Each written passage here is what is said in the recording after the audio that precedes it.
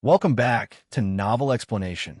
Before we dive in, if you're new here, we bring you full story explanations, audiobook style, one part at a time. Let's get into it. Chapter 1451. 1451. Making money. I'm selling the ships. That is for sure. Jiang Fei reaffirmed his decision to let the people in the mansion know that there would be ships to be sold. Keep in mind that the abandoned hangar is too far away. It would take me a while before I could even send a transport ship to courier them here. How long? Someone closer to Jiang Fei asked. It would take several months. I cannot promise anything yet, he answered as vaguely as he could. It was the same ETA 0541 told him. That long. Uncertainty is unfavorable in a business transaction. Indeed. Nevertheless, time is but relative. One might not realize when this good sir arrives with the ships in tow. Easy for you to say, I do not have the luxury to travel here again and again. Many of them were not happy with the untimely arrival of the ships. To be fair, none of them had ever needed to wait to get what they wanted. Such was the life of the rich and wealthy. It can't be helped. It's just that far. Jiang Fei shrugged. He was not afraid of offending his buyers, as he was the sole supplier of any Namekian ships. Very well. We shall wait for the good news. One by one, the rich came before Jiang Fei and handed over various methods of communication for him to contact them in time to come. There were those who simply left a card, while others left him actual beacons. For some, it was an exchange of respect. Who wouldn't want to befriend the same man Wagner did?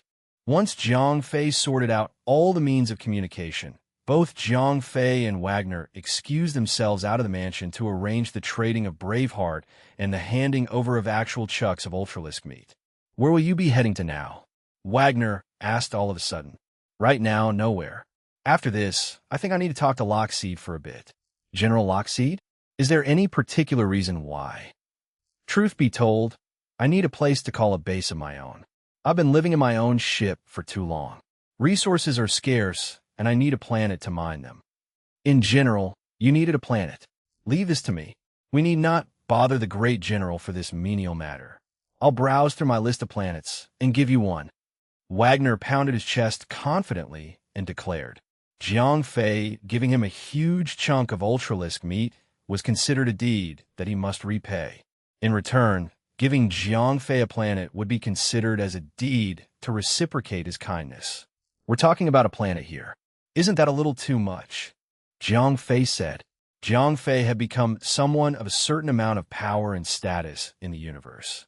That being said, there were still certain aspects of lifestyle practiced by others that he could not accept, one of which was the fact that a planet was treated like nothing but an item. Too much, you say? It's not like I'm giving you the power to rule over a governing planet. Wagner rolled his eyes as he snorted. What Jiang Fei had failed to assume was the fact that there were just too many planets and systems in the entire known universe that had never hosted life.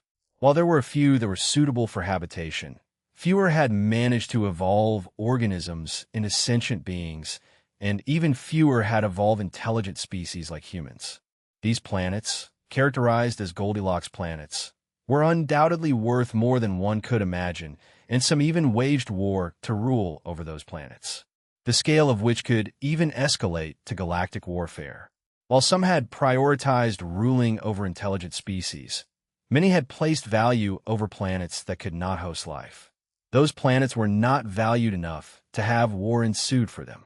No one would want to tarnish their own name just to wage in useless warfare for the sake of a few planets. But uninhabited planets still held a certain value to them that even if they couldn't own the planet itself, they would not seek to destroy it. Resources were limited after all. Compared to planets that had intelligent species and a ruling government, planets classified as resource planets were not highly sought after. There were literally too many in the universe to look for. Although claiming one would still pose a challenge for some, many powerful families or individuals could possess one, two, or even more than a handful of planets to their name. Naturally, planets that could produce rare metals, such as the lethal Valium, were marked as valuable. What Jiang Fei needed was a planet that would simply provide him enough resources to build his ships. What he was looking for was a planet that would be valued at 500 million etherite at best. Such a price was but small when compared to the value for the amount of Ultralisk meat Jiang Fei had just given to Wagner. I see now, Jiang Fei hummed to himself after listening to 0541's explanation. With that knowledge in mind, he happily accepted Wagner's offer of a planet, saving him the trouble of talking to Lockseed. I have here a Class C planet. This is a planet that produces common resources, if that is what you want. To be frank, Planet C-195 doesn't have any rare or valuable resource, but it does produce a hunk of common minerals. I have already installed mining facilities all over the planet. All you need to do is activate the system once you're there to start the mining process, said Wagner.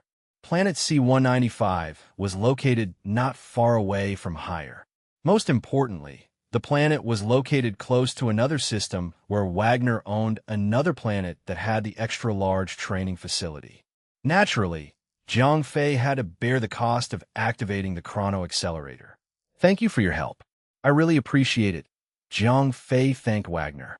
He liked Planet C-195 a lot, as it had all the minerals he needed to build his ships. Besides, the planet was close to where Wagner's other planet was. If he needed any extra supplies, he could get it from there in a jiffy. Not to mention, Planet C-195 was close to the training facility. Although he was offered another facility by Lockseed, that training facility was located on a planet too far away from Higher, making it tedious for Jiang Fei to travel back and forth from Higher. All was settled, and Jiang Fei only had to wait for Wagner to transfer the money to him. Once he had enough money to purchase the necessary resources, he could immediately start training the girls. I'll have the money ready by tomorrow. I'll see you at the docks then, Wagner said as he reached out his hand for a handshake. I take your word for it. The ship is ready for you any time, Jiang Fei said as he shook his hand. Wagner had no reason to trick Jiang Fei, and even if he did, there was no way he could get away without tarnishing his name. A gentleman's agreement. I'll be off then, Wagner said and left with a satisfied smile on his face. Jiang Fei then returned to Meteor. How was the gathering? Jiang Fei was surrounded by the girls once he arrived. Everything went smoothly. We will start the training session in just a few days, Jiang Fei declared happily. This is great news. We can finally be useful again. Audiobook-style. Of all the girls with Jiang Fei, Ariel was the only one that had been making the least progress. Until now, she was still in the pseudo-level 5 stage.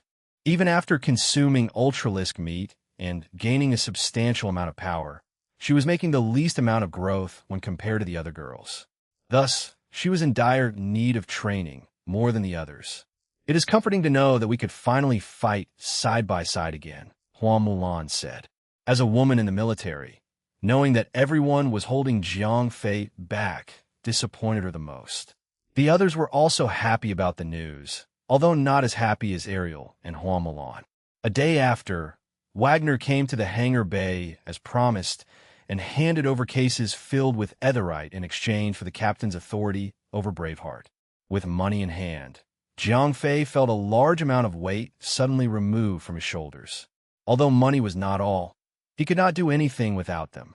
The first thing he was going to do was make certain purchases and head straight to Planet C-195 to start establishing his base of operation. Then again, he did not need to do it all on his own. He called for Lucius and had him make the necessary purchases while Jiang Fei went over to Planet C-195 to start the mining process. The handover was smooth as Wagner had already informed the workers he had placed on Planet C-195 about Jiang Fei's arrival. After a quick handover of information and authority, the planet was now left with automatons and big machines. 0541, dear thing, start the construction of the shipyard as soon as possible. Captain. 0541 was particularly excited about this. This was his first step into developing his own power, the first step of many to true success. Chapter 1452, Training Commence. Before the handover of Braveheart to Wagner was done, 0541 made sure to take with him all the mechanical robots inside the ship. When they arrived on planet C-195, construction was made easier with the help of all the mechanical robots. Since planet C-195 had its own raw supply of materials, 0541 had only needed to process them before using them to build the necessary facilities for a shipyard. When everything was scripted and programmed, construction began smoothly without the need for any breaks. While 0541 got to work, Jiang Fei returned to Hire instead to purchase resources to operate the chrono accelerator. Hire might be the planet where soldiers went to relax, having more than enough brothels and other means of entertainment, but there were still other services provided there. Among them were supplies for ships, including but not limited to weapons. Basically, as long as one had a deep enough wallet, one could get anything done in the Trade Federation. In just one afternoon's time, Jiang Fei had completed his purchases. Bison, get Meteor ready. We are going to leave soon, Jiang Fei alerted Bison. During this time, most, if not all, of the soldiers under Jiang Fei's banner had roamed the entirety of Hire. Since all expenses were paid by General Lockseed, they truly enjoyed their stay there. If they were honest, they overdid it a little. Sir, Bison acknowledged the order and transmitted a return order to all soldiers. Jiang Fei specified that they were to return to Meteor in exactly 6 hours. Bella, get ready. We will soon depart for Turandot, Jiang Fei told the girls when he returned to Meteor a little earlier. Turandot was the name of the planet that was governed by the Trade Federation and owned by Wagner. This was the place where Jiang Fei was going to send the girls off for training. Everyone was already ready for Jiang Fei's announcement for training. Despite not wanting to leave his side, everyone knew how just weak they were when compared to even his soldiers. As long as they were not as strong as Jiang Fei, they would be a hindrance to him in battle. All had concurred for the training, wishing for themselves to be stronger in order to serve Jiang Fei better. Jiang Fei got Meteor ready, and while the rest of his soldiers were still finding their way back to the hangar, he got the ship up and running and headed into space. He had no intention to participate in the training session with the girls. He had reached a state of power where consuming Ultralisk meat no longer benefited him. What he must do, in order to become stronger, was to subject himself to a truly hard situation or life-or-death battle. Everyone was ready, and Jiang Fei activated the ship's warp core. Since 0541 was physically controlling a plethora of mechanisms on planet C-195, Jiang Fei had to manually control the ship on his own. Commencing hyperspace jump. Thump! The ship made the leap and entered hyperspace. Their destination was Turandot, a planet located in the same galaxy as Hire. The entire trip was short and fast. It took Meteor only a few seconds to reach, as Turandot was only less than 200 light seconds away. This is Captain Jiang Fei of the Meteor Hypercruiser. Requesting permission to dock on Turandot, Jiang Fei hailed a landing request as soon as a ship was coming into the planet's orbit. Welcome, Captain Jiang Fei. Young Master Wagner has informed us of your arrival. Please follow the control instructions and guidance escorts. We have prepared a designated hangar bay for you. A reply came. A few minutes later, a squad of brightly lit ships came from the planet to escort Jiang Fei safely into the hangar bay. It seemed that Wagner had done what he could to facilitate Jiang Fei's arrival. There were even heavy-duty hovercraft transport shuttles when Jiang Fei came out of the ship. Wagner knew the reason for Jiang Fei's arrival and had arranged accordingly. Make sure Mr. Wagner knows that I am truly grateful for his help, Jiang Fei informed the welcoming party. Without wasting any more crucial time, Jiang Fei entered the lead shuttle while the others followed. Milan stayed behind for a while as she took care of the soldiers of the New Saints Guards. When everyone was in order and had boarded the shuttles, Jiang Fei signaled the drivers to start moving. I'm sorry that I can't be with you during your training. Make sure that you make every second count. I do not know how long I can give you. I just hope that those guys will not attack so soon, said Jiang Fei. He was not divulging any information since there was foreign presence then. Even so, the girls knew what Jiang Fei was talking about. It was about the invaders from the Gamma Dimension.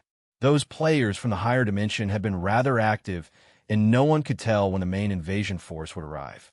When it comes, and it would be a trial for Jiang Fei to overcome. We will. I will. All of us will train as hard as we can. Hua Milan represented the entire New Saints Guard and announced her will to train. You do what you must, darling. When training is over, I will make sure that you'll see a new side of me. Isabella buried her face in Jiang Fei's chest as she made her promise. I'll take good care of everyone here, Nina declared. Thank you, Nina, Jiang Fei replied. I'll leave the Ultralisk meat here with you. I will come back to see all of you when I can. Since time flows differently in the training room, it will be months or years for you, but days for me. I hope you understand this, Jiang Fei explained. Truth be told, he had spent a good number of days missing from Earth.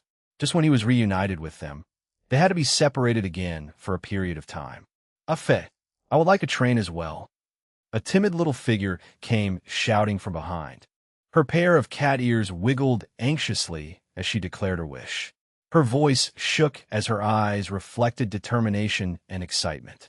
Sarila, how are you here? Jiang Fei gasped. He was sure that Sarila was not part of the training program or of his female soldier group. I know I'm too weak, but I do not want to be useless when the other sisters could be strong. I want to do something as well. I cannot always be hiding behind you. Please, let me train with them. Let me serve you better, Sarila said determinedly. But Jiang Fei choked. Let the girls stay with us, Isabella chimed in. Her heart melted seeing how the poor little kitten was willing to subject herself to harsh training. Even though her current feelings might not be genuine, the girls did not care for it. Isabella and the others had pitted both Sarila and Colleen being affected by the unknown black matter. Very well, Jiang Fei gave in. Since Isabella was all right with it, he had no reason to deny Sarila her desire to train. In all honesty, Sarila's strength was beyond weak. It was especially obvious when Kalene and Bison were the only two powerful fighters. Even Isabella was way stronger than her, measuring at over 2 million combat level when Sarila was only 900,000. When the girls entered the training room, Jiang Fei started to work with the operators of the chrono accelerator. He passed all the necessary materials needed to operate the room and made sure that the girls' daily needs, food, water, and others, were taken care of.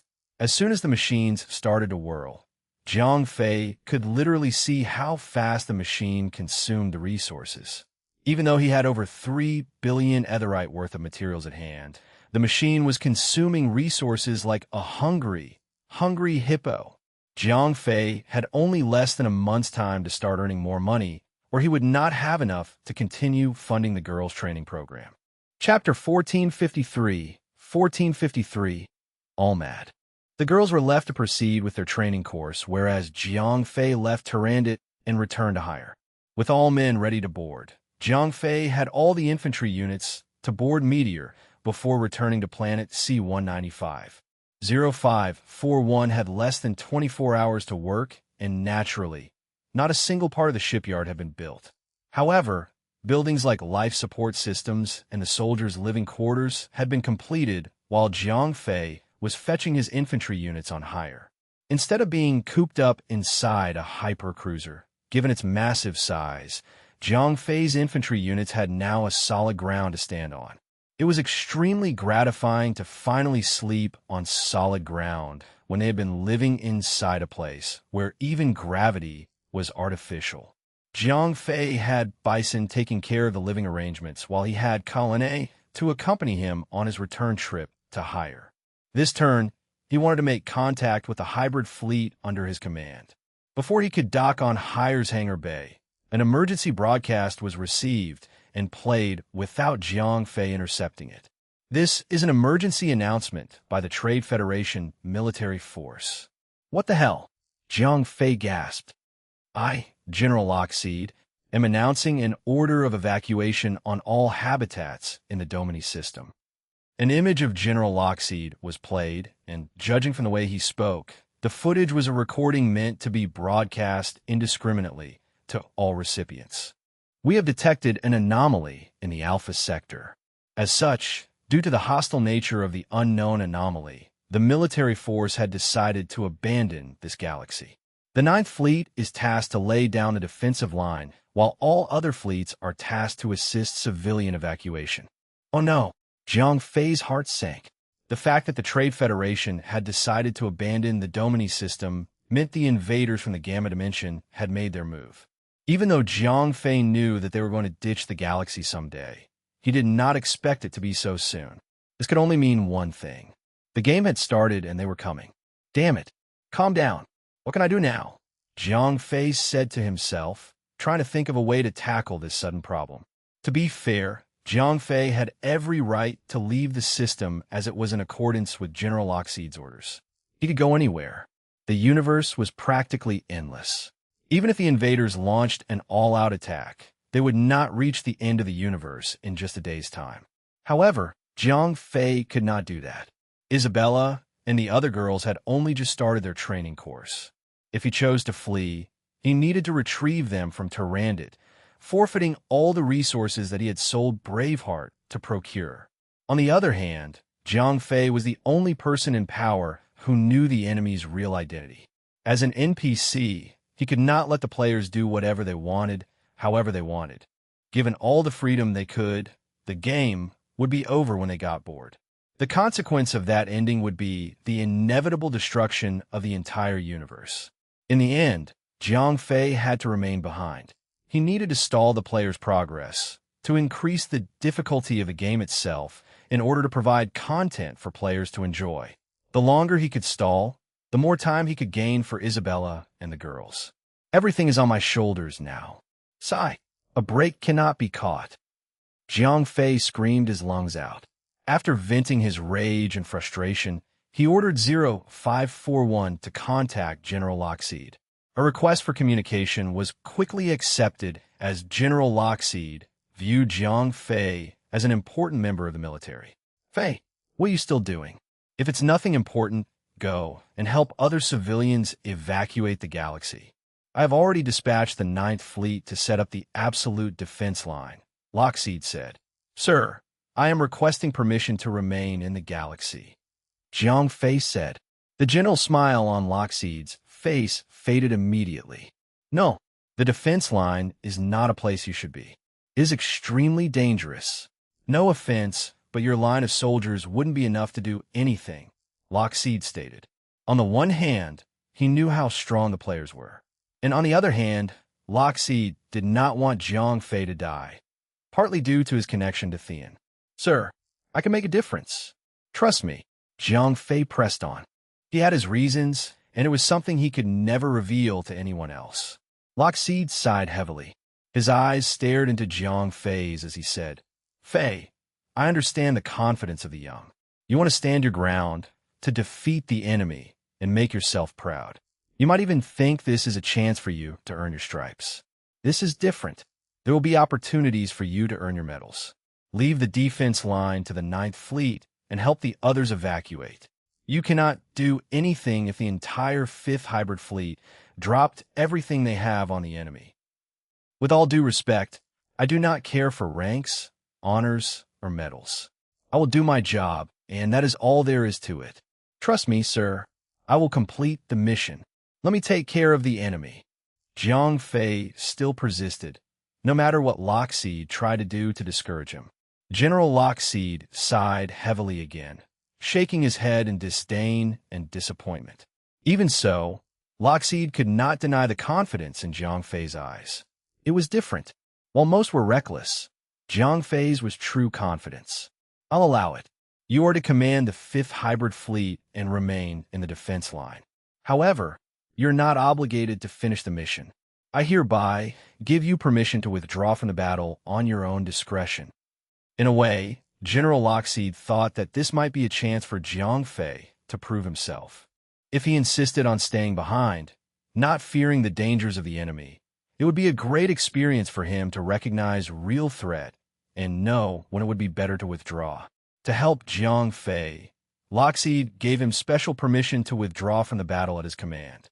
Instead of being branded as a war criminal, Jiang Fei and his men would not face any judgment for fleeing from the battlefield. It was like a huge protection charm that granted Jiang Fei the freedom to do anything he wanted. Thank you, General. Jiang Fei saluted and gave his thanks. Jiang Fei's real motive was broad, but the most important one was to stay in Domini for a little longer. He could not care less about what permission Lockseed gave him. Jiang Fei knew the enemies well enough to know that they were greenhorn players. All of them were as weak as a level 1 player in any MMORPG game. Jiang Fei chose to remain behind, not to fight the enemy, but to bully them. There was no need for him to flee. Not yet anyway. To be brutally honest, if needed, Jiang Fei would flee the galaxy, leaving the Trade Federation entirely. His loyalty to the Trade Federation was not solid nor permanent. He had no reason to lay his life on the line to protect the Trade Federation's interest. 0541. Take me to where the 5th hybrid fleet is now.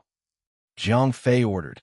He needed to attend to the fleet before they fled like headless chickens. Even if they did, they weren't in the wrong, as everyone except the 9th fleet was ordered to stay back. 20 minutes later, Jiang Fei joined the 5th hybrid fleet, and they were all ready to make a hyperspace jump to leave the galaxy. If Jiang Fei had been even a few minutes late, the entire fleet would have already traveled halfway to the main Trade Federation domain. Attention, fellow soldiers. As per the latest orders from General Lockseed, the 5th fleet is to remain here to join the absolute defense line. Jiang Fei gave the order with his commander's authority. What did he just say?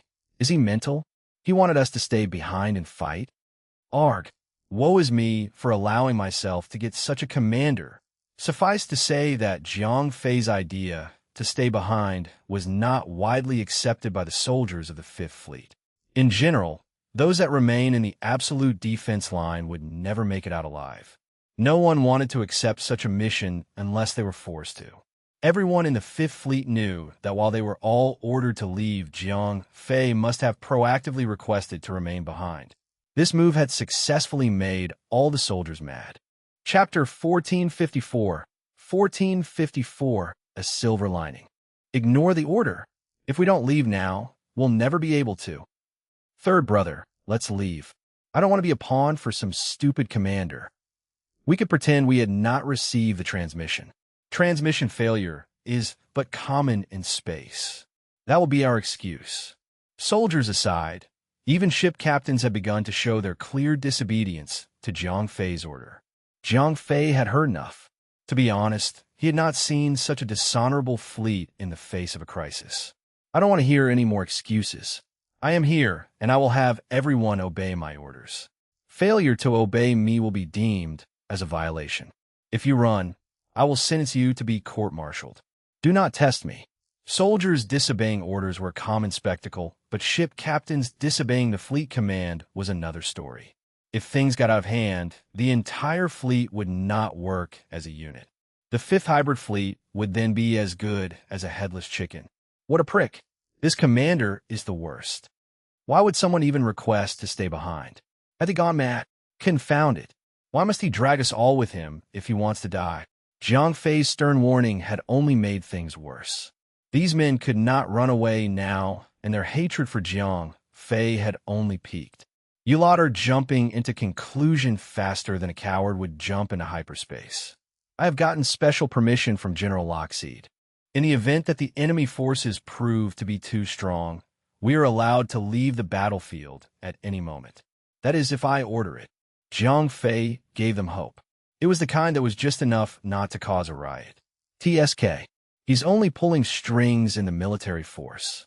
Why would he request to stay behind and get such special treatment from the higher-ups? What if he disrupts the 9th fleet? That's not important.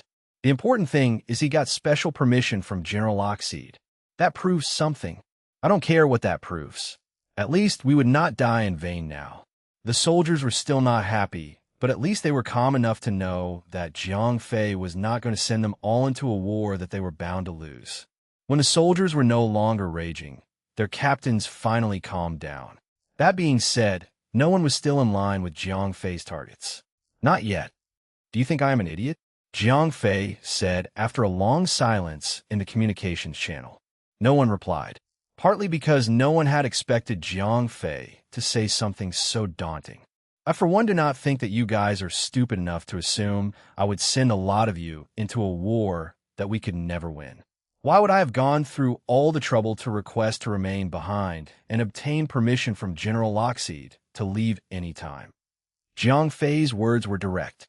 While many captains were startled, only a handful of smarter ones had managed to understand what Jiang Fei was getting at.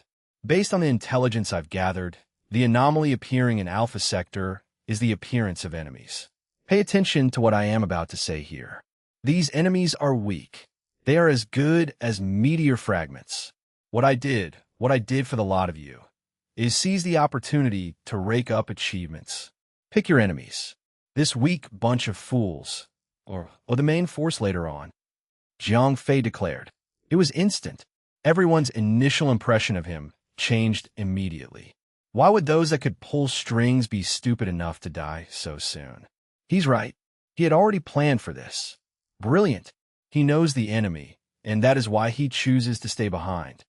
If the enemy is indeed weak, this would be a great opportunity for us. We'll farm achievements, get ourselves a high enough rank, and when the main enemy forces arrive, we will no longer be soldiers. We will be commanders. We can let others do the dirty work. What a cheat. This is truly cheating. Cheat or not, he is helping us all. After this battle is over, we will all be promoted. In later wars, we could be generals. Even if we have to fight the enemies ourselves, we wouldn't be facing them head-on. So were the thoughts of mercenaries of the Trade Federation. They chose the Trade Federation as their clients, as they paid extremely well. That was their motivation. Extremely strict military rules were imposed. However, rules aside, these soldiers had not pledged their fealty to the Trade Federation, but to money itself. There was no honor, no dying loyalty to the Trade Federation. Unlike the Valsaurian army, the Trade Federation rewarded its combatants with materialistic gains. The more you killed, the more achievements you raked, the better the reward would be. That being said, military laws were so strict that a menial rule breaker would find himself ending his employment with the Trade Federation. Other heavier actions, such as deserting the battlefield, committing friendly fire, or disobeying a superior's command, would have you pay with your life. The punishment would not stop there, as it would be extended to the next of kin. All of your family's assets would be confiscated, and any living family member alive will be taken in as subjects as labor. In exchange, if one were to perish honorably in war, the Trade Federation would compensate your next of kin handsomely. As long as a soldier never broke a single rule, one can only expect fair treatment from the military force. Hence, there had been a good track record of military men in the Trade Federation for not breaking any military rules. Not only would they be punished harshly if they did, they would also be dragging their family members down and facing the punishment. What Jiang Fei had just declared could be considered as the best motivational speech for the Fifth Fleet. The enemies were weak and the rewards would be handsome. Not to mention the special permission to retreat at any given moment tentatively secured one's survival. There was practically zero risk. Now that everyone was greatly motivated, all the captains and soldiers of the Fifth Hybrid Fleet were ready to follow Jiang Fei's next orders with a happy heart. This was the first time Jiang Fei had truly commanded them into war, and he had already shown them great benefits. We hear and obey. Commander Jiang Fei, what are your orders? Commander Jiang Fei, we await your command. Ready and waiting, Commander Jiang Fei. Everyone's tone and attitude changed to that of willing compliance. Those that had suggested ignoring his order were now figuratively wagging their tails at him. Good. Get into formation and get ready for hyperspace jump to the Alpha Sector, Jiang Fei ordered. His intention now was to introduce mild challenges to new players. He did not want to lay down the hammer of the gods so soon, to kill new players in a single strike, where he would have called in Bison and the other infantry units. His first wave would be to suppress the area of activity for the new players, to place a boundary where players could roam around. In a way, he wanted to prevent players from making contact with forces outside of the Alpha Sector, to prevent them from establishing an alliance with them. To give them a certain excitement in the game, Jiang Fei will now introduce weaker foes for new players to defeat in order to let them feel powerful, or they would not want to continue playing this game. Do we have any drones? Jiang Fei asked the captains of the ships. Vice Commander speaking. The 5th Hybrid Fleet is generally an infantry carrier.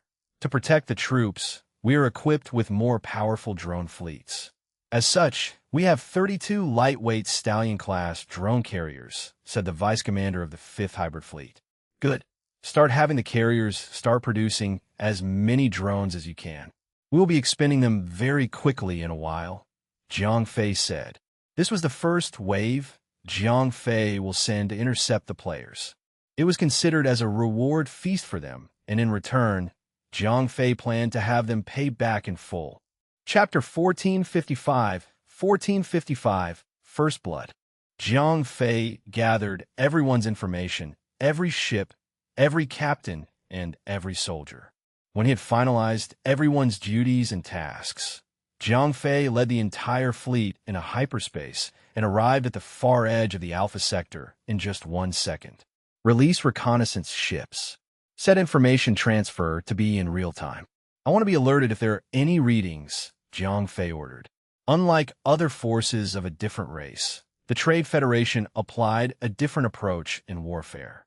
They valued life over their weapons and equipment to a certain extent. That being said, the death of soldiers was treated as severity when compared to ships. Hence, they were accustomed to deploying more than enough unmanned drones to do preliminary checks and, if possible, assaults. Compared to wayfinders used by the Valsaurian army, the Trade Federation's reconnaissance drones were stronger in terms of telemetry scans and weaponry, as a wayfinder was a single unit of observation. The Trade Federation had the capability to construct more drones in case they were destroyed. Unlike wayfinders, reconnaissance ships had a certain level of offense and defense capability. Once discovered by the enemy, reconnaissance ships were able to defend against attacks, while wayfinders could only escape if not destroyed. More often than not, wayfinders were made to be destroyed upon discovery, while reconnaissance ships put up a fight. A squad of 10 reconnaissance ships was released from the main hypercruiser of the 5th Fleet. They possessed a certain level of interstellar travel speed, which was almost the same as Jiang Fei's personal one-man shuttle. Not long after they were deployed, they vanished from sight and only appeared on the screen as 10 dots. A few minutes later, footage of an empty void was transmitted. Forward area looks safe, sir, someone reported back. Maintain current speeds. Keep scanning the sectors for enemy presence, Jiang Fei said. Seconds passed like minutes, and the longer it got, the further the reconnaissance ships flew. A few minutes passed, and the squad of reconnaissance ships arrived in the Alpha Sector. Report.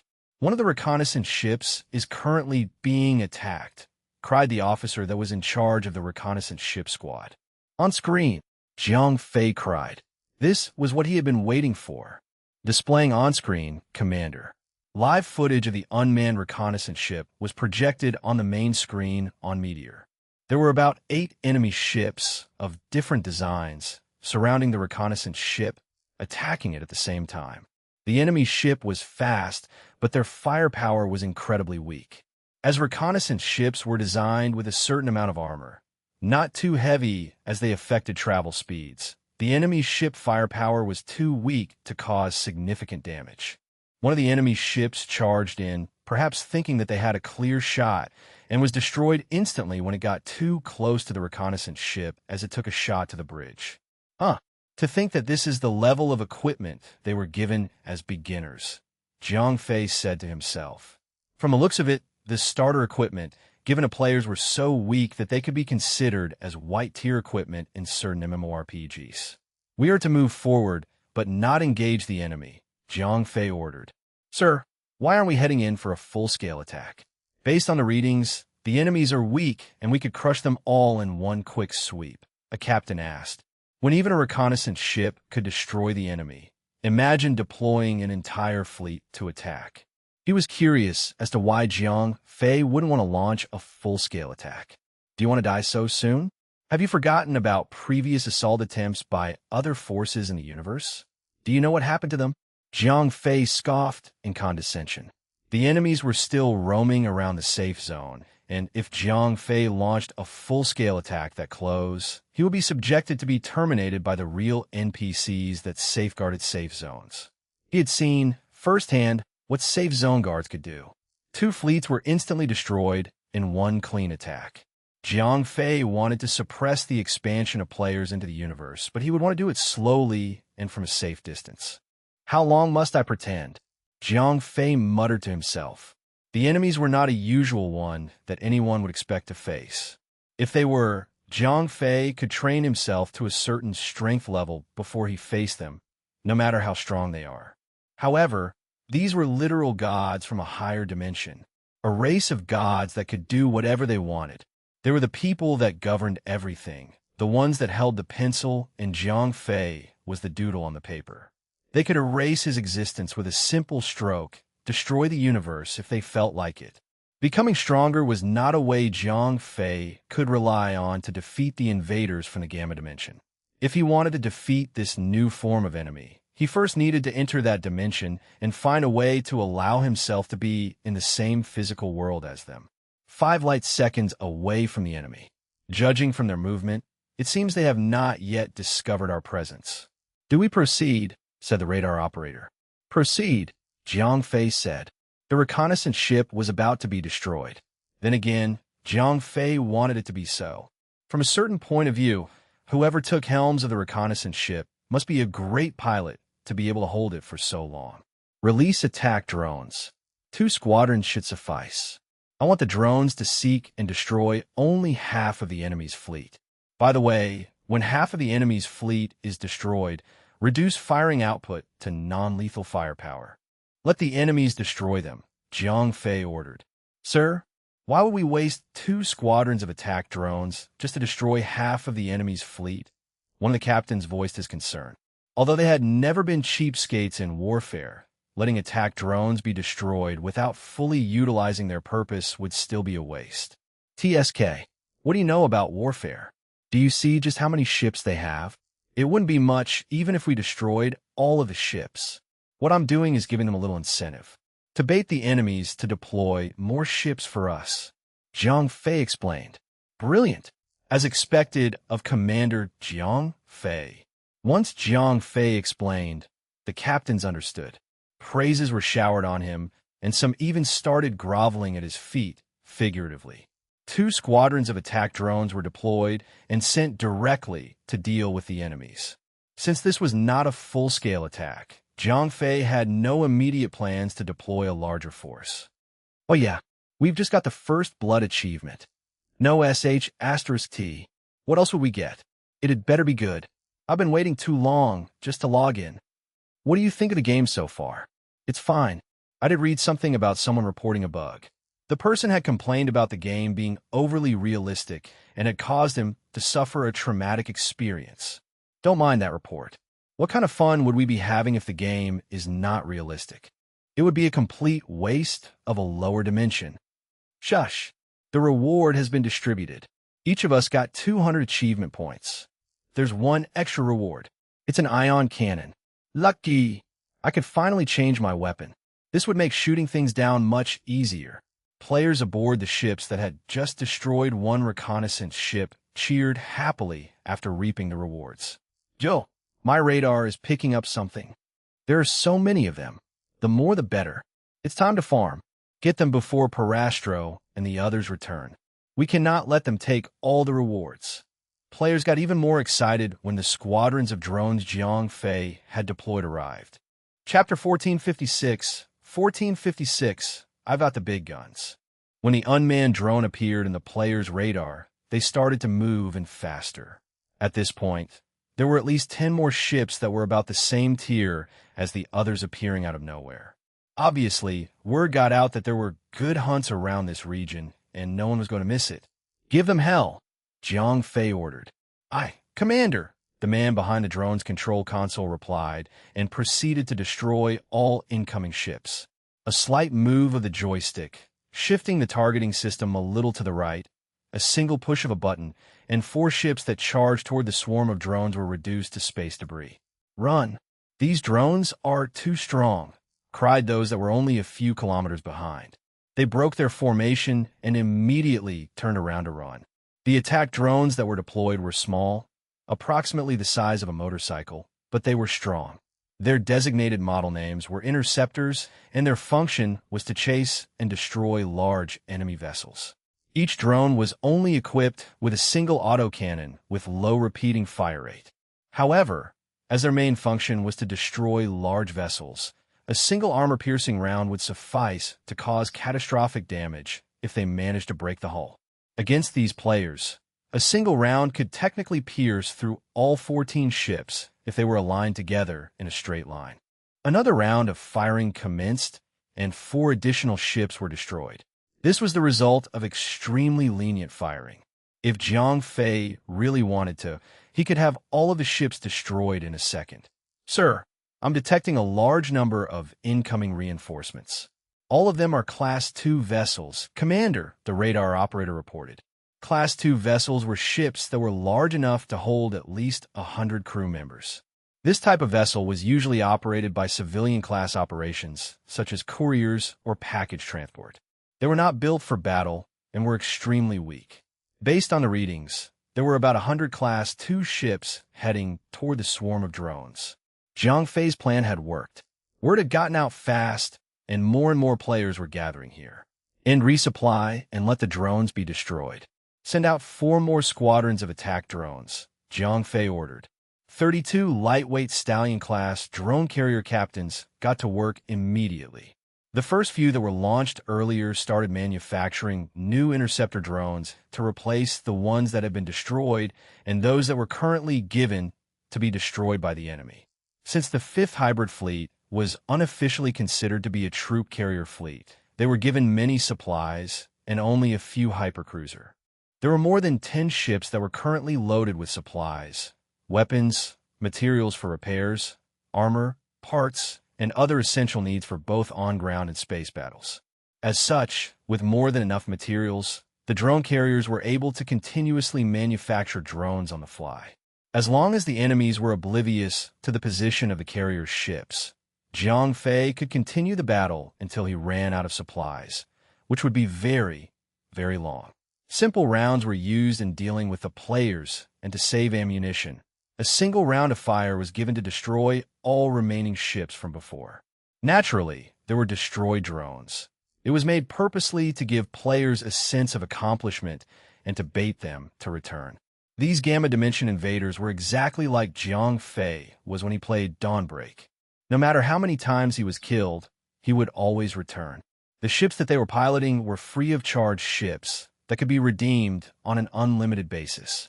Hence, the losses players incurred when they died, not accounting for time and effort, were literally none. So, even after death, they would still gain benefits from fighting the drones. From the perspective of a player, this was a good farming ground. In no time at all, the first fleet of drones ran out of ammunition and was destroyed after being surrounded by the new reinforcements. There were many kinds of drone models, but the Trade Federation generally used 2 types of attack drones. Funnels were lightweight, small, incredibly fast, and used lightweight beam weapons. They were never used to fight large cruisers, as their firepower would never be able to breach their shields, much less cause any damage to their hull.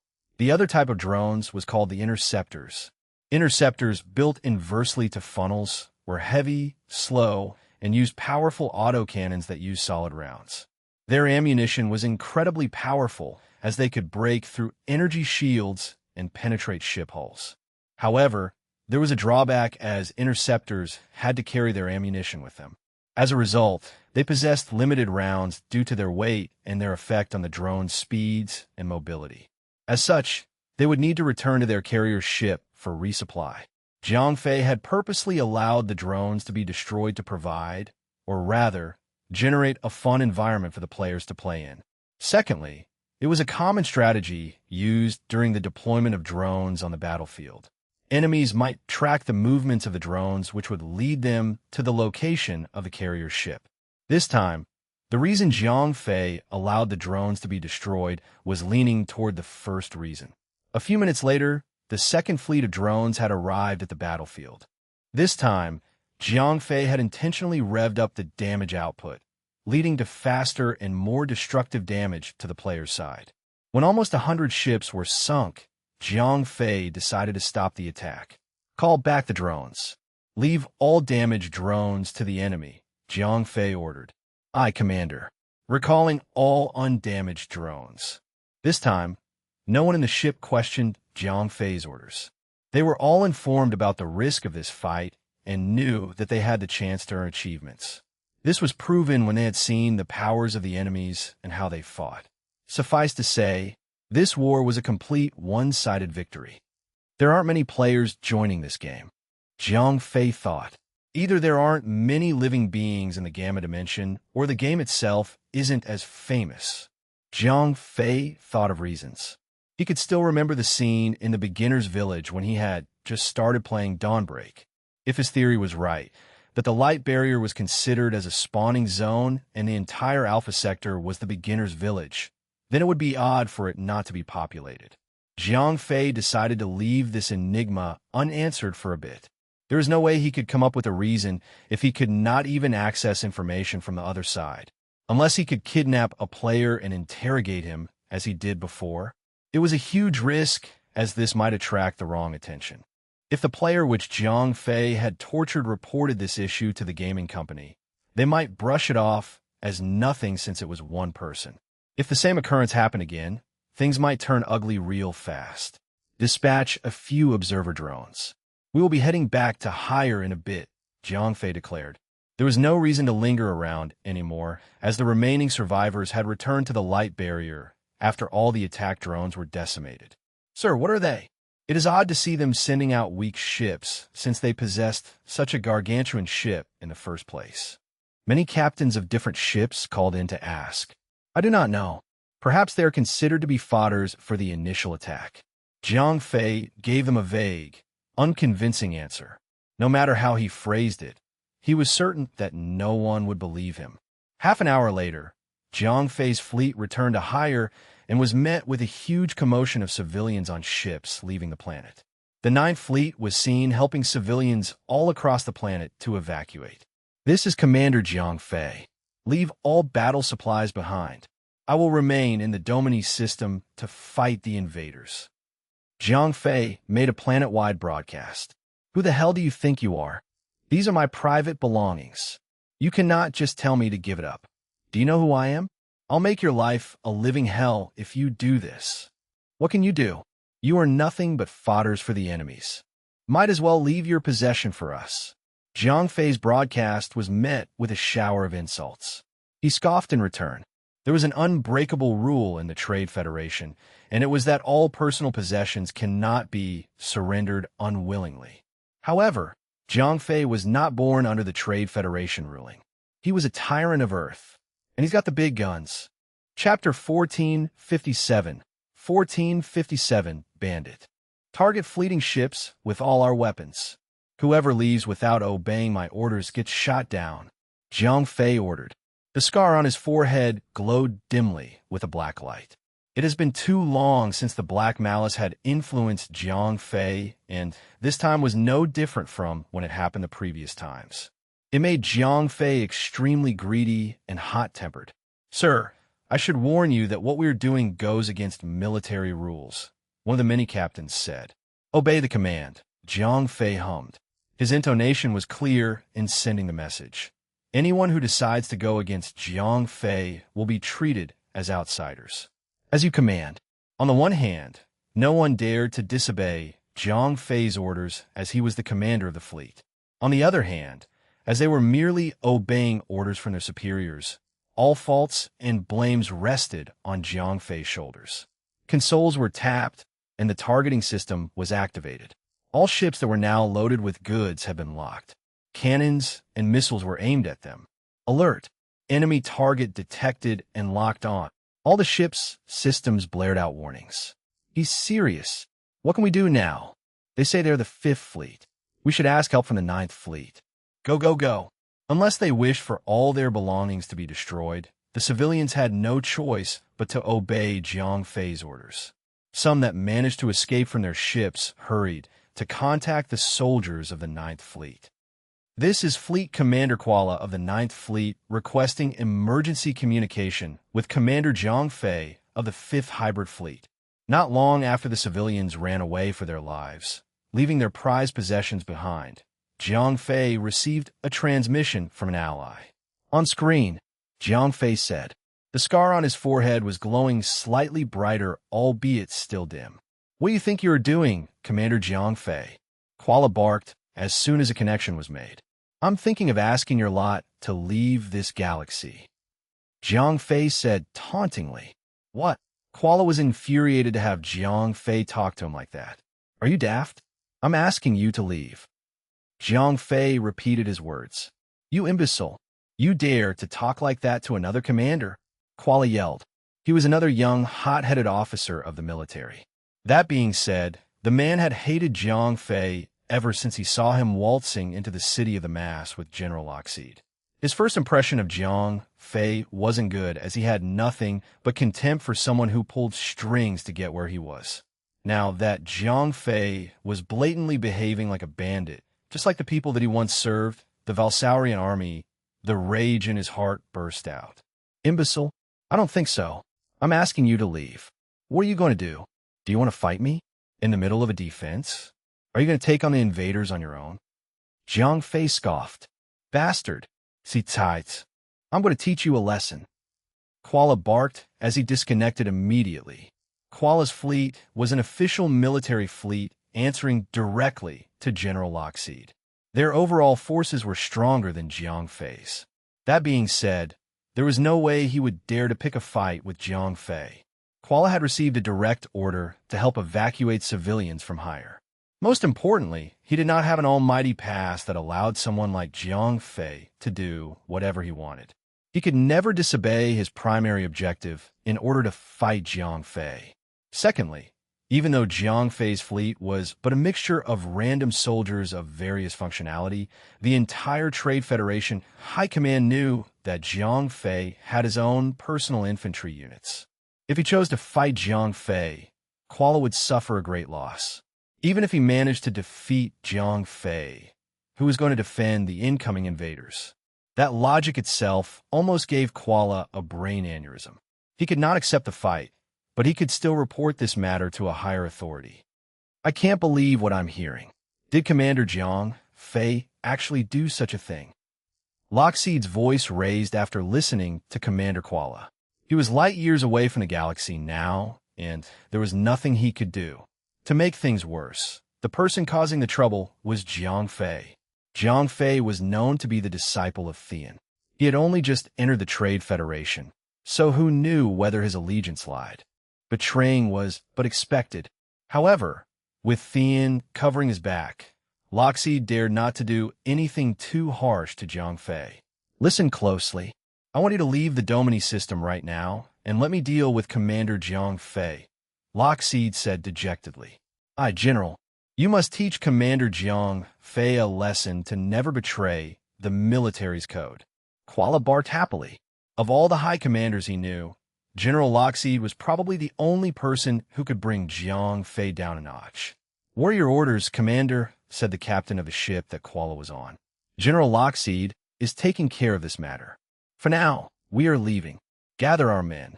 Our evacuation order has been withdrawn," Koala said after inputting a coordinate that was somewhere between the Domini system and the main Trade Federation's domain. "We are pulling back." "Aye. General Lockseed is handling the matters with Jiang Fei. There is no need for us to remain here anymore. Is it just me? Or did we just get our fleet to retreat after reporting the ruffian?" the captain said to himself. Koala overheard the captain's muttering and realized what just happened.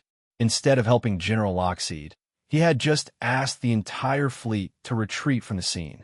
That was playing right into Jiang Fei's plan. "Who the hell is he?" Koala hummed. "Are we still retreating then?" the captain asked, sensing that Koala might not want to leave.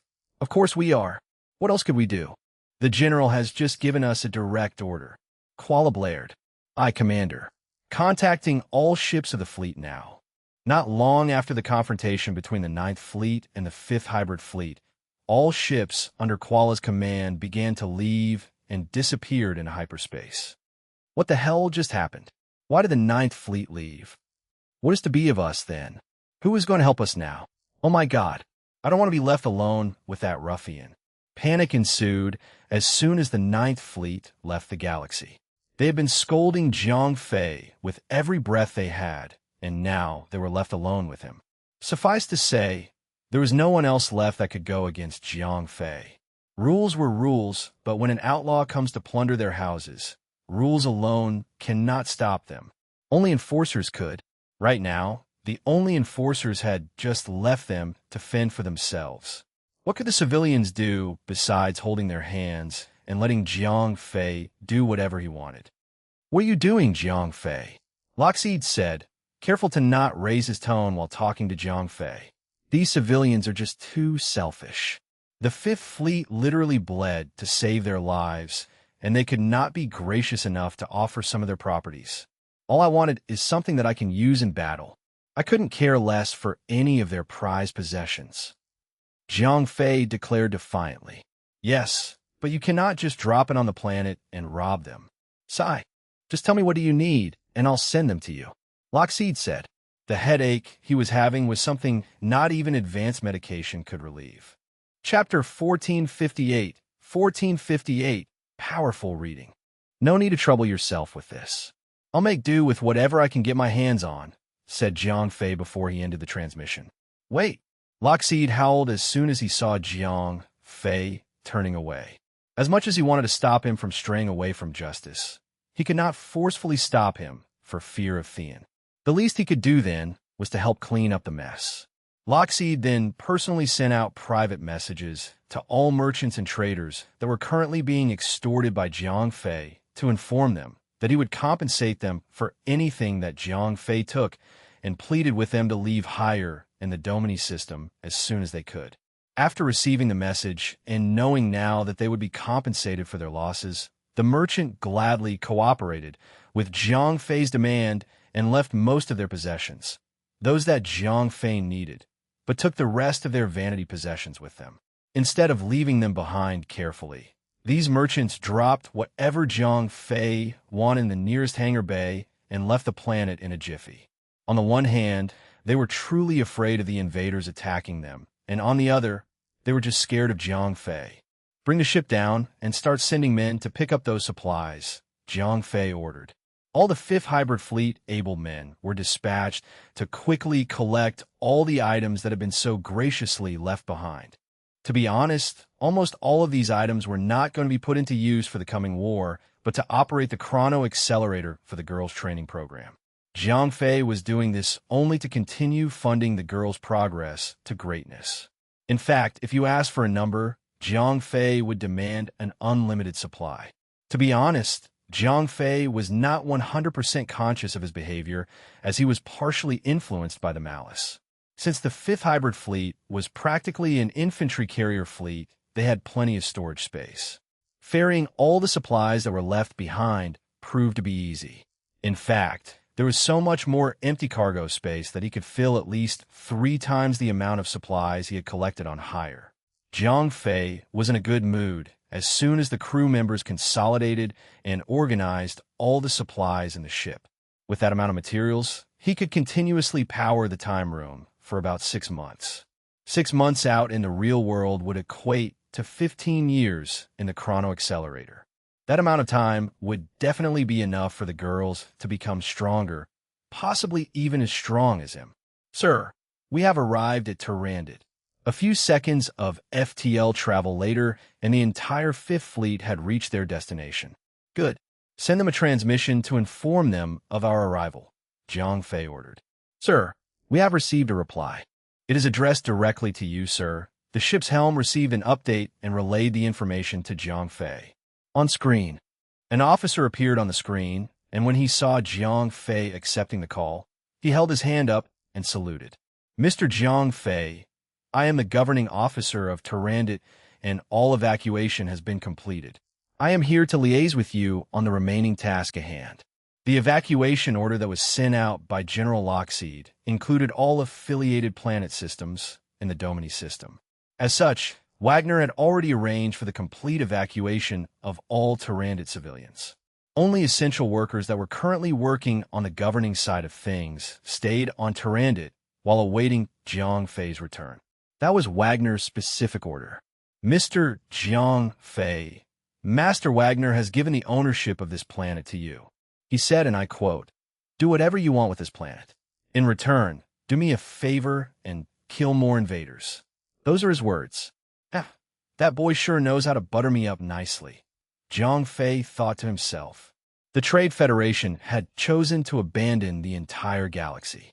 Tyrannid was not an important planet, but it did hold up to its value for housing several trading ports. Hence, instead of just giving it up, Wagner had given the planet to Jiang Fei and in return had Jiang Fei owe him a favor. Jiang Fei accepted the gesture and appreciated it. Wagner had removed all of the civilians there and left the training grounds which he knew Jiang Fei wanted to use. If it were not for the operation of the training grounds, Wagner would have already evacuated every single living soul on the planet and left the girls on their own. Although it might sound insignificant, the girls inside the training room would have to starve for a month if the workers there had left them on their own for even just a single day. Although Isabella and the girls had more than enough ultralisk meat to sustain their growth, feeding on them as meals would kill them due to the immense energy content. Proper meals were still essential, and Wagner had made sure to continue providing all essential needs until Jiang Fei returned. Thank you for waiting this long. I will now dispatch men over for the handover of the systems. Thank you and Godspeed, Jiang Fei said and ended the transmission. Upon landing, Jiang Fei quickly sent men to facilitate the handover procedure to relieve the locals of their duties. They were civilians and had no duty to remain in this galaxy for any second longer. The entire procedure went smoothly, and in just one day, there were no more civilians on Tyrannid. In 1 week's time, there were no more civilians in the entire Domini system. The only ones still in this galaxy were the 5th Hybrid Fleet and its fleet commander, Jiang Fei. During this time, after General Lockseed had received confirmation of successful evacuation of all civilians from the Domini system, he sent a retreat order to Jiang Fei. Jiang Fei outright rejected the order as he claimed he wanted to stay behind to continue observing how the situation developed. 2 weeks after the evacuation of all civilians in the Domini system, Jiang Fei's military class base on planet C-195 had begun to take form.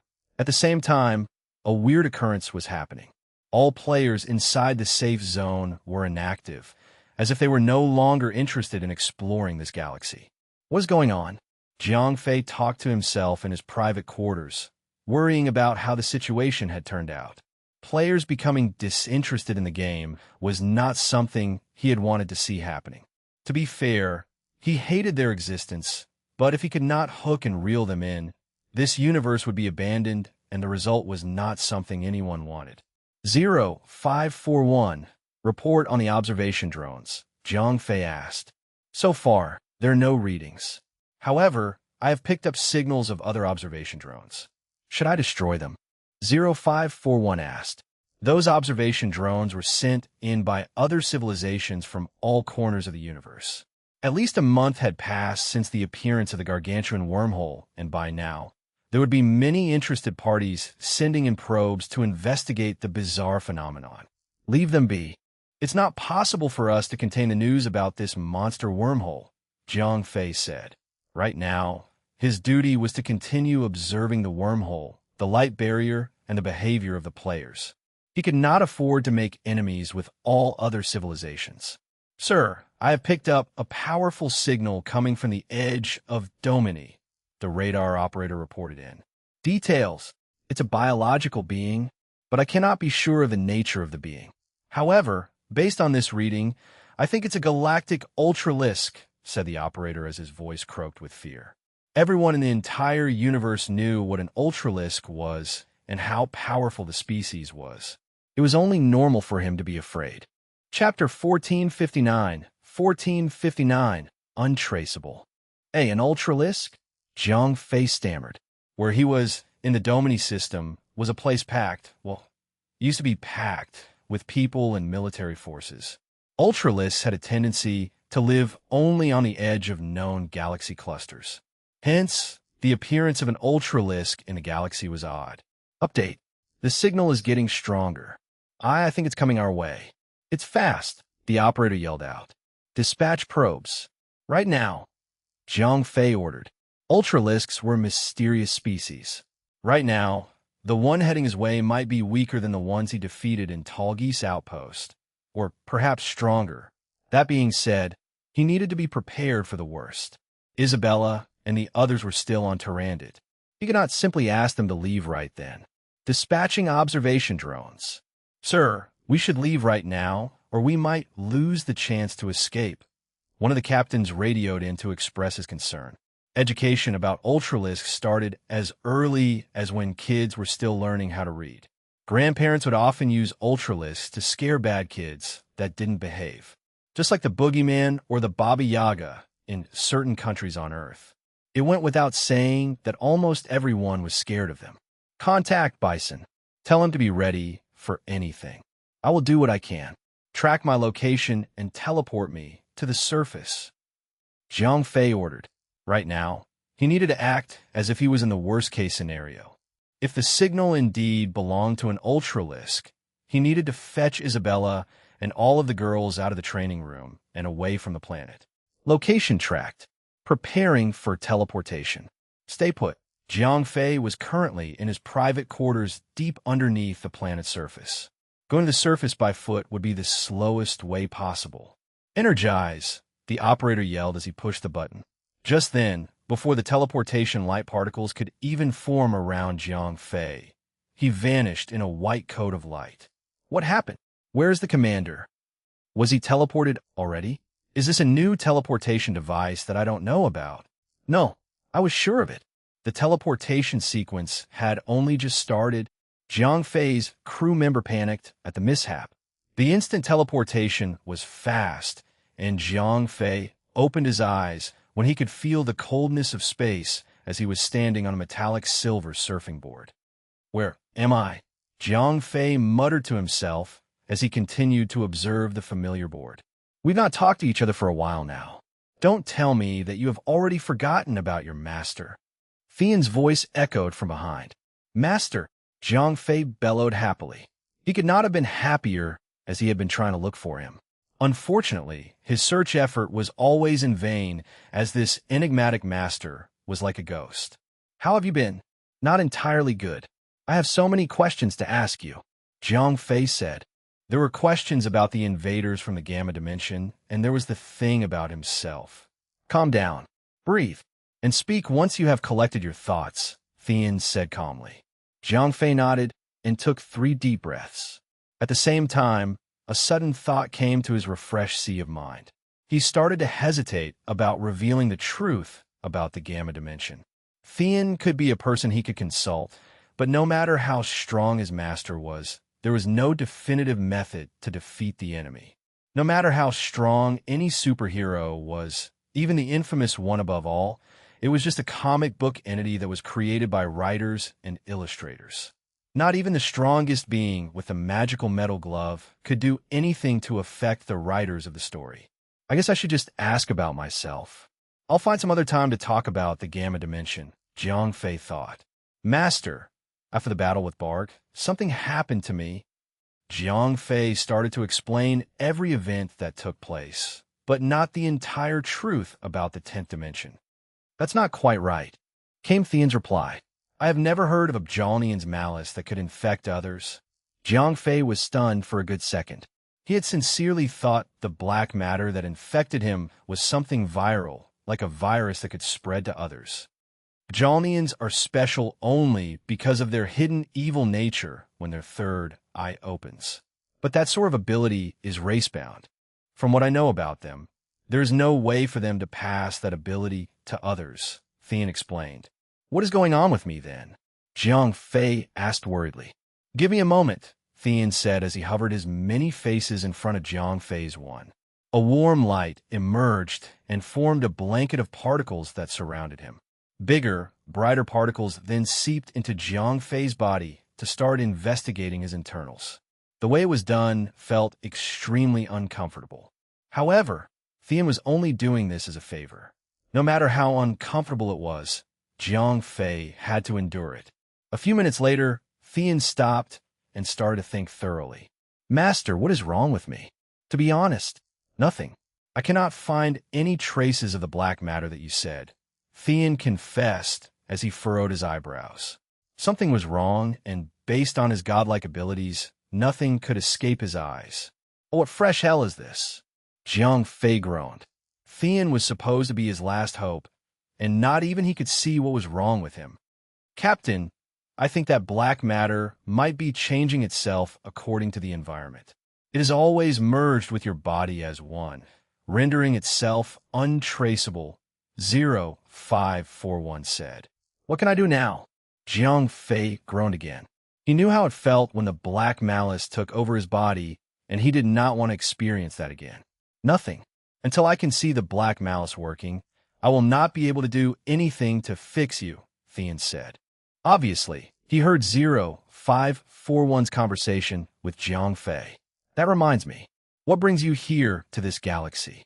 Jiang Fei changed the subject when the issue with the black matter was making no progress. Oh, I heard about a new visitor in this galaxy, and I was curious, Thean said simply.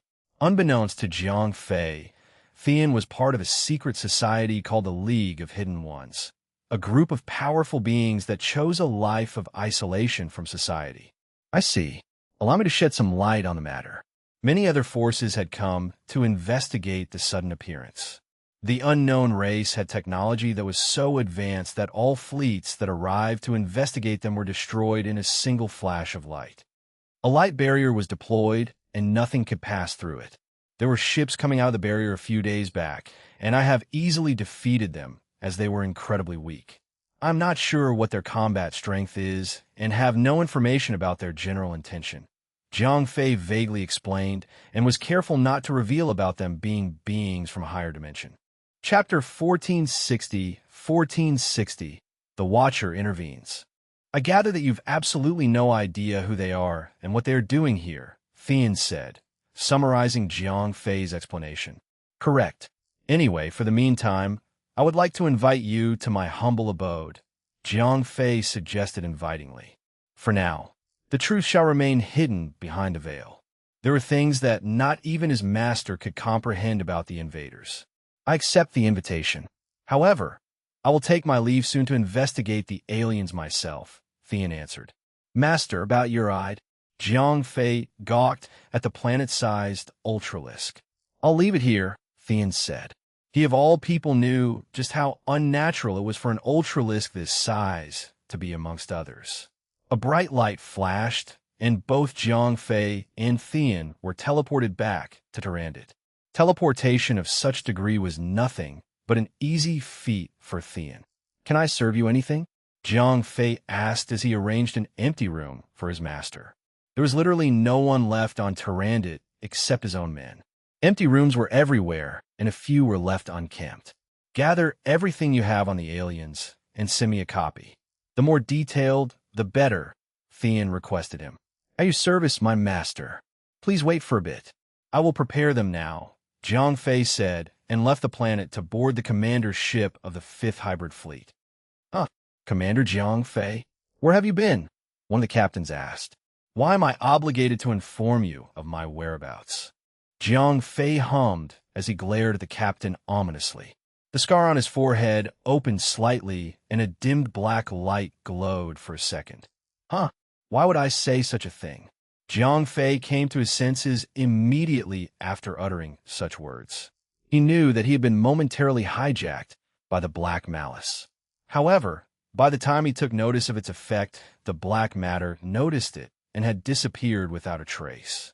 His forehead returned to normal. Shit, Jiang Fei sighed. This thing inside of him was probably not a ticking time bomb, but a bomb nevertheless that exploded at random times. That worried him a lot. Problem was, he could never find it on his body. There was no way for him to isolate it. For now, perhaps, hopefully. Sorry about that.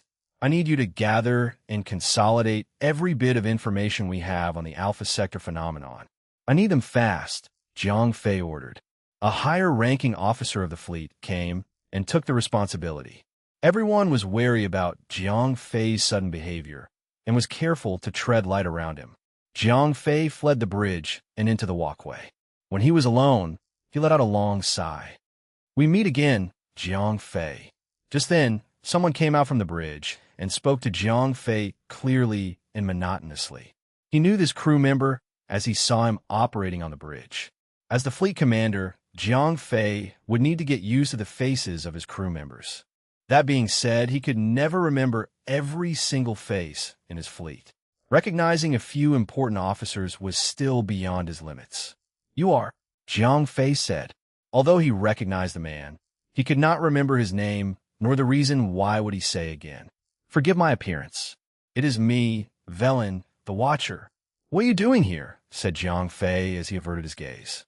There were so many problems brewing inside his head, and he could not welcome another one. Based on previous encounters, a Watcher making his presence known to Jiang Fei never was beneficial. "I have two reasons to be here. First, to ask you a question, and secondly, based on your answer to said question, to grant you a boon or penance." A smile etched on the soldier's face. "Penance." Jiang Fei noted the tone of the Watcher when he uttered the word penance with a certain ring. As a Watcher of the universe, Velen could engage in a conversation for a short period of time. So Jiang Fei understood that his offering of a boon would be vital information and not something tangible. As for penance, however, Jiang Fei could not think of a way as to how a Watcher would punish him. "Answer this carefully and honestly, as your reply will determine the result," Velen said. His intonation reverted back to being monotonous. "Ask away." Jiang Fei was done with being coy with a Watcher. He knew that a Watcher would not simply appear in front of anyone for the sake of passing time. There must be something crucial at hand for Velen to appear now. Their existence must be for something important that Jiang Fei might not understand or appreciate now, but in the end, they posed as an important existence. The first time Jiang Fei met Velen was when he had first grasped the truth about space and other civilizations. During that time, he was merely curious about their existence and not the reason for their existence. Now, after knowing about the higher dimension, Jiang Fei had a feeling that Watchers might not be who they said they were. "What do you think about the people from the Gamma dimension?" Velen posed his first question. Instead of using the term invaders, he had chosen to refer to them as people from the Gamma dimension. With that, Jiang Fei realized that Velen already found out that he knew about the truth. "You knew?" Jiang Fei replied with a question. "I know everything." "Back to the question. I want to hear your thoughts about them," Velen said. "I do not know what they are. For now, I don't even know what I should describe them as. They could be gods, they could be people like me. Perhaps the entire universe is nothing but a piece of art, painted on a piece of canvas hung in a basement.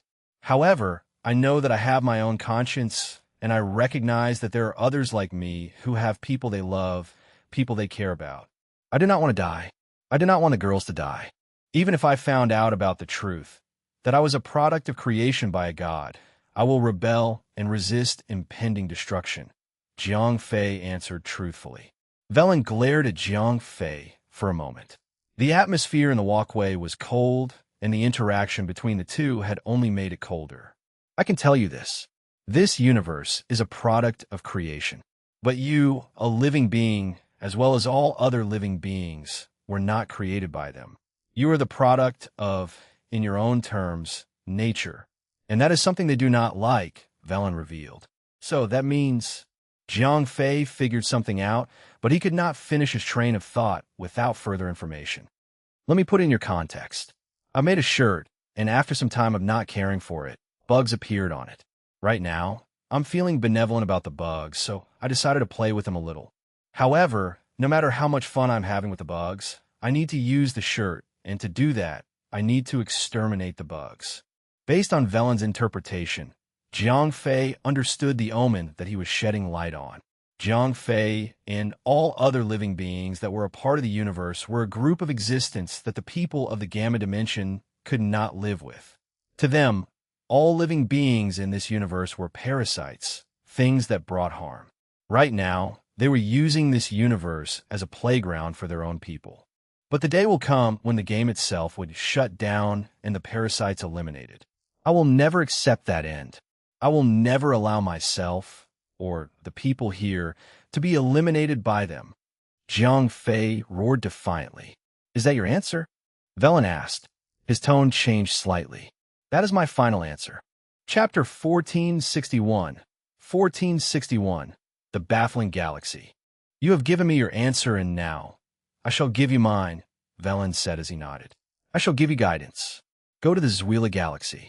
At the edge of the event horizon of a black hole, you will find a binary star system. You shall find an opportunity there. Whether it is a boon or penance depends on your own judgment. What?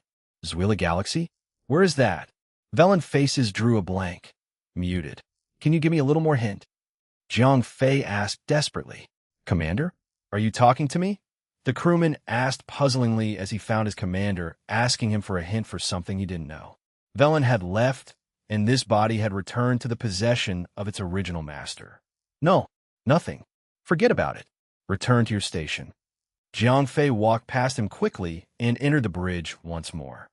Commander on the bridge, the second-in-command announced. All men stood up from their seats and saluted Jiang Fei immediately. At ease. Please, by all means, stop doing this nonsense salutes. You could have contributed that time and effort in completing the task I gave. Commander, it is done, said the second-in-command as he handed Jiang Fei a piece of computer in the shape of a thin board that contained all the information about the Alpha Sector incident. Good. Prepare me a universe map, as detailed as possible. Cram in as much information as you can, Jiang Fei asked. 0541. Can you find out about the Zwila Galaxy? Aye, Captain. 0541 jumped to work immediately as the second-in-command came racing across the bridge after preparing Jiang Fei a completed, up-to-date map of the universe. Zwila, where art thou? Jiang Fei muttered as he tried to search for the enigmatic galaxy. After spending some time sitting on the chair, searching for the galaxy, he found it in the most unexpected location possible. The galaxy was situated at the core of the universe. In other words, the singularity point where the event known as the Big Bang centered. That place, now commonly known as the center of the universe, was a deserted area with high-energy radiation spreading everywhere. Unprecedented gravitational force, coupled with intense gamma-ray bursts, prohibited even the formation of stars, much less planets, and even more unlikely, life itself. The closest point to the center of the universe was at least millions of light years away, where there were stars and galaxies. Zwila Galaxy was, surprisingly, the one galaxy that was located closest to the center of the universe. I suspect there's going to be a lot of trouble there, Jiang Fei thought.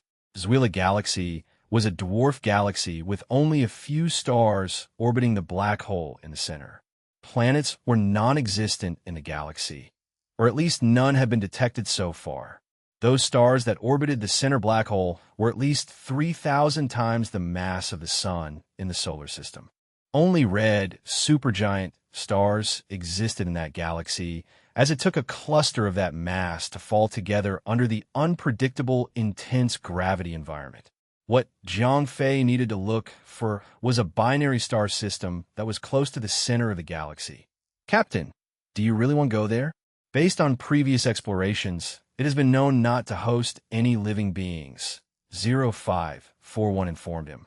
How is that possible? Jiang Fei was bewildered by 0541's information. Based on his life in deep space, it was not impossible for living beings to thrive there.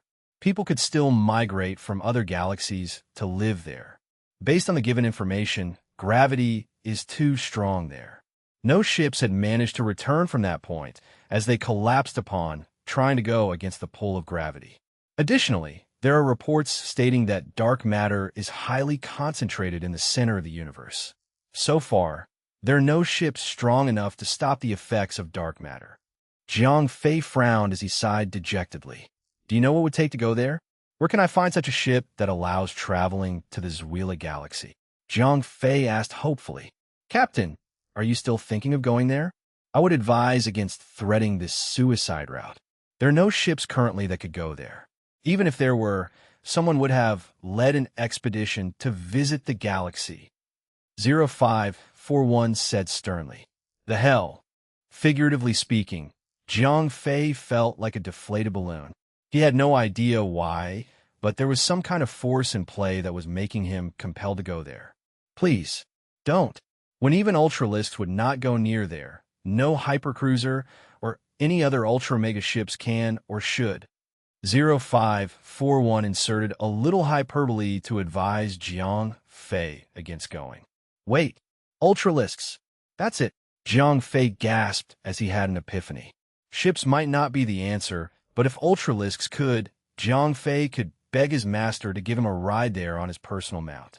Prepare the teleportation pad. Set destination to Tyrannid. Jiang Fei declared loudly. Aye, Commander. Destination laid in. Teleportation commences on your command, the second-in-command replied. 5 seconds after some bright light particles swirled around Jiang Fei, he reappeared on the surface of Tyrannid. Come in, Thean said before Jiang Fei's fist could even touch the door. Master, I have returned with the thing you have requested. Jiang Fei handed over the board to Thean. I will need some time to go over this. You're dismissed. I will come to you if I need to, Thean said as he immediately activated the digital board. Jiang Fei stood still. When Thean had already gotten comfortable, he spoke. Master, have you heard of the Zwila galaxy? Yes. What about it? He answered. His eyes were still glued onto the board. Can you bring me there? Jiang Fei asked. You want to do what? Thean dropped the board and glared at Jiang Fei. I was curious about it. I've heard someone say something about no ships being able to travel there unless it's on Ultralisk. So, I thought maybe Master could. Jiang Fei answered nervously, feeling the intense pressure as Thean stared at him. I see. Thean turned away and the heavy atmosphere in the air was lifted. What you heard is true in a certain way. The environmental condition, there is too much to handle that even I could never survive being close to it. Huh. All right, I understand. Jiang Fei nodded and did not insist on staying on the topic.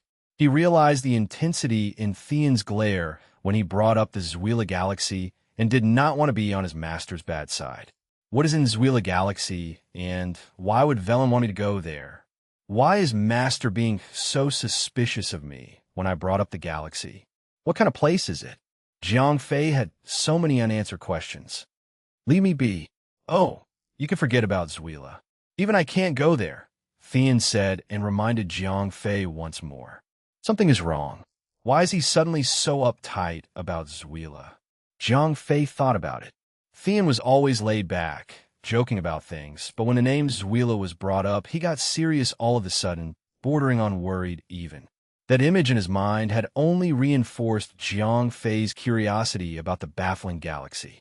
Chapter 1462. Unexpected declaration of war. Jiang Fei returned to his ship and was greeted by everyone on the bridge when he entered. Commander, what are your orders? Asked the second-in-command. Continue observation of the Alpha Sector. Anything else should be placed as a secondary priority, said Jiang Fei. After that, there was nothing else that could be done. As such, Jiang Fei returned to his commander's quarters. He tried to take a nap, but Velen's words kept on resurfacing into his sea of thoughts. What does Velen mean? There was this odd attraction about the place. Jiang Fei could not forget the name ever since Velen spoke of it. Like a snake twirling around his heart, seizing it tight, he could not shake off the unrelenting thought to pursue this matter. Though the fact remained that he could not by any conventional means, and he hated that. Although his heart wanted nothing more than to go there, logic dictated that he shouldn't. If Thean claimed that even someone of his capabilities could not overcome the hazardous environment, surely Jiang Fei couldn't either. What mattered now was the question of how to travel there without being ripped apart by gravity. There were no ships, beasts, or ultralisks that could take him there. Suddenly, Jiang Fei shot to his feet. Not of this world, he muttered. If nothing of this world could take him there, what about ships from outside this universe, outside this dimension? Even before this entire incident happened, Jiang Fei's mind would never drift to things of other universes. It was akin to thinking about what you would wish for if you ever met a genie, a scenario that could never happen. But now, people from another universe, from a higher dimension, had literally come to his doorstep. There was a chance that they might have ships that could withstand any kind of environment. Even if they didn't have it right now, as a civilization that could traverse through space, time, and dimensions, they could easily design a ship that fulfilled Jiang Fei's conditions. For them, it would only take as much effort as adding a line to a drawing. Could the ship that destroyed the Violet Fleet do it? Wondered Jiang Fei. The super cube was incredibly powerful. If it could instantly obliterate all ships in sight just a second after it emerged from the wormhole, then surely it could handle harsh environments such as a gravity well. Jiang Fei shook his head and lightly slapped his cheek. Even if the ship could do more than travel to the Zweila galaxy, there was no way he could hijack it, seeing as how he could not even penetrate the golden barrier. Deciding that the effort alone would be impossible, Jiang Fei put a stop to that particular train of thought and went to sleep. It had been more than 2 weeks since he had last seen any signs of activity from the Alpha Sector. As for the girls, the training room was still running smoothly without a hitch. Jiang Fei had obtained a good amount of resources to run the machine, and for the meantime, there was no reason to worry about running out of power. During his free time, Jiang Fei made sure to visit the training grounds and show his face to the girls at least once every other day. It had now been close to a month since the girls started their training regime. Although it had only been a month for Jiang Fei, the girls had been training for close to 3 years. Everyone knew how weak they were and did everything they could to train. When coupled with the energy-packed Ultralisk meet, the mind-boggling training caused the girls to show impressive results. Isabella's progress was particularly impressive. She had managed to increase her combat level from over 2 million to 4 million. Right now, she could even become one of the powerful fleet commanders of the Valsaurian army. Alexis, a fleet commander as well as the ruler of Redstone, had a combat level of around 4 million. According to Isabella's growth report, she had not experienced any signs of slowing down. Unlike during Jiang Fei's training, she was showing no indication of experiencing a bottleneck. The progression of the other girls were not as over the top as Isabella's. That being said, everyone had already surpassed the 1 million combat level threshold. After Isabella, the second most powerful girl was Hua Mulan, whose combat level was currently capped at 2 million. Hua Mulan had it harder than Isabella, as she did not possess any cheat items like the Core of Life. The body she had was like any other girl, created by the Namekian's biotechnology and without any special traits. The only reason she could be so strong was simply because of the brutal training, nothing more. Isabella may be the strongest in terms of raw brute strength, but when it came to practicality, Hua Mulan held the champion's belt. To put things into perspective, not even Isabella could defeat Hua Mulan in one-on-one combat. Hua Mulan was well-trained in the art of wielding a spear.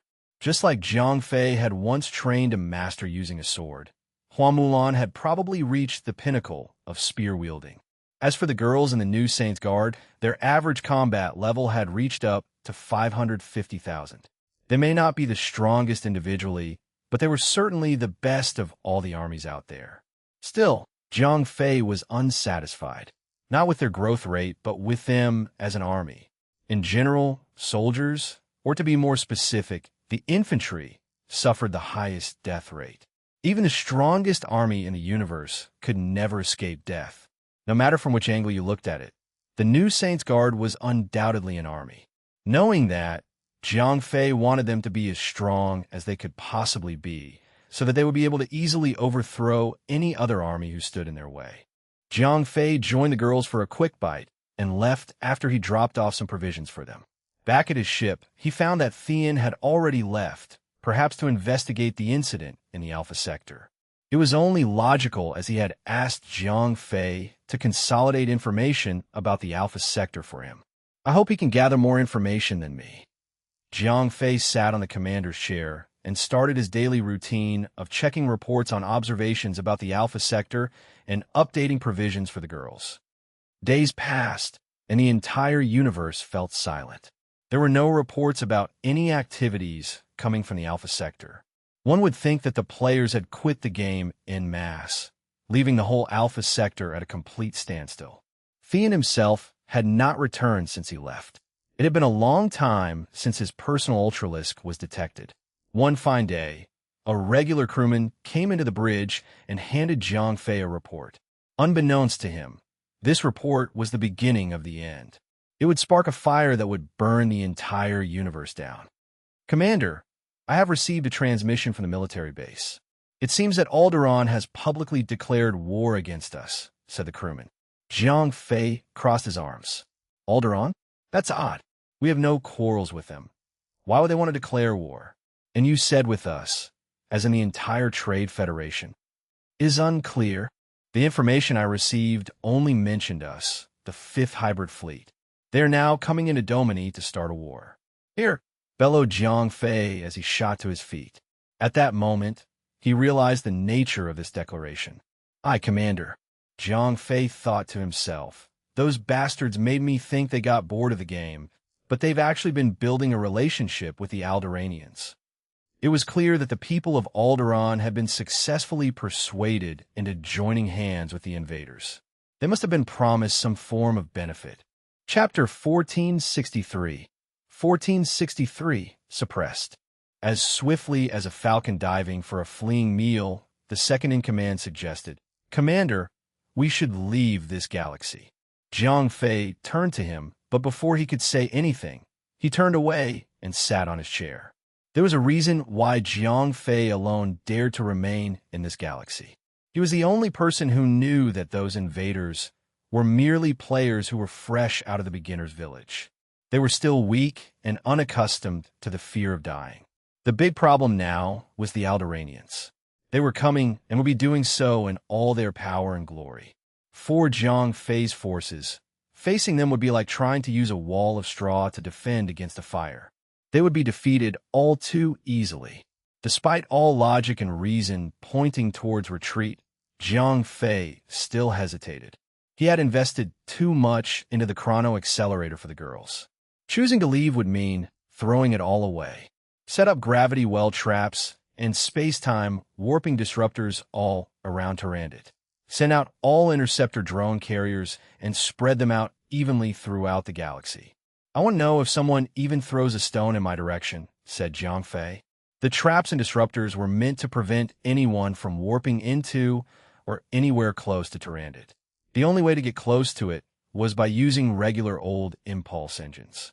Even though impulse engine technology had reached its current upper efficiency limit, it would still take them a long time before they could even detect Tyrannid on their radar. This extreme duration would give Jiang Fei enough time to decide whether to run or fight. "Aye, Commander. However, I must say that I'm strongly against remaining in this galaxy. We are greatly outnumbered in terms of ships and severely weaker in terms of firepower," the second-in-command insisted. It made sense as the 5th Hybrid Fleet was just a fleet of troop carriers, while the Alderaanians would be coming with multiple fleets. "Thank you for the reminder," said Jiang Fei begrudgingly. When the officer left to carry out his orders, Jiang Fei dropped into his chair and frowned. "This is so frustrating. My trump card, Master Thean, is nowhere to be found, and now I have to worry about a war with Alderaan.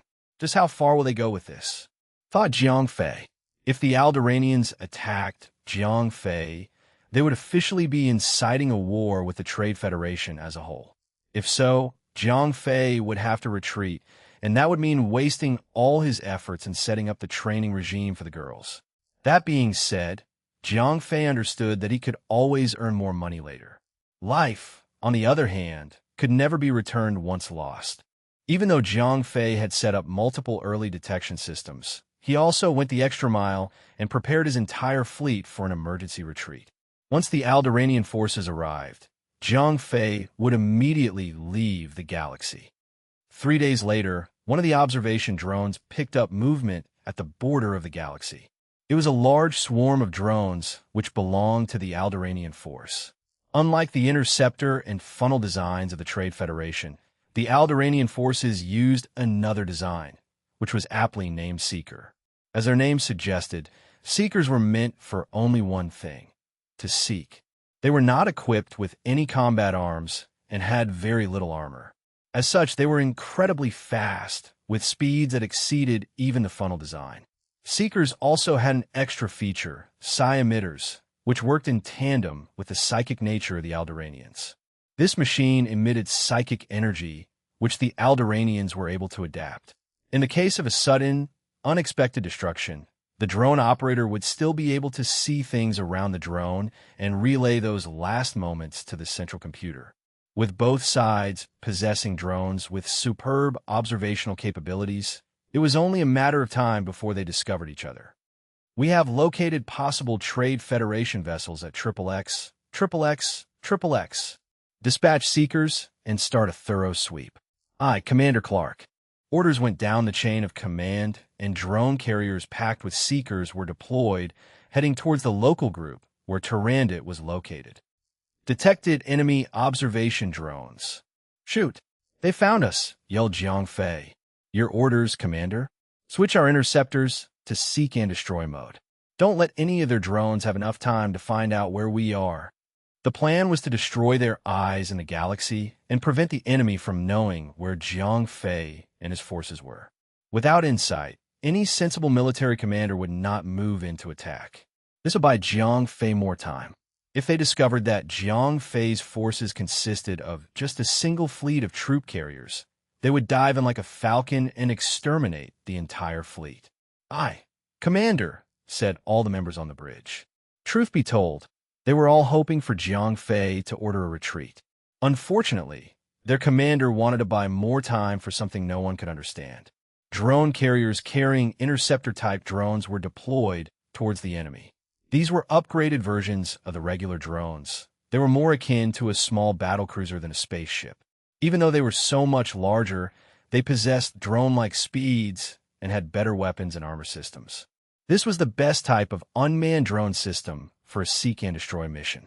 Swarms of large drone carriers zoomed ominously across the galaxy to begin a seek and destroy mission.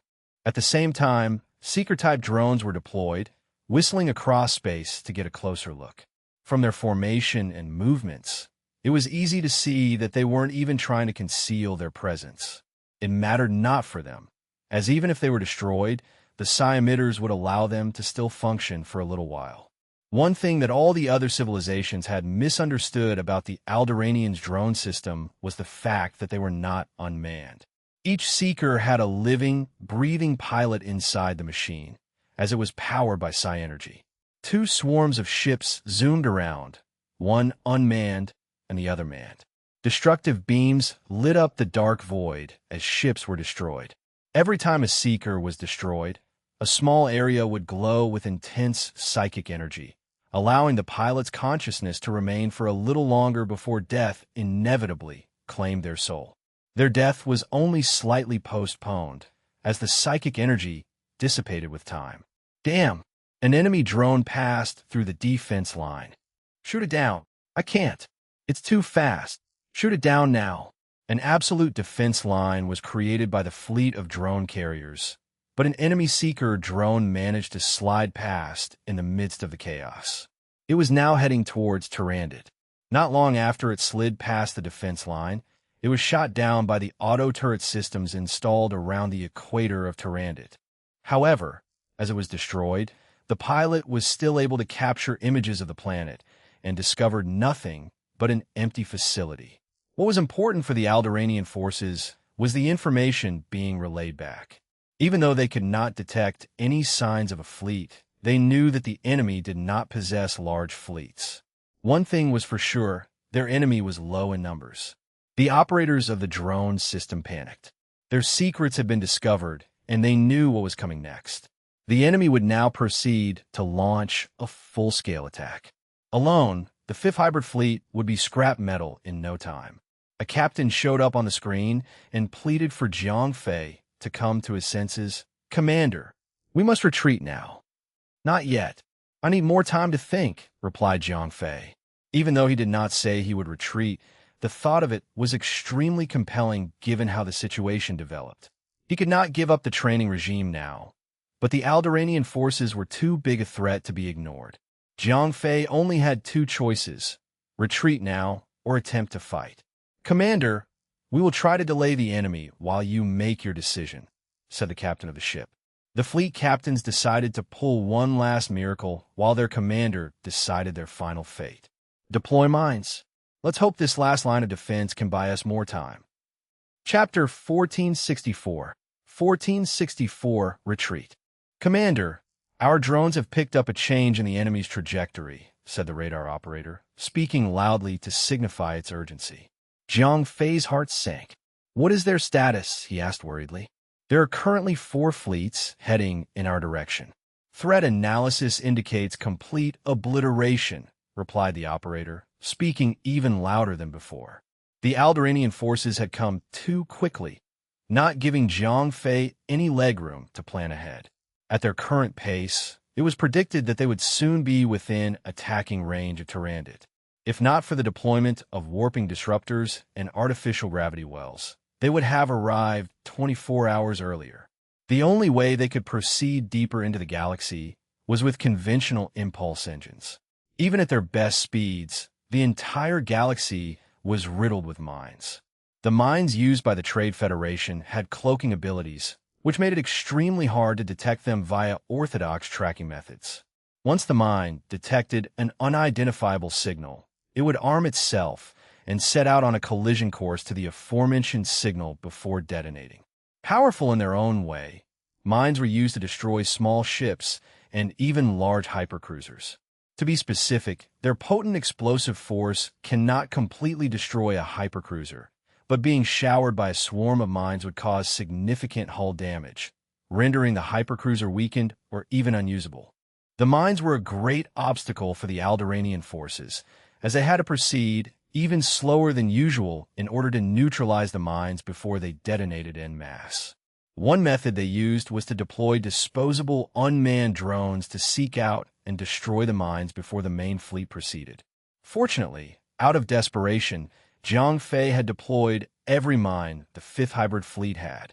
This put a lot of pressure on the enemy and prevented them from making haste in their pursuit. That being said, it was predicted that they would make it through the minefield in less than 36 hours. Jiang Fei sighed dejectedly. Those bastards are fast. With the black matter influencing his cognitive functions, Jiang Fei may now have a terrible temper, but he was still very much himself when it came to calculating risks. Jiang Fei's little fleet was nowhere near strong enough to fight against 4 legitimate space fleets. It would not be a battle so much as a complete one-sided massacre. All the Alderaanians had to do to take them out was aim all their beam cannons in their general direction, and the ships of Jiang Fei's entire fleet would be riddled with holes. One of the captains stepped forward, hoping that Jiang Fei would make the right decision. "Your orders." Right now, remaining where they were and trying to fight would be the worst possible decision Jiang Fei could make. It would result in their total annihilation. After a long silence, Jiang Fei finally declared, "Begin fleet-wide broadcast. Inform everyone to start the retreat procedure immediately." As a fighter, Jiang Fei wanted nothing more than to fight the enemy. However, he knew that he was standing on a paper-thin sheet of ice. Jiang had been in multiple fights, wars, space battles, and large-scale galactic warfare. He knew the ways of war, having shed blood and sweat to learn. After going through hell and high water, Jiang Fei knew when to not pick a fight. His current move went against his very nature. His principle was to never start a fight, but to welcome it if someone pushed for one. There was a saying in ancient Chinese war stories: "All those who welcome fights never gather glorious achievements." It was an odd saying as it contradicted itself. The meaning behind this saying lies in how one interprets it. One meaning was that those who welcomed fights knew when to accept a fight in which they held the highest advantage. Before the fight even started, one would have already calculated every possible outcome and known what action to take. Even when the winds of change hit them hard, they would win every challenge they faced, every battle they fought, every war they were part of. They would look like bullies, completely suppressing their enemies as if they were holding themselves back. those not involved in the fight would conclude that the only reason they won was out of sheer luck. While books and records told the story of war heroes and their deeds in war, the truth behind their actions were never revealed. Those people were never the kind who would go to war without a reason. They were forced, coerced even, to join the fight. If luck was on their side, they would emerge victorious and be dubbed as the war heroes of the century. The tale of the indomitable King Xiangyu was as such. He was said to be the bravest, the strongest, undefeatable. However, the truth was not all sunshine and rainbows as was recorded. He was only human and not infallible. When he lost his soldiers in the Wujiang province, he was defeated. War requires strategy and a mind as sharp as a blade.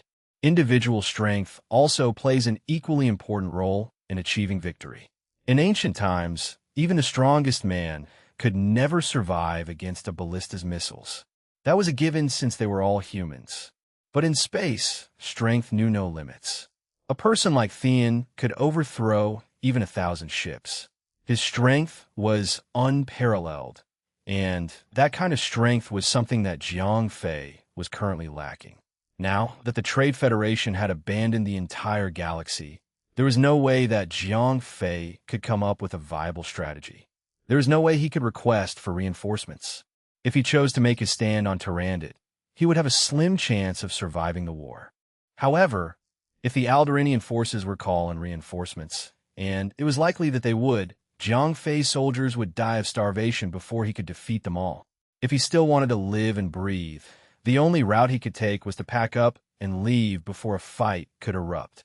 Jiang Fei handed over all important decision-making to the captains of the fleet as he beamed down to the planet. Flashing as fast as he could to the training ground, he entered the time chamber where the girls were training. Currently, the players have started to establish a connection with Alderaan. There was not enough time to think too deeply about this matter. His first priority was to get the girls and leave. Jiang Fei was greeted with a scene of the girls dressed in tights and drenched in sweat as they trained themselves hard. The one girl that was putting in extra effort was Hua Mulan. There were traces of blood on the palm rest of her spear. Pools of sweat could also be seen, and some had even dried up to form a small collection of crystallized sweat. One could only imagine just how much Hua Mulan had pushed herself to become stronger. Nina noticed Jiang Fei's presence and approached him. "Fei, what are you doing here?" He had just visited them a few days ago. Pausing her training session to talk to Jiang Fei, Ariel chimed in. "Darling, you mustn't waste resources by coming in. The more people in the room, the faster the resources burned up. Besides, the more often Jiang Fei visited, the more he would disrupt their training. Forget about training. Please listen closely. Pack up your things and follow me out of this training room," Jiang Fei declared loudly. Even though time in the training room was 30 times faster than the outside world, every second counted when fleets of ships were coming to destroy them. Isabella noticed the tone of his voice and quickly asked, "What's going on?" When she saw everyone was gathering, Sylphie joined them. "My love, what's the matter?" "No time to explain. Tyrannid is not safe anymore. We must leave now, but all the resources that you have already invested, wouldn't that be a waste?" "I don't care about that. I can always earn more money tomorrow, but I cannot save you if we don't leave now," blurted Jiang Fei nervously. "What's going on? Why is the Lord so nervous?" Instead of following Jiang Fei's orders, everyone started discussing the situation. "Listen, there is no time to be talking about this. Go, pack your things, and follow Jiang Fei," commanded Nina. Of all the girls there, she was the one who held a certain commanding aura that rivaled even Hua Mulan. When she spoke, everyone would listen. Because of her, everyone stopped chattering and started to pack their belongings. With haste, they all went to their stations and back within a few minutes. If you're enjoying this story, don't forget to like the video and subscribe. It really helps this channel keep growing. All right, let's continue. Chapter 1465, 1465, Obey or Die. As the girls had not brought much with them, it didn't take long for them to pack up their belongings. Additionally, the time spent in the training room was equivalent to only about 1 or 2 minutes at most in the outside world. Jiang Fei flipped the beacon signal emitter to ease the tracking of his location. This is Commander Jiang Fei of the 5th Hybrid Fleet. Beacon is on. Request mass teleportation on board. Identity confirmed. Please stand by for teleportation, replied the operator behind the teleportation system. Light particles surrounded Jiang Fei and the entire army of girls, and they were all teleported aboard the main command ship. With all members accounted for, they were ready to get away from this galaxy. Prepare warp jump. Course set for Fortuna Galaxy, Star System Krypton. Jiang Fei immediately ordered a warp jump as soon as he was on the bridge. The entire fleet was ready and their destination coordinates were inputted. All power was diverted from the impulse engine to the warp core. Warping in 5, 4, 3, 2. Just as the countdown system initiated and space-time was starting to warp in front of each individual ship, several Azure-class cruisers, ships that were part of the 5th Hybrid Fleet, deployed space-time warping disruptors. The sudden cessation of warping caused severe damage to the warp core, forcing the entire ship to eject itself out of pre-warp and into normal space-time. Fortunately, the external inertial dampener worked well, and there was hardly any ship movement. Commander, someone deployed warp disruptors. The warp core has been forced to shut down to prevent catastrophic damage. It'll be 4 hours before we can warp. An alarm blared when the ship was forced out of warp. After someone finally turned it off, a deafening silence filled the bridge. Jiang Fei was visibly aggravated, with nerves popping out of his forehead. "Traitors!" roared one of the captains. The Alderaanian forces were right behind them, and the only way to save themselves was to warp away. However, as all the ship's warp cores had suffered severe damage, it would be 4 hours until they could be safe again. 4 hours of exposing themselves to the enemy. Without his order, the captains who were still on Jiang Fei's side immediately aimed their cannons towards the Azure-class cruisers that deployed the disruptors. There was no need for proof, as only the Azure-class cruisers had onboard disruptors. The other ships did not carry them. A moment of silence befell the entire fleet as a public broadcast was played. The transmission came from one of the ships that was being targeted. "Attention! The enemy is coming, but your fate is still undecided. If you choose to surrender to us, we can promise a lifetime of fortune and happiness on Alderaan." "Destroy the traitors!" yelled Jiang Fei. But his orders fell on deaf ears as the remaining captains hesitated. The situation was against them. The entire 5th Hybrid Fleet was shackled, and there was no way they could outrun the enemy. Jiang Fei had wasted too much time, and now they had less than 2 hours before the enemy arrived. The words of the traitors resonated with the captains who were still with Jiang Fei. They cannot fight the enemy, and even if they managed to sink the traitors' ships, they would still die.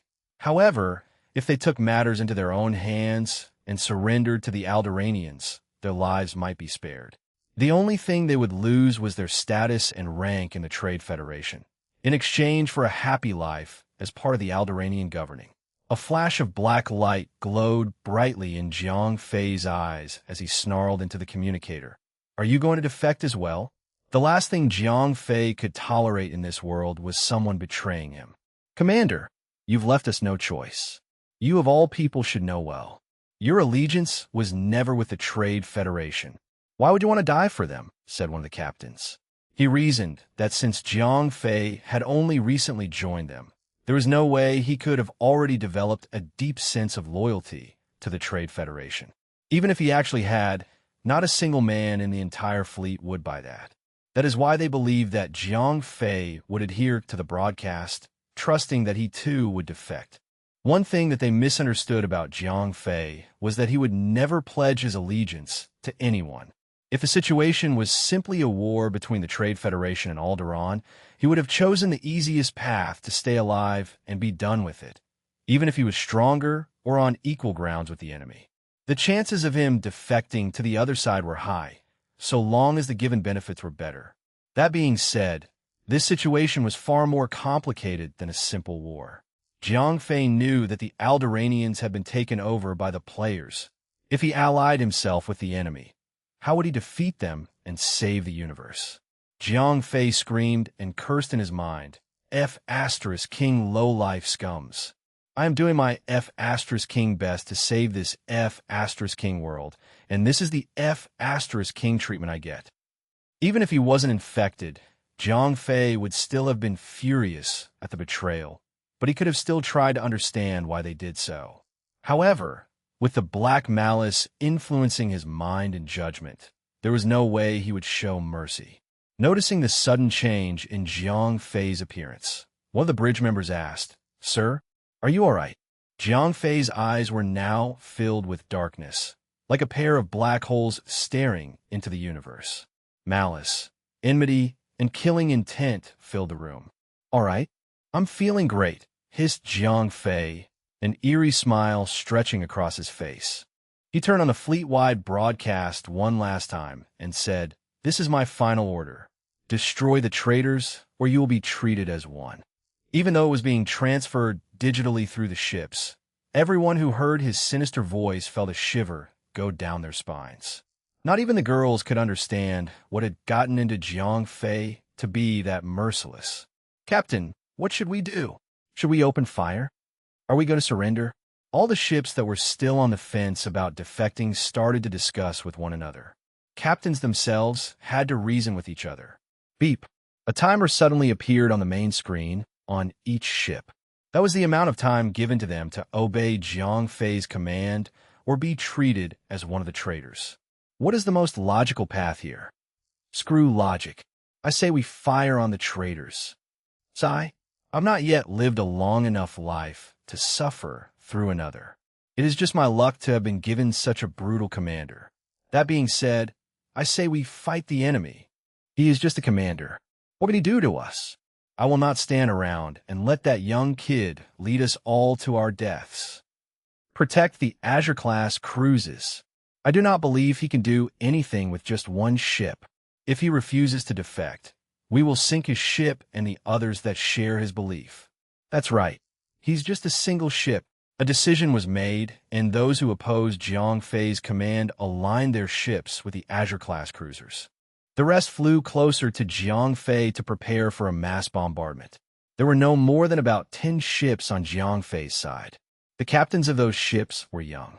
Not as young as Jiang Fei, but still considered young adults in their own races. They had been serving in the military their whole lives, and some of them even had families back in the main dominion of the Trade Federation. Given the chance, they wouldn't want to die now, but at the same time, they didn't want to betray their families either. At the very least, they would die as heroes, instead of living as traitors for the rest of their lives. Those who betrayed Jiang Fei were young as well, but most, if not all of them, were single and unmarried. They had nothing to lose but themselves and had no problem switching their allegiance. Based on past experience, they knew that the enemy would not sink ships that surrendered. They would even be accepted as spoils of war. Jiang Fei made his last announcement. "I gave you a choice. Obey or die. Some of you have chosen to obey, while the rest of you lot have decided to offer up your lives to me. You shall now witness the consequences of betraying the commander of the 5th Hybrid Fleet." Black light glowed in his eyes, and a dark smog oozed out from his feet. The cloud of unknown black gas surrounded his entire being. Jiang Fei was now an umbral version of himself. Chapter 1466. 1466. The Umbral. "Yes, sir. Are you all right?" The second-in-command asked worriedly. He had seen his commander speak in the coldest manner, and this time he was turning into something completely unnatural. "I'm feeling great," said Jiang Fei. As soon as he said that, the black smog spread throughout the bridge. In time, all members on the bridge had black goo contaminating their uniforms. "What is this?" I don't know." Everyone that got the black goo on them were surprised, but they immediately found that the black stuff was not doing them any harm. A few seconds later, as the black matter slipped past their uniforms and touched their bare skin, they froze stiff. Their eyes glowed in the same manner as Jiang Fei's. All of them turned at the same time, looking at Jiang Fei with revere-filled eyes. Their gaze was different from how one would usually look at someone who was worthy of being revered. This kind of look was how a devoted religion practitioner would gaze upon the god they worshipped. Shots were fired, signaling the start of a civil war between the traitors and the loyalists. Those still loyal to Jiang Fei fired everything they had. Meanwhile, because they were not heavily armed, the small fleet of Azure-class cruisers were being covered by the other hypercruisers. Contact all ships that are still serving me.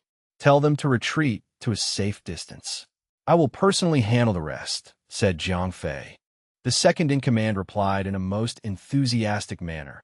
As you command, my master. His eyes glowed faintly with black light as he followed Jiang Fei orders down to the letter. Clearly, his conscience had been influenced by Jiang Fei. All ships loyal to Jiang Fei were instructed to promptly leave the battlefield. Oddly enough, the traitors followed suit and chose to leave as well. They wanted to stay alive for as long as possible in order to make contact with the Alderaanian force. Truth be told, they were in a worse situation as they were severely underpowered. Entering the bridge with the other girls, Nina asked, "Fei, are you all right? Husband, where are you?" said Isabella. When the girls entered the room, Jiang Fei was in his umbral form, completely cloaked in darkness. In a flash of black light, he vanished instantly. Even the black smog that lingered about while he was still in the bridge was gone. "Where's my husband?" howled Isabella desperately. "There," said the second-in-command, pointing to the main screen. The small red dot representing Jiang Fei zoomed across space, heading toward a cluster of red dots that represented the fleet of Azure-class cruisers and the traitor hypercruisers. Jiang Fei zoomed across the void of space with nothing but his powers. His eyes flashed with black light as he set his sights on the fleeing ships. "What do we do now? There is no way we can fly like this. Divert power from all systems to the impulse engine. That will give us some edge against Jiang Fei." "All right, I'll go and deactivate all the mines." Concurrently, the traitors were discussing how to get to the Alderaanian forces as soon as possible. They failed to notice Jiang Fei's incoming pursuit. Then again, he was just a man, not a ship. It was incredibly difficult for a ship's proximity radar system to detect a lone person. "Pitiful bugs. Enjoy your final breaths before I end your life," muttered Jiang Fei. He was at least several hundred kilometers away from the fleeing ships, and space was technically in a state of vacuum. By right, his voice should not have been able to travel, yet everyone in the fleet could hear his voice echoing as if he was standing right next to them. "What the hell? Who was that?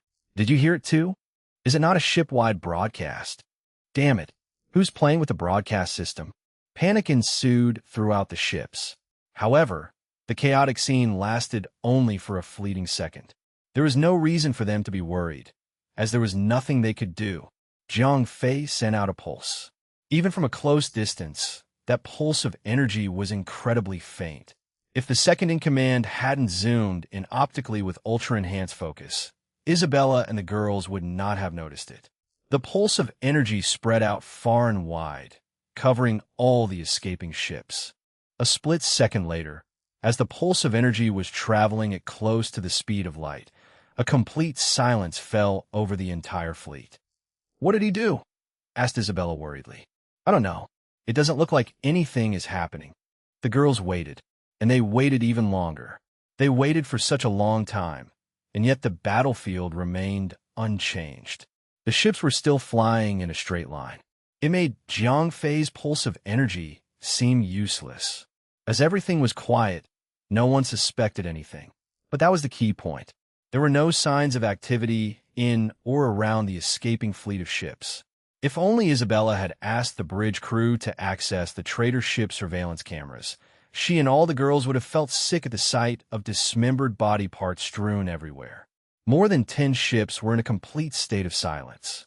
Every single living being on board had been terminated in the most gruesome manner, killed via spontaneous explosion. After the massacre, Jiang Fei quickly zoomed away. He was not heading back to the main command ship, but towards Tyrandit, where the enemy fleet was detected. "Follow him," ordered Isabella. "I'm afraid not. Without the master's order, this ship will remain here," said the second-in-command with a certain solemnity. Isabella bellowed with rage.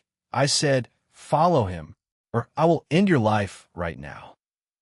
Jiang Fei was quickly heading out of the ship's optical system's maximum range, and would soon be completely out of sight.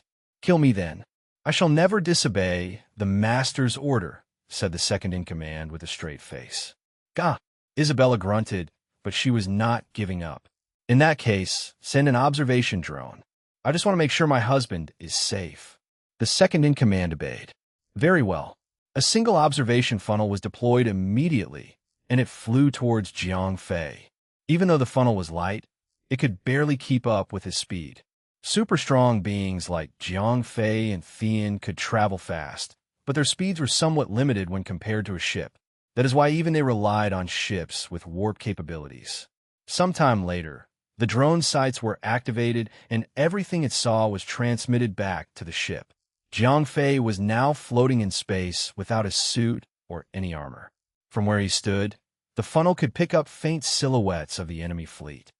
Since the traders had deactivated all the previously deployed mines, the enemy was making huge progress in pursuing Jiang Fei's fleet.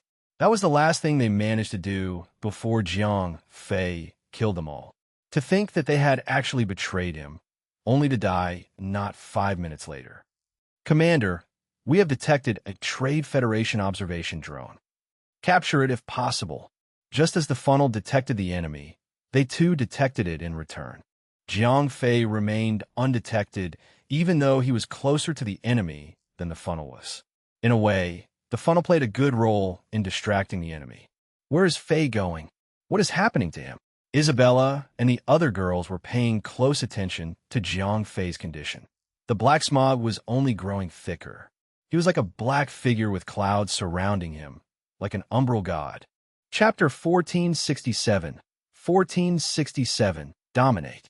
Jiang Fei hummed. In his umbral form, his senses were heightened to the extreme. Even though he was hundreds of kilometers away from the main enemy fleet, he could sense the presence of 2 players amongst the fleet.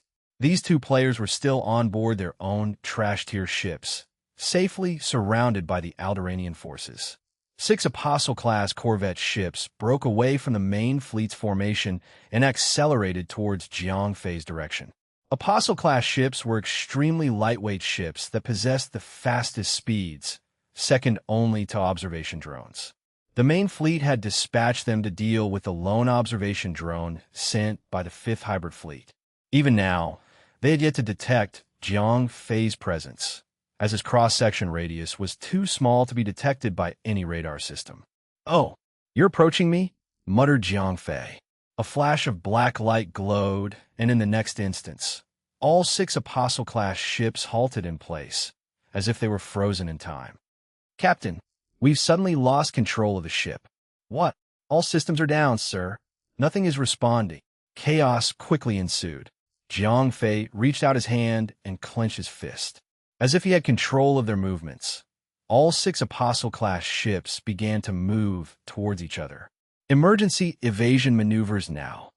The captains of all 6 Apostle-class ships quickly tried to do what they could, firing every single impulse engine they had to get themselves away from an imminent collision course with each other. Unfortunately, all systems were unresponsive to any sort of command. Impulse engine or not, they could not break away from accelerating towards each other. Depending on the ship's speed and sizes, collision would cause devastating damage, and maybe even death. "Captain, we can't do anything. All systems are down, and, judging from our current course, the ship is being moved by an external force. We are not stopping. Nothing is working. Engineering has tried to manually trigger impulse engines, and they would not fire." The last moments before the ship's collision were filled with nothing but panic. When all 6 ships finally collided with each other, a massive fiery explosion erupted, followed by complete silence. "What the hell is going on?" said the fleet commander of the Alderaanian force. All 6 ships had suddenly lost communication with the main fleet. Not half a minute later, they collided with each other and turned into space debris. As nothing was working in the ships, no information could be relayed back to the main fleet. "Commander, do we proceed?" asked the helmsman of the commanding ship. After all that had happened, he could not decide whether or not to steer the ship forward. "No, it must be a gravity well trap. Send one more fleet to sweep the area for traps, said the fleet commander with a stern expression. As a fleet commander of the Alderaan United Space Force, she had her fair share of participating in many wars. The destruction of 6 Apostle-class ships was a loss that she could not be bothered about. "Aye, Commander Aurelia," said the first officer. A fleet of seekers were dispatched to the site of the incident to investigate the reason for their demise, as well as to search for traps. Knowing they were coming, Jiang Fei remained close to the wreckage. When the fleet was nearby, he once again reached out his hand and destroyed all the seekers, lumping them together into one metal clump. Aurelia frowned when she saw what happened to the ships. Damn it, did the Trade Federation invent an undetectable gravity well trap? If that was true, there was no way she could proceed, knowing that there were invisible mines scattered about the area. She would have to call off the attack before they could actually destroy anything. Brute forcing their way through the mines would be akin to going through a shredder, hoping to get out in one piece. Concurrently, Jiang Fei was now literally floating next to the main commanding ship. The funnel behind him was coming closer and was about to enter the enemy's firing range. "Commander, look over there!" cried the radar operator, displaying video footage on the main screen. The image taken was incredibly wide. It took more than 400x zoom before an image of Jiang Fei floating next to the ship could be seen. "Is that a man? Who is he?" bellowed Aurelia. No living being would dare to face an entire fleet of hypercruisers. He had to either be mad or a member of the legendary League of the Hidden Ones. Jiang Fei's entire body was wrapped in a thick, black smog, with only a part of his face revealed.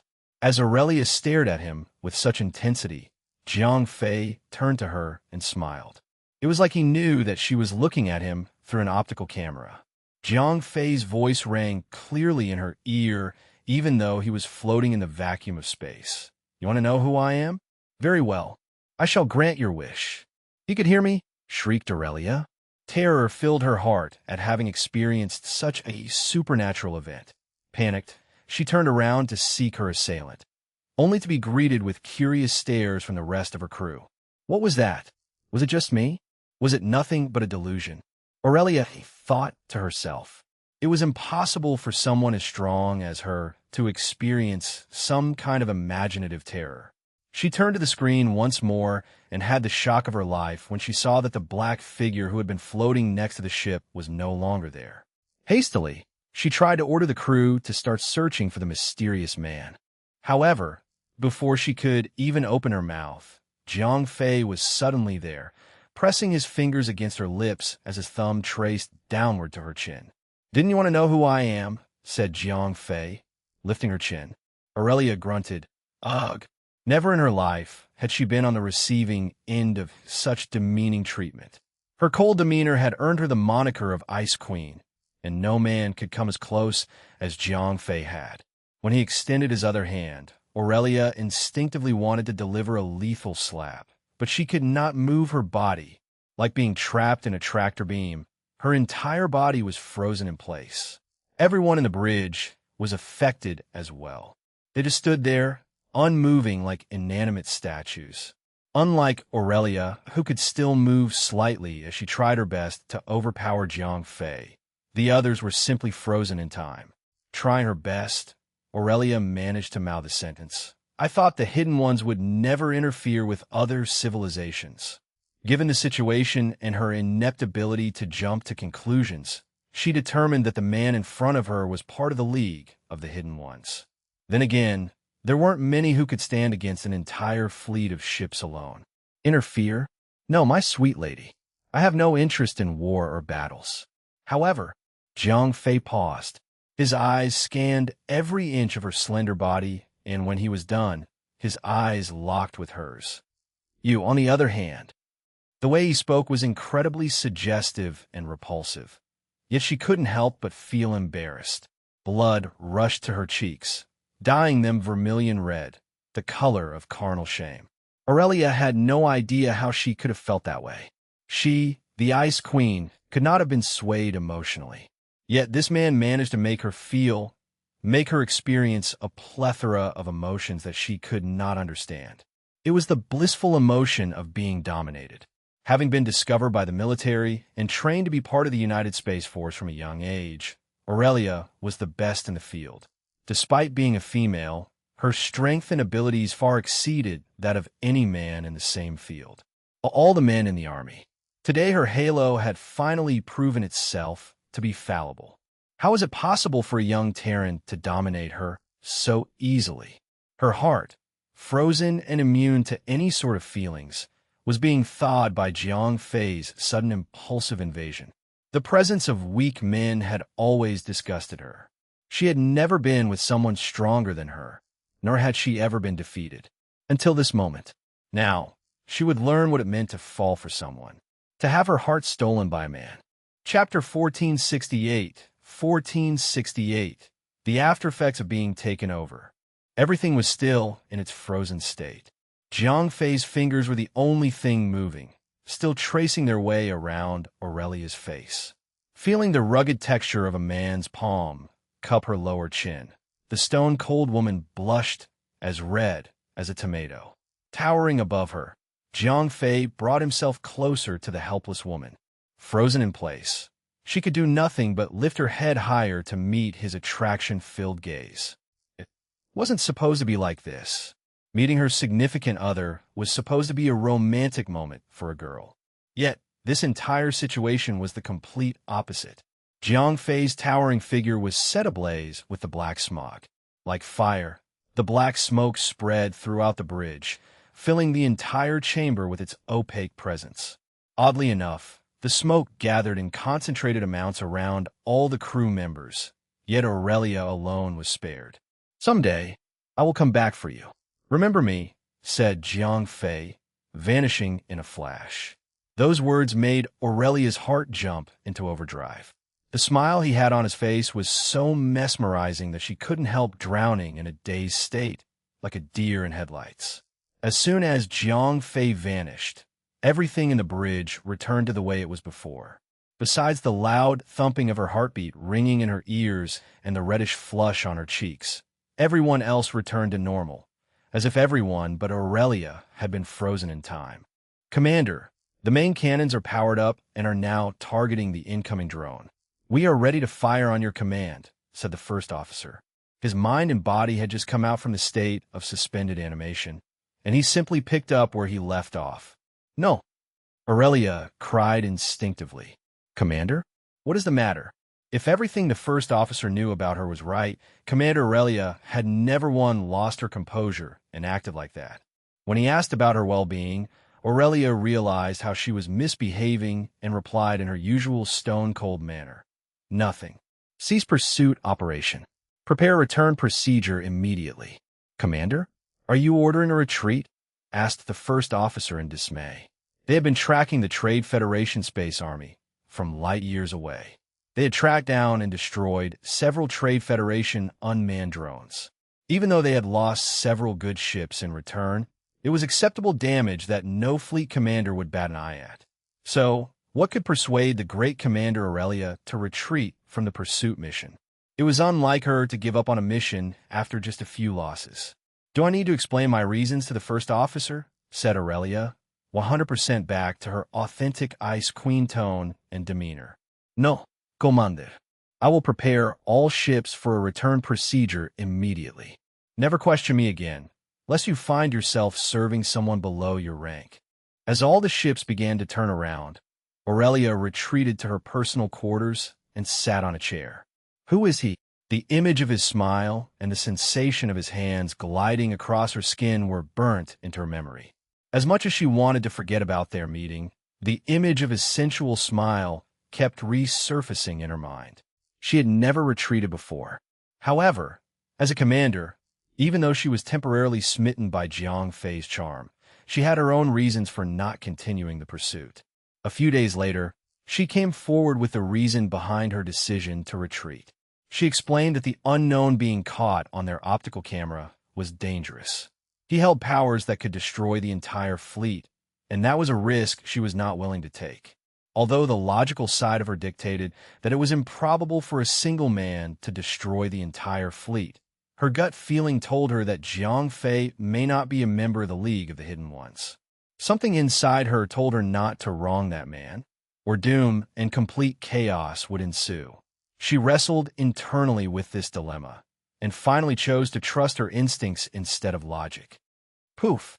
Jiang Fei disappeared from inside Aurelia's ship and reappeared on his own ship in the next second. Instantly teleporting such a great distance could be achieved in his normal form, but he would be temporarily weakened due to the great loss of energy. He did not use that ability too often, as it would eventually cause permanent damage. That, and the fact that it cost too much energy, plus the after effects were too great to bear. However, after teleporting back to his ship in his current state, Jiang Fei remained the same and was not weakened in the slightest. The only difference was that he was no longer shrouded in darkness. Commander Jiang Fei, I have detected that the enemy forces are retreating away from us, said the radar operator. As soon as the darkness around Jiang Fei faded away, everyone in the bridge returned to their normal selves. They were no longer in a state of constantly worshiping him. Isabella howled as she leapt into Jiang Fei's embrace. Fei, are you all right? She tugged him around like a doll, pushing and pulling to check whether the anomaly that was the darkness remained. In a daze, Jiang Fei asked, What happened? Why is everyone here? The last thing he remembered was standing in the bridge with none of the girls around and feeling angry at the traitors for deploying the space-time warp disruptors. Captain, you were just taken over by the black matter again. This time, you caused more catastrophic damage than before, said 0541.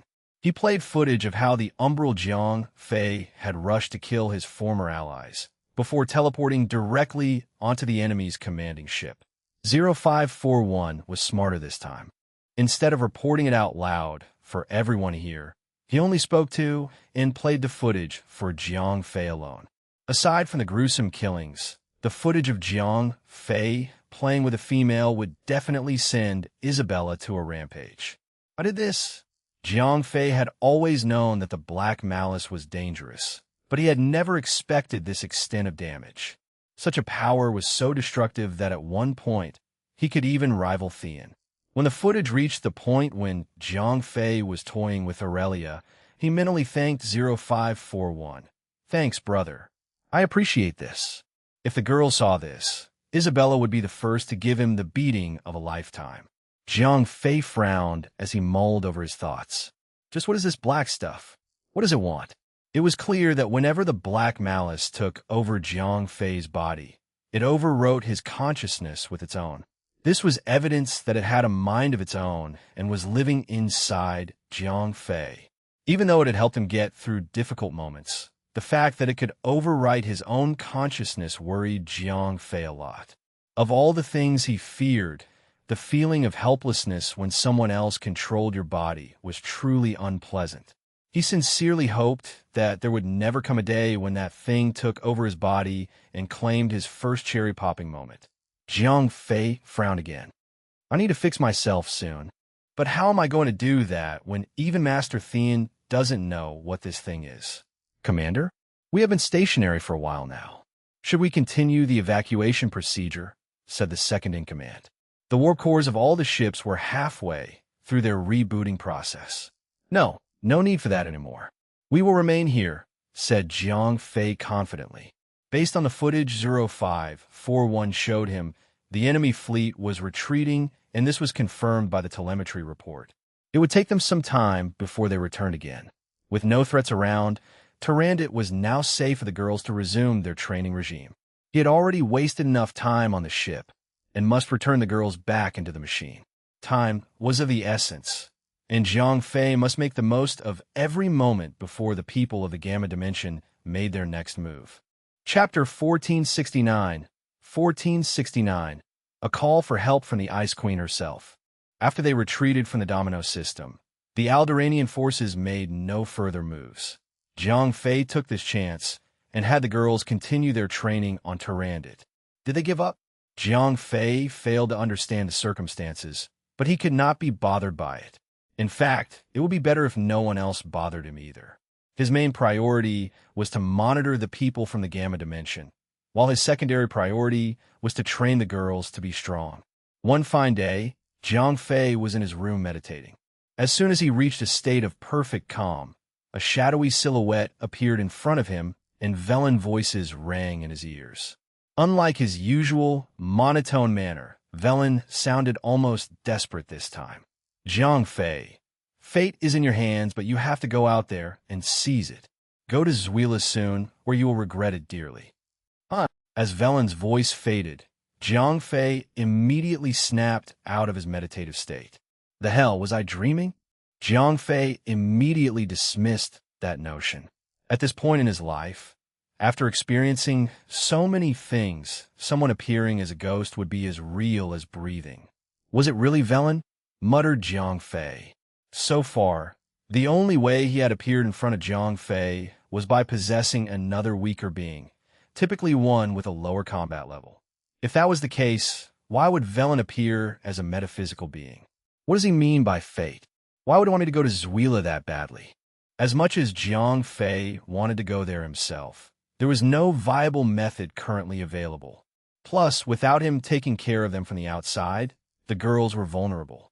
All in all, the conditions and requirements for him to go Zwila proved to be too much for Jiang Fei right now. Many other thoughts suddenly rose up in his mind. Who was Velen? Why would a watcher like him help Jiang Fei? What was a watcher in the first place? Shaking his head hard, Jiang Fei forced himself to focus on what was in front of him. However, no matter how much he tried to forget about it, Velen's latest message was planted deep into his mind. No matter how many times he tried to get it out of his head, it would return again. 2 weeks after the Alderaanian forces retreated, all the girls showed tremendous results from their training. In total, they had spent close to 1 month in training, which was equivalent to almost 2.5 years in the real world.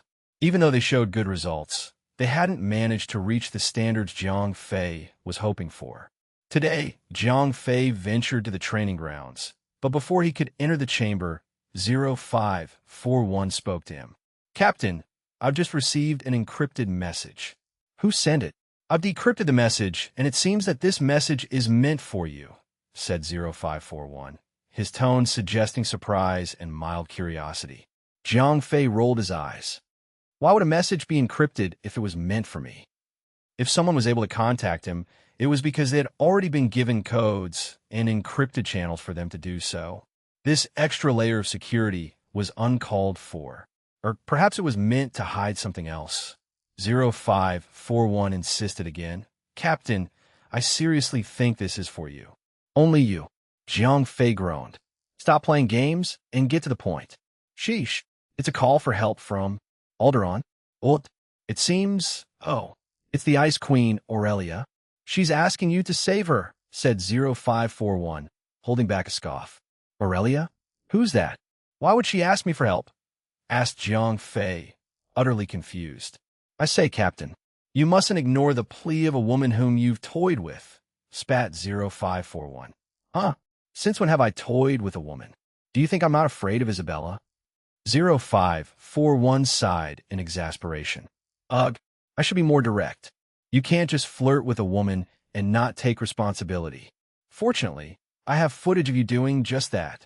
0541 played footage of Umbral Jiang Fei toying with the frozen commander Aurelia 2 weeks ago.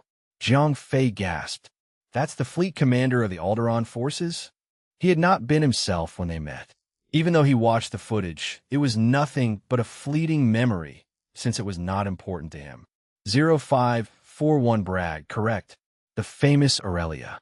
Her beauty and strength are top-notch. So what? Why would she ask me to help her if she was so strong? Perhaps you should watch the message before making a decision, said 0541, playing it for Jiang Fei.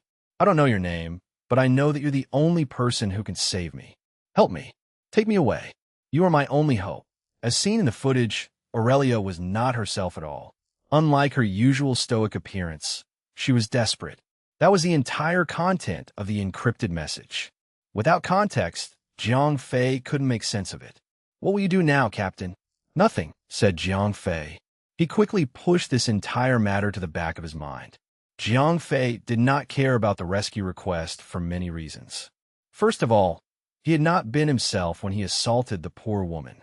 Secondly, and incidentally the most important reason, He didn't know Aurelia well enough. Who or what she was didn't matter to him. For all Jiang Fei knew, she could be attempting a kidnapping, and he would be playing right into her hands. Despite watching the call itself, Jiang Fei wasn't bothered in the slightest, not even by the sight of Aurelia crying her eyes out. Sitting on the floor, cross-legged, Jiang Fei resumed his meditation.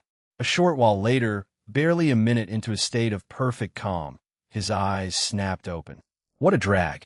He may not care for you, but I am not a person who would let harm befall a woman I like, said Jiang Fei. His eyes were now completely black. Darkness enveloped his entire being as he slowly walked out of his room. When he reached the bridge, he ordered, "Prepare a shuttlecraft for me." "Yes, my master," cried all the crew members. Their eyes glowed with a hint of dark light. They were now once again mesmerized by umbral Jiang Fei.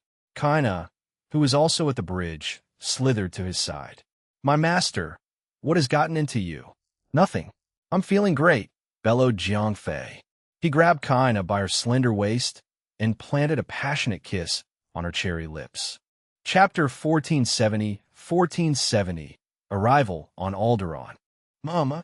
Kalnar resisted at first, but quickly succumbed to Jiang Fei forcing himself on her. Every inch of her body was set ablaze as her mind drifted into the abyss of pleasure. However blissful the moment was, it was but a fleeting second before Kaina could entwine herself with Jiang Fei. He pulled away and left without turning back. "I'll be back," he said, gesturing a peace sign with his hands above his head as he walked out of the bridge. He teleported straight into the hangar bay where the second-in-command had prepared a shuttlecraft. He got into the shuttle and left the main commanding ship, heading into the void of space. Set course for Alderaan. Engage hyperspace jump. Course set. Engaging hyperspace jump in 3, 2, 1. Thump. Military-issued shuttlecrafts were not as glamorous as the one Jiang Fei owned.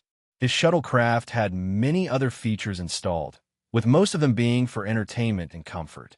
As for the military-issued ones, there was no such luxury available. There were only essential systems, as well as life support systems, to keep the person on board alive. The seat was not built for comfort either, instead built for safety. As a trade, this military-issued shuttlecraft had a greater and more powerful impulse engine and warp capabilities. This was the standard in most, if not all, military vehicles.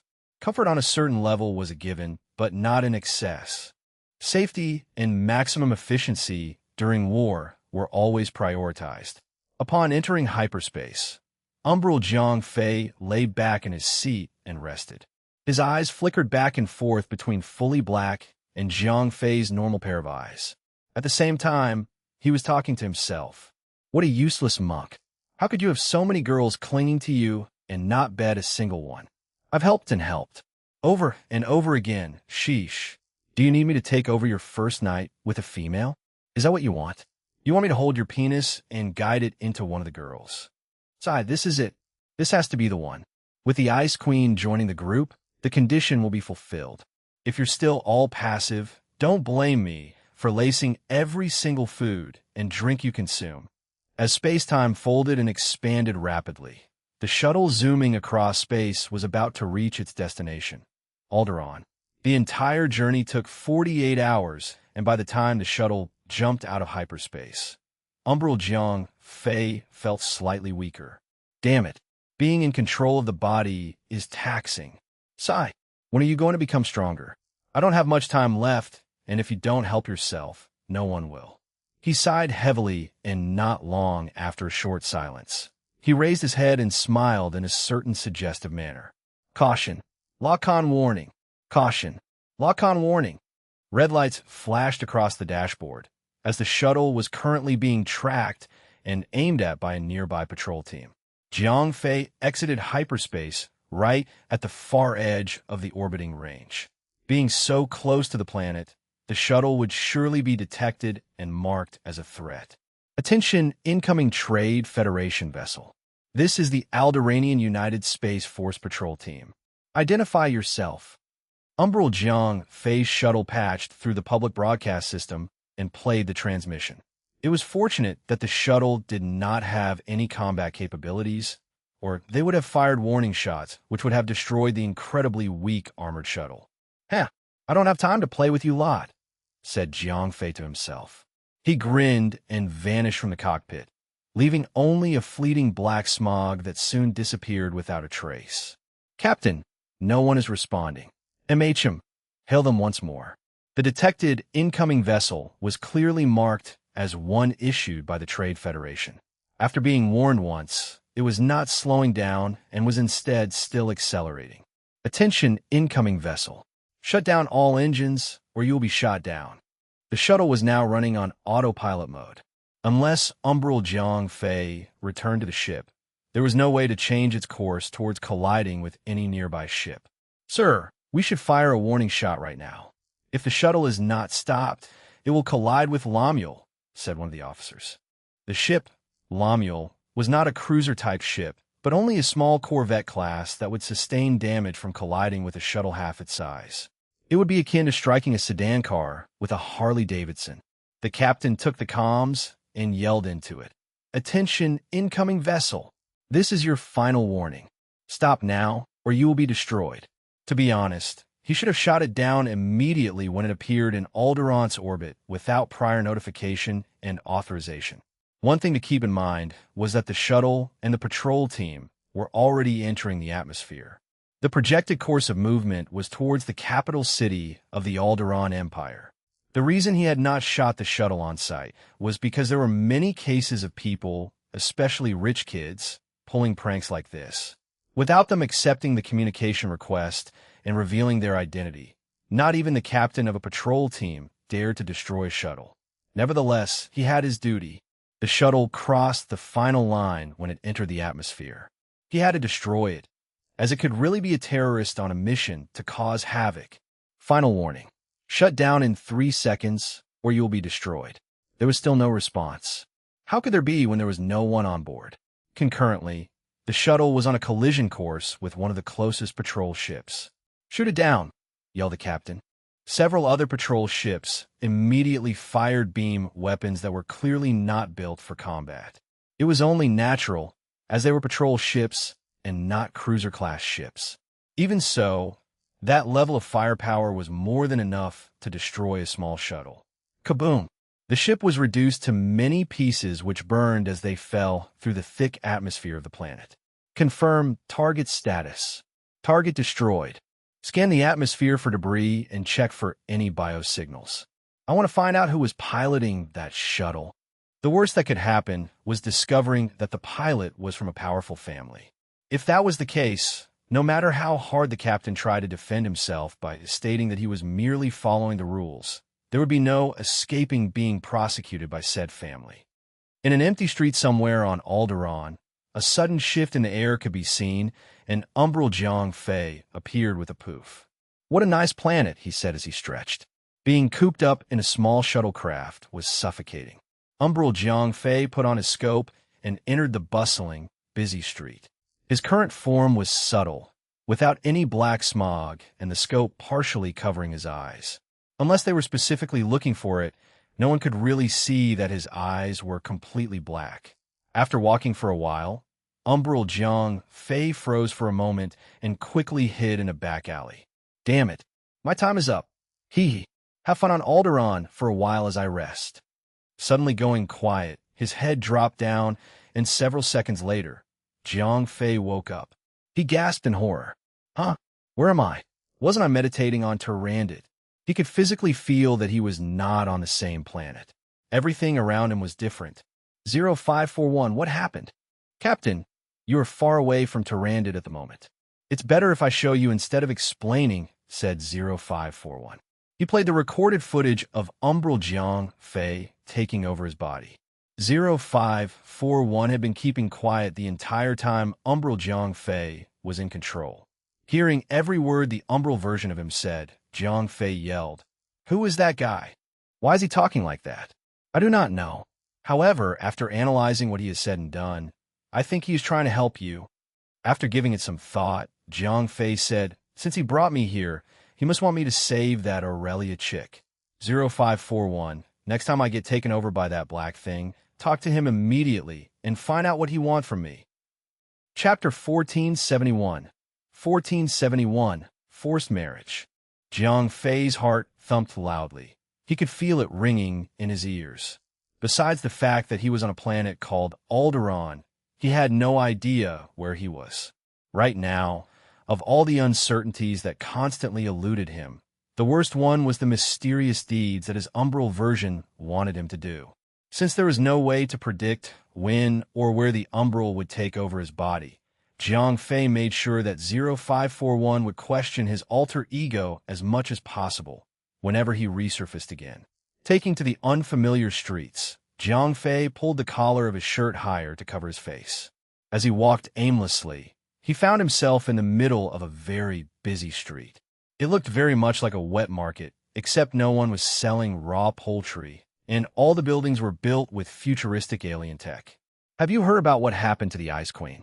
What about it? I don't give a damn about her. I heard that Miss Aurelia is being forced to marry someone. How about that? The almighty Aurelia is actually being forced to marry someone? Who could have dared to do that when she is Lord Kayson? TSK. What do you know about politics? In a world where the strong rule and the weak kowtow, women will always be the scapegoat when something goes wrong. Explain.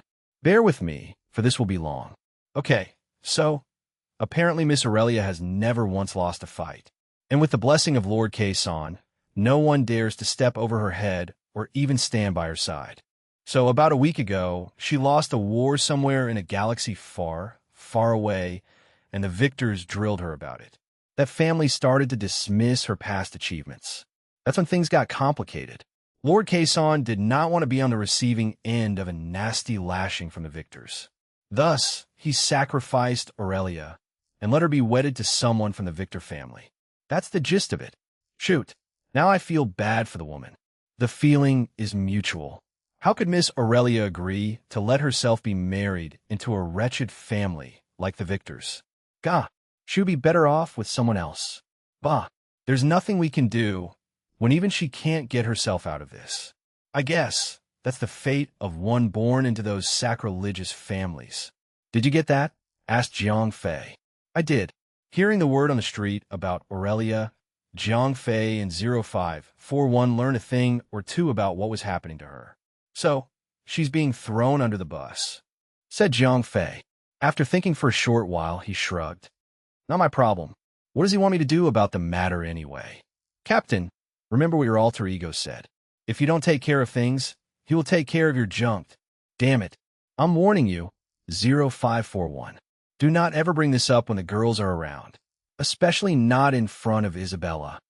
Jiang Fei barked. He remembered what his alter ego said, and even though it was meant for him, such a message must never be heard by anyone else. Calm down. I would never do anything that puts you in harm's way, said 0541. If he owned a body, he would have rolled his eyes hard and scoffed exasperatedly. Jiang Fei frowned. What can I do now? What are my options? Do I wait here for the other me to return? Or can I go home now? I suggest you follow up on what the other you did. Why? Your alter ego may be suspicious in every way, but based on his actions, he has not done anything that would bring you harm. In fact, it's the opposite. I think that it's better for you to not go against his will. Even if you go back to Tyrandid, who's to say that he won't forcefully take over your body again and return here? At the very least, he's still been willingly relinquishing control of your body. What happens if he decides to do something else? Jiang Fei gritted his teeth. So far, the umbral always took over his body when his emotions got out of hand. As a matter of fact, he hadn't been able to resist it at all, not even once. If the umbral wanted to take over his body and do something that Jiang Fei would regret for the rest of his life, there was nothing he could do to stop it. In the end, Jiang Fei decided to go along with his alter ego's plan. Gathering his courage, he approached the two locals.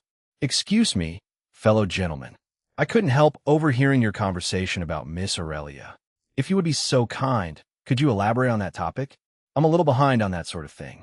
That is none of your business, said the taller, skinnier one. Jiang Fei lowered his head. My apologies. I was merely curious. It's fine. I don't mind telling you at all, said the shorter, fatter one who was being extremely friendly. Thank you. The shorter fellow spoke with vigor. I'm going to assume that you know about Miss Aurelia. I mean, who doesn't? Now, here's a fact that isn't widely known. It's about the Victors. That family is nothing but a vile, good-for-nothing, brain-lacking, shite-speaking, crap of a family. They expect people to worship them, even though they're the kind of people who would push stool into someone else's face. It was obvious that he didn't like the Victors. Come now, are they really that bad? Asked Jiang Fei, laughing. You're not from around here, are you? Said the fat one. Jiang Fei froze immediately, but the fat one continued. Relax. It's nothing to be ashamed about. Not everyone on this capital planet is here willingly. Besides, not everything about the capital is posh and good. Thinking that the fat one had made him, Jiang Fei almost had a heart attack and was prepared to make a run for it. But, judging from how the fat one talked, it seemed that most of the locals in the Alderaan Empire's capital planet were proud to live here. I wasn't trying to hide it, said Jiang Fei, pretending to play it off. Worry not. I have good eyes in judging people. I can tell that you are one of those honest workers, replied the fat one with a satisfying smile. Moving on, Jiang Fei pressed. What about Victor? Could you tell me why he is so despicable? Jiang Fei routed the topic back, because if he didn't, the fat one would probably go off on a tangent and just talk about himself. Right. So Victor, the son, knows nothing but how to trot about proudly. But his grandfather, he started as just a servant who was hired to feed the emperor's mustangs. So, one day, when the emperor was visiting his stable, one of the horses flew into a fit and galloped towards the emperor to attack. Victor's grandfather gallantly jumped in the way to protect him. You can guess what happened next. As thanks, Victor's grandfather became one of the top officials in the Empire, said the fat one, in a tone that suggested envy. Boy, you said it. He's one lucky bastard. Do continue, replied Jiang Fei, fanning the flames and insisting that he continue. The fat one snorted. After Victor's grandfather passed, his father replaced him. Victor's father is a man of talent and a priceless asset whom the emperor loved and cherished. Now here comes Victor. That waste of air is the epitome of pride and grandiose. Nothing can please him, and there's nothing he wouldn't dare do. He's the perfect example of a spoiled brat. So that's the backstory. What happened with Aurelia, and how was she forced into a marriage? Asked Jiang Fei. The fat one shook his head in disappointment. Victor got his father to get the emperor's blessing. That, and the fact that Victor's father has been nothing but helpful to Lord Kayson. Long story short, Aurelia is to become a pawn in Victor's game. Perhaps things can still turn around, said Jiang Fei. The tall one interjected loudly. Turn around? Not possible. The emperor has given his blessing, and none can deny it. The wedding ceremony will be held the day after tomorrow at the royal palace. The coffin has already been nailed shut. Miss Aurelia is done for. The short one snorted again. What a waste of beauty and talent. It's like throwing away a beautiful flower to a pig. And the pig is not even a useful one, added the tall one. Since when are pigs useful? Said Jiang Fei. Try to add the cherry on top of the insults with his joke. The conversation was both funny and insightful. For what it's worth, gossiping might have been a necessary tool to extract information. Chapter 1472. 1472. The oldest scam in the book. Oh shoot, it's held at the palace? Must be a huge event, Jiang Fei exclaimed in exaggeration. It was an attempt to coax the two into talking more about the situation. Of course. Have you ever seen the palace before? It's beautiful, grand, posh beyond anything in the universe. The short one bragged, as if the palace was his own home. I'll come clean. This is my first time setting foot on the capital planet. I've flown across this system many times and never had the chance to land. Technically, Jiang Fei was telling the truth. He had never visited this planet before. Let me tell you, the Emperor's palace is so grand that no other civilization could ever build anything like it, the short one continued to brag. I am hyped. I think I will take this chance to visit the palace. Jiang Fei said, Don't bother. Security will be tight since there will be a wedding. Don't wander around too much or you'll be thrown in prison. If you want to see the palace, you should just wait until the entire thing blows over, the tall one said. Oh, Jiang Fei sighed. What do you expect? For them to let you in just because you have never seen it? There will be too many royalties and nobles attending as guests. Civilians like us should just stay at home and watch the broadcast, the tall one added. Damn, I will not be here for long. Might as well. Could the two of you be so kind enough to point me to the direction of the palace? I'll just have a quick look from afar and be on my way. I could go home and brag about it to my friends and family, said Jiang Fei, pretending to be desperate. That was his goal, to get information about the location of the palace. You've asked the right people. This monkey here is a private transporter. You could take a ride with him, said the short one as he promoted his good friend. What about it? You want to hire a ferry? Asked the tall one. There was a certain glint in his eyes that reflected greed. Security around the palace had been tightened for a few days, so there was no business for him to conduct there. In fact, there weren't many passengers for him. That was the reason why he would rather spend his free time talking to his friend than roaming the planet for potential clients. As a city dweller, the tall one had been scamming many people into paying a higher price for his service. Now that Jiang Fei was obviously revealed to be a first-timer on this planet, he had blatantly presented himself as the most gullible customer for the tall one. He would spin the city for more than enough times to cheat unsuspecting travelers for extra money. He had been doing this for more than tens of years. Yes, please. Thank you for the trouble. Jiang Fei agreed, even though he was practically broke. Jiang Fei had literally zero local currency, but he had a mountain-filled worth of etherite.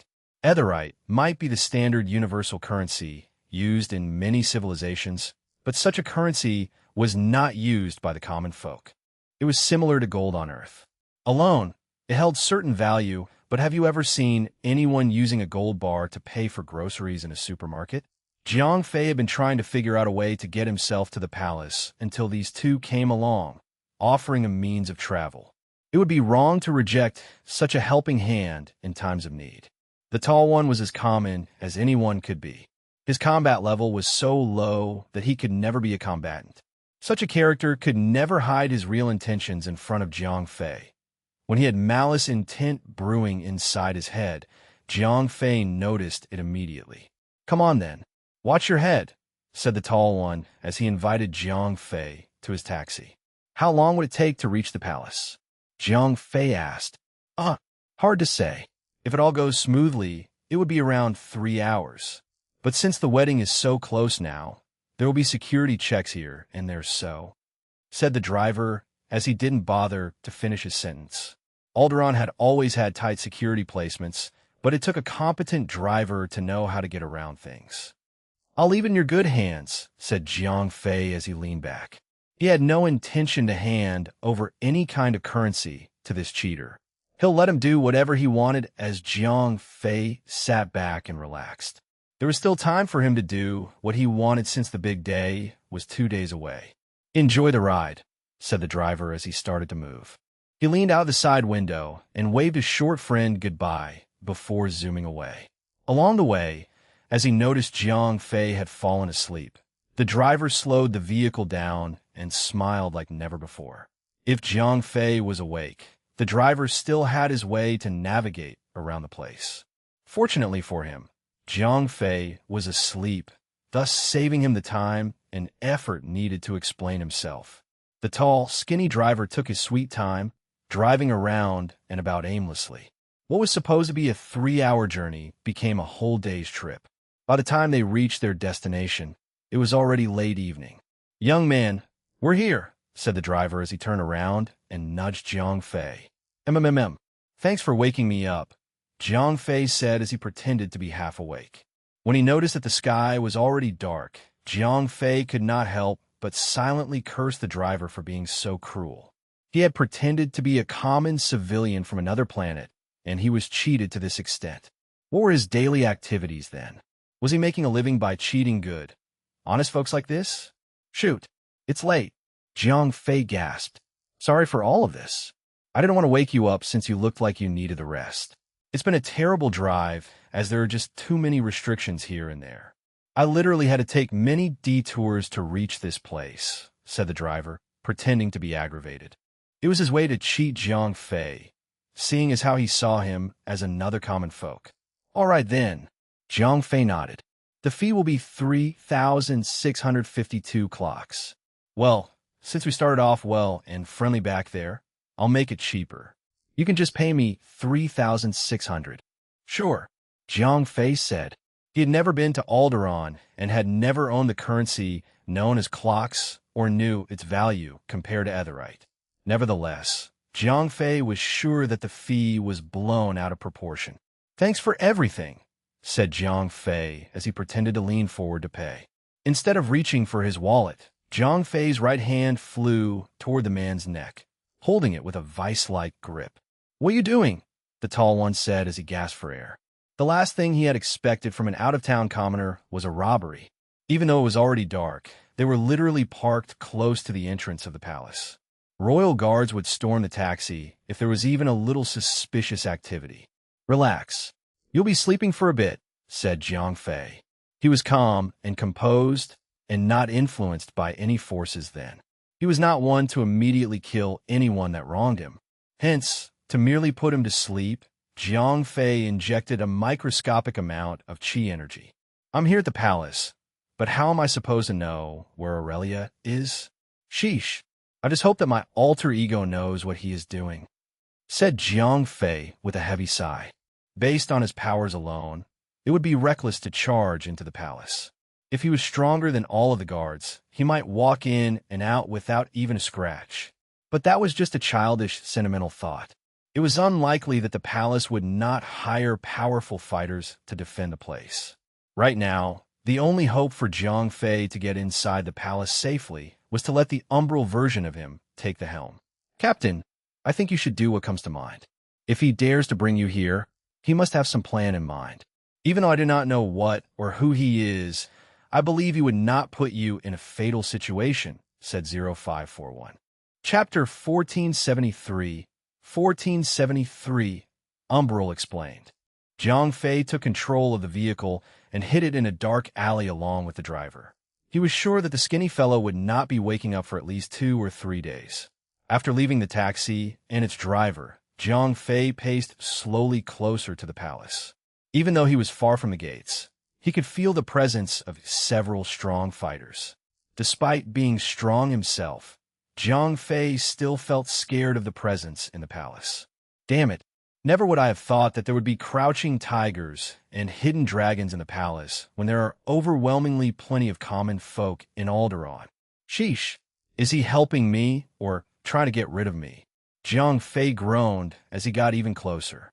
He needed a closer look at the palace to plan his entrance and exit route for his rescue attempt. Jiang Fei made a complete circle of the parameters and analyzed every possible entry and exit point. After that, he retreated far away and found himself a secluded place.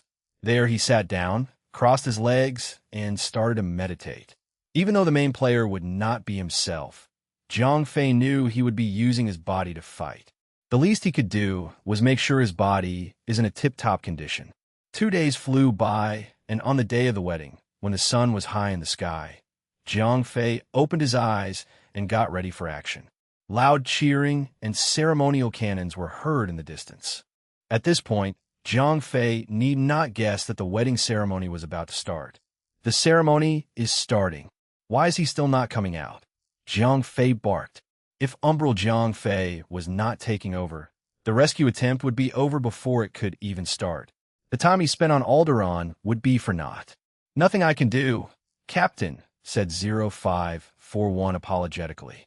There was no way Jiang Fei or 0541 could force the Umbral Jiang Fei to appear. He came when he liked and left in the same manner. Jiang Fei frantically checked himself to see what he could do to trigger the takeover. No reason to be so nervous. Just then, Jiang Fei's entire body froze as the black smoke started to form around his body. Identify yourself, 0541 immediately asked, as ordered by Jiang Fei. Finally talking to me, huh? He must have ordered you to do that, said Umbral Jiang Fei as he grinned. He paced slowly, nonchalantly, as if there was no rush into saving Aurelia. Personally, I would like to know who and what you are. Curious little one, aren't you? Umbral Jiang Fei smirked. Fine, seeing as how loyal you have been this entire time, I shall reveal a small part of the entire truth. However, I will only tell you if you will keep this a secret. You cannot tell anyone, not even him. Umbral Jiang Fei said again after a long pause. It is against my protocol to keep any kind of information from the captain. 0541 rejected the deal instantly. Very well then. I shall forever be an enigma. It wouldn't be beneficial for him to know who I am, as it will be a hindrance to his progress. 0541 hesitated. As Jiang Fei's support system, 0541 could not lie or hide any information from Jiang Fei.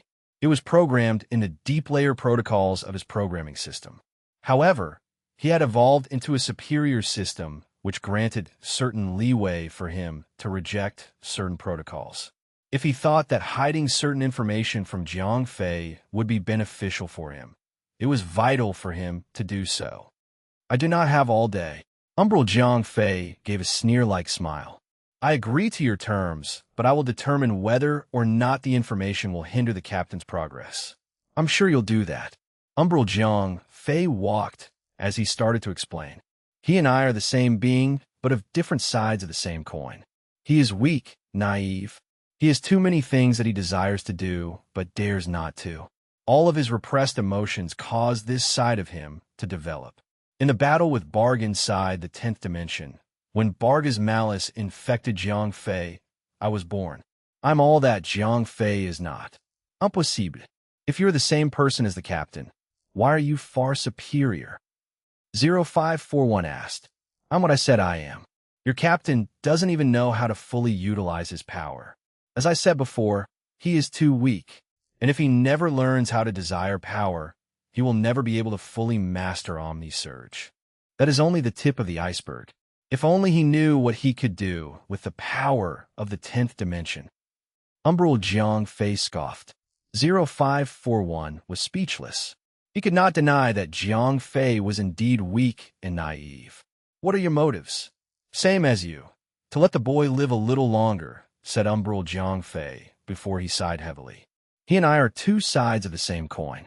If anything happens to him, I would suffer the same fate.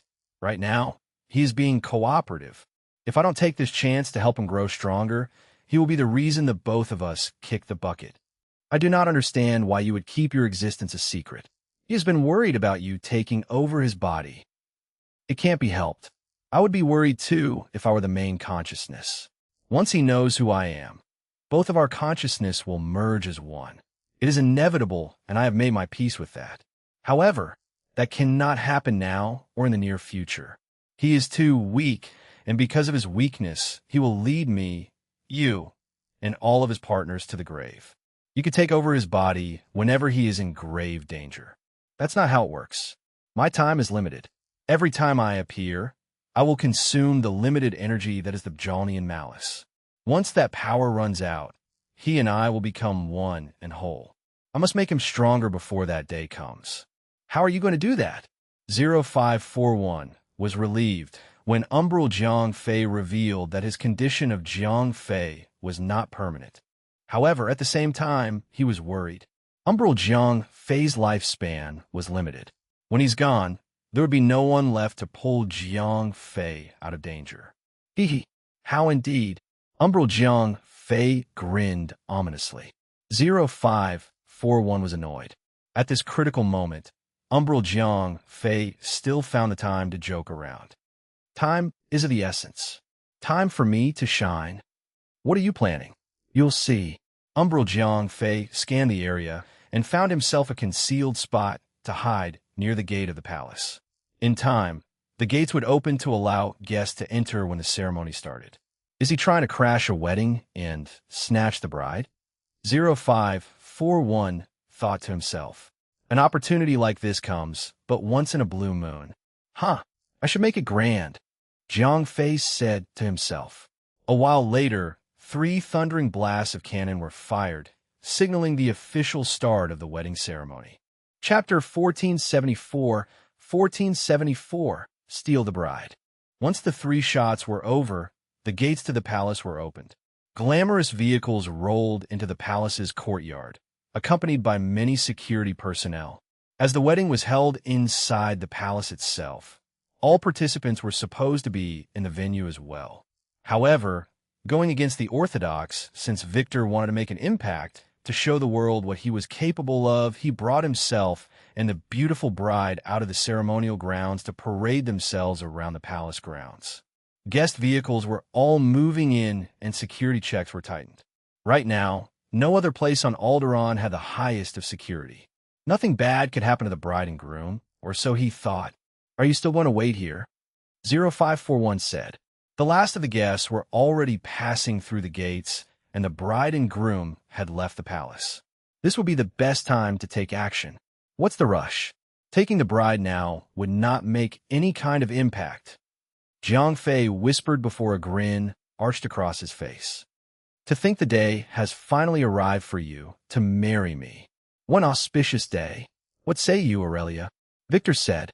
He was not even looking at his lovely bride, as he was too busy waving his hands at all the spectators that were cheering on the side of the pathway. Aurelia remained her usual stoic self. She couldn't care less for all the parading and the glamorous ceremony. The last thing she would care for was the man standing next to him, waving his hands to the mass, as if he was a famous person of benevolence. She had already set her mind to do the right thing. Come now, at the very least, give me a smile. You don't want to embarrass yourself in front of such a crowd now, do you? Aurelia remained unfazed, unmoving. Continue with your futile, silent protest. You shall see what I have planned for you tonight. Victor whispered into her ear as he grinned. Although he did mastermind the entire wedding, and it was through his father and the emperor himself, he had to continue the ceremony before he could have his way with her. If it wasn't for the emperor himself, she would have already been ravished thoroughly. Pray that my strength never returns, or I shall burn you and all that shares your blood to ashes, said Aurelia without displaying a single shred of emotion. She had been powerful. Past tense. Her combat level was over 9 million. She stood out amongst the strongest. However, due to a certain unfortunate event, she was poisoned by this despicable man, reducing her godlike powers to only a common folk's. Her strength was sapped away. Now, she could not even hold a sword, much less fight her way out of this wedding. Return? Darling, your strength will return, but only in your dreams. The poison in you is potent and without cure. From this day forward, your only job is to pleasure me. Know this, after the ceremony, the Ice Queen shall be no more. She shall be nothing but a whore and a breeding pig. Victor said with a smile so wide that it deformed his regal appearance. Aurelia still remained unfazed, unmoving. There was no fear, no pain, nothing. A true display of defiance until the end. Despite it all, she was hurting, crying on the inside. Despite it all, she was still a woman, and her heart was calling for Jiang Fei, wherever he may be. Where are you, O stranger of the enemy? I pray that my message shall reach you in time, for only death shall be my ending without you saving me from this hell. Aurelia's right eyelid twitched a little, and fortunately, Victor was too busy attending to the crowd to notice. With the slowest movement possible, Aurelia moved her tongue toward the side of her teeth, making sure that the capsule was ready to be used. It was a suicide capsule she had prepared during her first deployment in the battlefield. She knew, as a woman, there would be a gruesome fate worse than death that awaited if she was ever to be captured. She was prepared to kill herself, but never in her wildest dreams had she thought she would use it on the land, in the palace of the emperor she had bled to protect.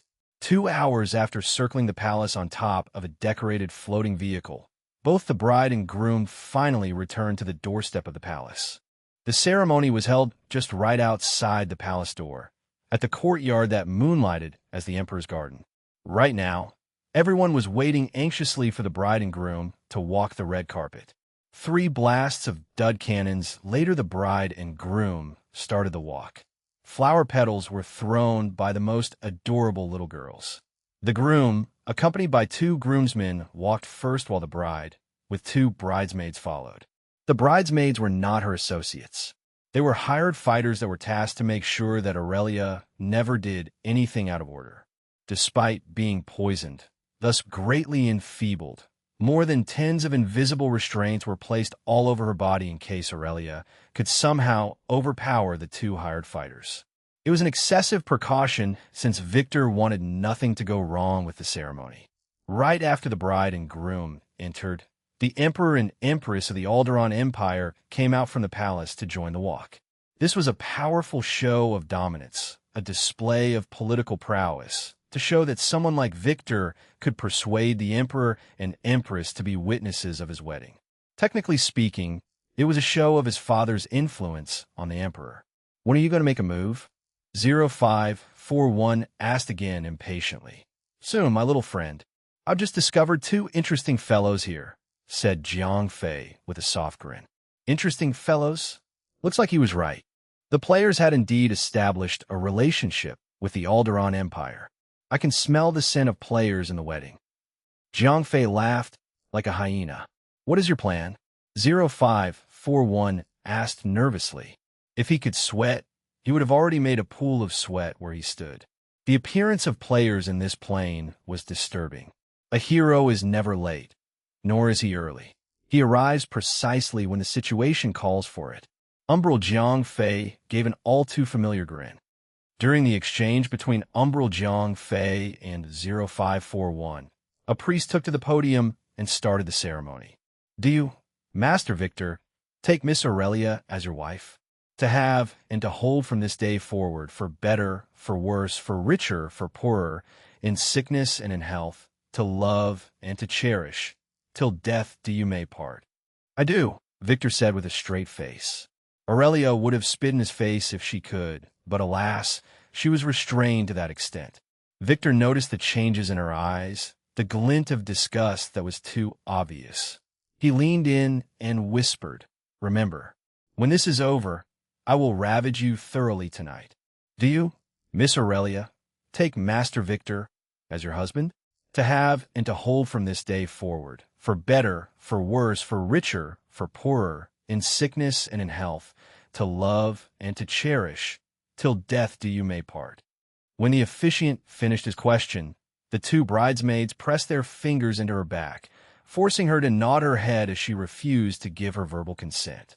Despite that, Aurelia resisted with every last bit of energy that she had. "Such is my fate sealed with your absence, O stranger of the enemy." After all this time, Aurelia Finald cried. Tears rolled off her face as her jaw moved to give way for her tongue to crush the suicide pill. What a drag! Don't you know that the worst-tasting ones are the ones that are forced against their will? To think that you would even broadcast this event. Such pride. TSK, such ignorance. A deep sigh, followed by a long speech delivered with a sleazy tone, rang across the entire palace ground. By the time everyone realized what was happening, Umbral Jiang Fei was standing in between the bride and groom, with him being a hair's width away from Aurelia. "Arrest him!" The officiant roared, and the entire ceremonial grounds was plunged into a state of panic. Royal guards, made distinguishable from the bright red color of their uniforms, rushed toward the Emperor and Empress side. Regular black suit bodyguards rushed toward the groom. As for the other attendees, they were running amok like headless chickens. "Hey there. Sorry for making you wait this long. I'm here now, and I'm going to take you away." Jiang Fei plucked his hands and gently tapped Aurelia's forehead. His smile, the same one that was incredibly offensive the first time she saw it, was now a ray of warmth that thawed her cold heart. "How dare you intrude on the Emperor's palace? Have you a death wish?" Victor roared, making sure to threaten Umbral Jiang Fei with the sentence of being a threat to the Emperor and not for intruding on his wedding. Such was his ability in sentencing a crime, an ability he had misused many times over. "Who is he?" asked Alistair, the Emperor of the Alderaan Empire. He was old, but he was far from being a senile old man. He knew that this intruder was not there to kill him, as he was still standing in front of the bride. "My liege, I don't know the identity of the intruder. He does not look like someone from a named family. A high officer came forth from behind and answered. It matters not then. Kill him, please, Emperor Alastair decreed as he waved his hands nonchalantly. Even though the intruder was not there to kill him, he was still sentenced to death for the crimes of intruding palace grounds and disrupting the wedding ceremony. Technically, such crimes were never so vile that they deserve a death sentence. However, it was akin to a slap to the emperor's face then, hence the death sentence. He was the emperor after all. He could do whatever he wanted, and none had a say in it. Chapter 1475. 1475. Whole or shredded? My liege, how do you wish me to prepare him? Whole or shredded? Said the High Lord Advisor of the Emperor as he glanced at Jiang Fei. His tone and demeanor suggested that Jiang Fei was not a threat. Surprise me, said the Emperor Alastair with a frown before the royal guards took their defensive stance around him. To be fair, he was a little annoyed to be asked such a question. He was a straightforward man, and when he asked for someone to be killed, there were a million ways the deed could be done. Why ask such a question then? To make a joke? That being said, the High Lord Advisor was powerful, measured combat level at over 10 million. That gave him certain leeway for him to talk around the Emperor as long as it was not degrading or a direct insult. Enjoy whatever breath you have left, for I, the High Lord Advisor, have decided to dispose of you, said the man as he kicked off the ground and made a straight charge for Jiang Fei.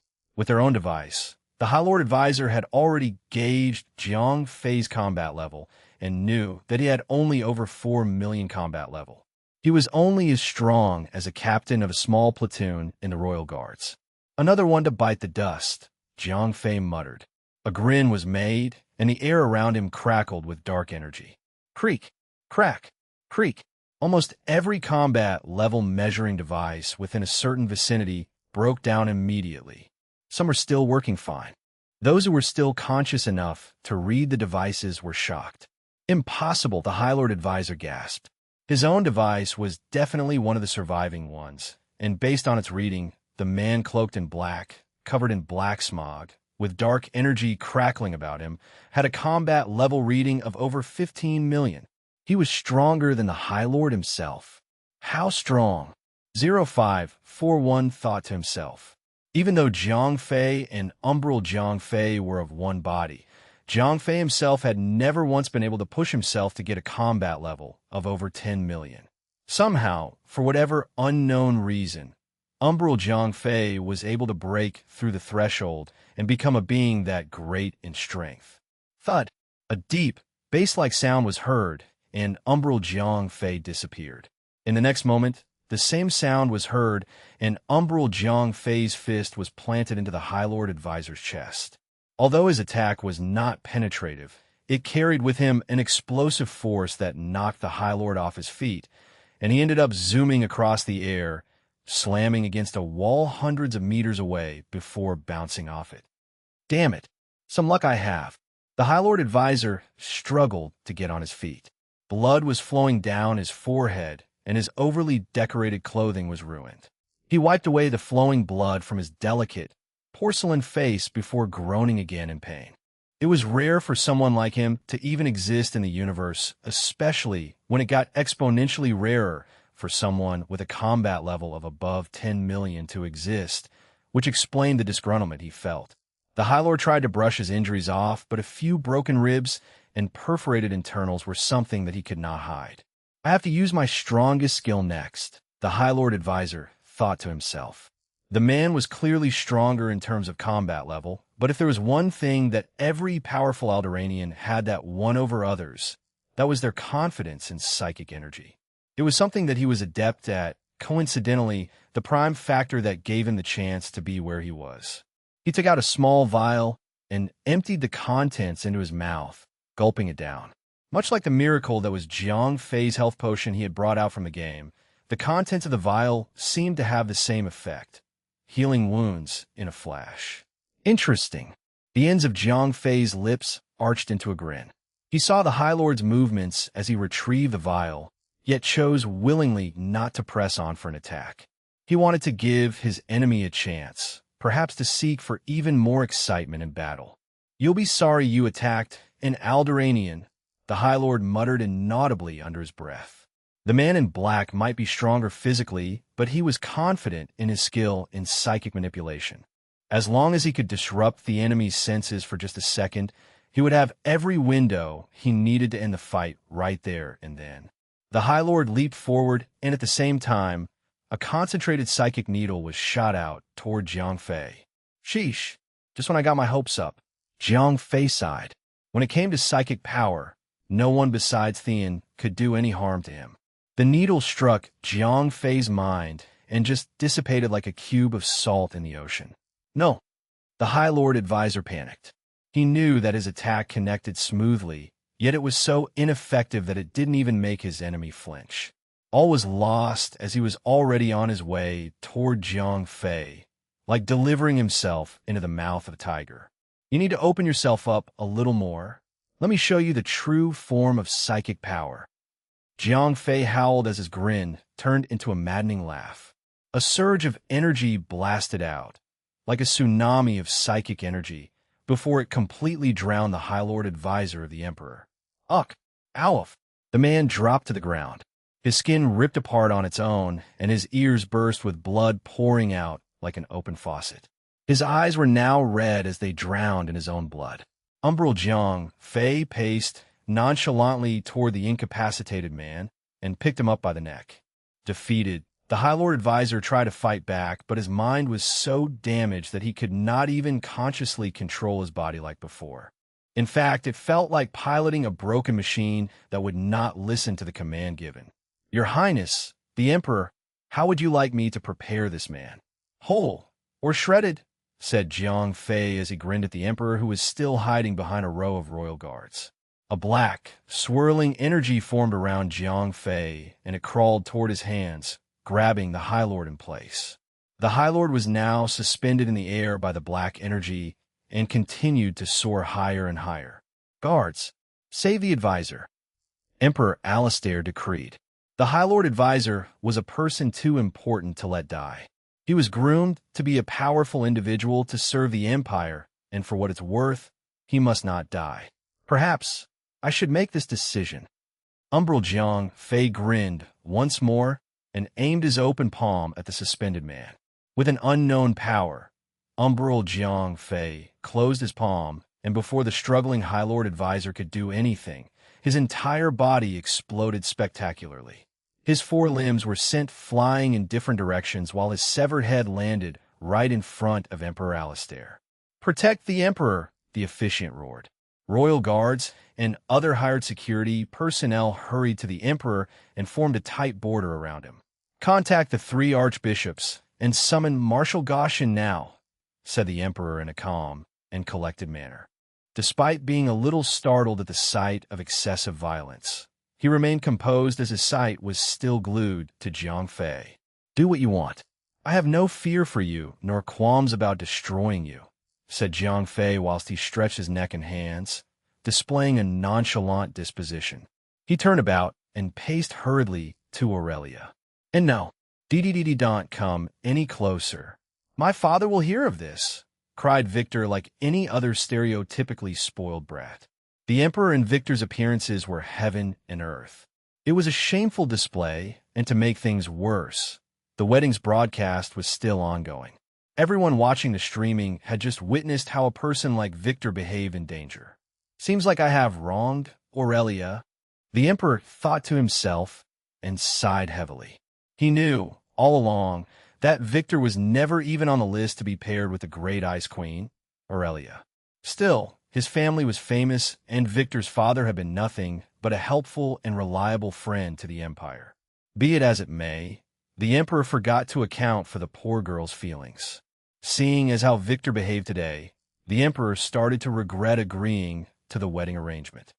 You sicken me, Jiang Fei hummed when he stood in front of the floored Victor. He swung his hand and slapped him hard, leaving a bright red mark handprint on his cheek. Jiang Fei was not going to kill him. Not because he was afraid of the repercussions of killing the son of an important famous family, but because he was not even worth being killed. Killing him would only sully his hands, and the rage in Umbral Jiang Fei's heart would still remain. Chapter 1476, 1476. The Three Archbishops. Hello again, Jiang Fei hummed. The bastard had been slapped away, and there was nothing standing in between umbral Jiang Fei and the lovely bride. Unfortunately, there was someone behind her. Before she could even express her profound happiness to see the man she coveted, one of the bridesmaids snuck behind her and pressed a blade to her throat. "Stand back, or she dies," said the hired fighter. Jiang Fei crossed his arms, sulking while shaking his head. "I wouldn't do that if I were you," said Jiang Fei. "Stand back," she bellowed as she pressed the blade harder. Seeing as how he could even defeat the High Lord Advisor without breaking a sweat, she knew that a hired fighter such as herself would not stand a chance against this man in black. Nevertheless, there was still a way. His objective had been made clear when he chose not to do anything against the emperor or the groom. He was there to save the bride, and that was her leverage against him. "Oh no, you've chosen poorly," Jiang Fei muttered. "Stand back now," the female fighter roared desperately. She was hired by Victor to make sure that nothing was to become of the bride so that the marriage can go on smoothly. Technically speaking, the entire wedding was ruined, and there was no picking up where they left off.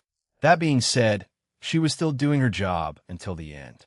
Now, one must be taught for choosing poorly," said Jiang Fei. And just like that, the blade that was pressed against Aurelia's throat was dropped to the ground. The female fighter's eyes froze with fear. She tried her best to move, but nothing happened. Her entire being was frozen solid. From a moment Jiang Fei talked to Aurelia, he had already noticed the presence of the female fighters behind her. A trail of black energy had been released, and by the time the female fighter took Aurelia hostage, she was already contaminated by Jiang Fei's power. "And no, don't kill me," she cried. Her eyes quivered with fear as they swam about. None responded to her plea as she could feel all her powers being sucked away, as was her life force. "What about you? What would you choose?" said Jiang Fei without facing the other female fighter standing not too far from Aurelia. The woman said nothing as her hands still gripped the sword in its sheath. Seeing as how her partner was incapacitated by the man in black who fought without even lifting a finger, her decision was swift. Between attacking or not, she chose to take 2 steps back. "You've chosen wisely," said Jiang Fei as he nodded. He then paced toward Aurelia and stopped, putting his face close to hers. "You are mine to behold. Your life, your entire existence is mine to own. Now, spit out that vile capsule from your mouth," Jiang Fei declared with such dominance that Aurelia, with her eyes widened, could not help but look directly into his eyes. She was stumped. Perhaps for the second time in her life by the same person. If it were any other man, they would have been beaten to the ground for even daring to breathe the same air as her. However, she could not help but felt some sort of powerful attractive force from him. Everything he did was vile and repulsive, yet she could not push it away. In fact, it would even be said that she welcomed it. Aurelia turned to her side and spat out the uncrushed capsule. How could a man, whose name she did not know, provide such an overwhelming sense of dominance, safety, and insurance for her? In fact, the longer he stood next to her, the more she felt like no harm would befall her. "Now, will you take my hand?" Jiang Fei said as he reached out his palm. "I would." Aurelia did not hesitate. She reached out her own and held the man's coarse hand. Was it fate? She could not stop thinking about it. How was it that she could not bring herself to hate this particular man when all men had been nothing but disgusting to even stand with? "Hold! Know your place, insolent fool. You are standing in the presence of the Emperor of the Alderaan Empire. You are not to leave until I decree it." Emperor Alistair bellowed. Everything that the man in black had done was nothing but a blatant spit to the face. It was only natural for him to be angry when one was rude in the presence of the Emperor, right in front of his own house. Jiang Fei scoffed without even turning to look at the Emperor. He pulled Aurelia's hands and headed out of the palace without a single F***CK given. He would have teleported away, but the entire palace had space-time warping disruptors installed. The only way out was to physically walk out from the front gates.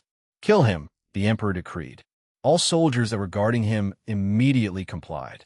They broke out from their defensive formation and charged toward Jiang Fei. Now, there were more than tens of thousands of soldiers, royal guards, and otherwise surrounding Jiang Fei from all sides. Even being surrounded, Jiang Fei remained calm and stoic. The same grin on his face remained unchanged. Aurelia, drugged and powerless, held his hand tighter. It was not fear that made her do that. It was her attraction toward him, from the sense of security that he exuded. So be it, Jiang Fei said. A small portion of the black smog around him split away and immediately attached itself to all the nearby soldiers. Once the black smog condensed into black goo, the soldiers' eyes changed to that of raging berserkers. Immediately, they turned to their closest partners and started to attack mercilessly. What are you doing? The enemy is there. Bastard, are you going against the Empire? Stupid boy, you dare to attack your own father. Friendlies became enemies in an instant and chaos ensued. Those that were still clear of mind could not understand why their own allies were attacking them. On the other side of things, those that had gotten themselves controlled had not a shred of their original conscience remaining.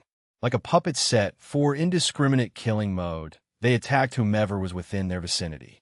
What powerful psychic influence, said Alistair as his face turned pasty pale. As the Emperor, his natural mastery of psychic energy was unprecedented. Despite being old, he still had over 10 million combat level. If he wanted to, he could easily put down the tens of thousands of soldiers all by himself. When a small portion of the soldiers started a rampage against their own, Alistair immediately unleashed a wave of purification psychic energy to unshackle whatever that was controlling them. Unfortunately, Alistair was no match for Umbral Jiang Fei that was possessing the ultimate cheat tool, the core of will. Deep within those umbral eyes, a glint of silvery light flashed. The power of the core of will was pushed to its limits, overthrowing Alistair's own psychic energy. Soon, more black smog spread it out further, infecting more and more soldiers by the second. Alistair tried, but as much as he poured out his own powers, he was soon drained to his last drop and was still unable to save even one of his soldiers. Who dares to disturb the peace of the Empire? A deafening roar was heard coming from the heavens above.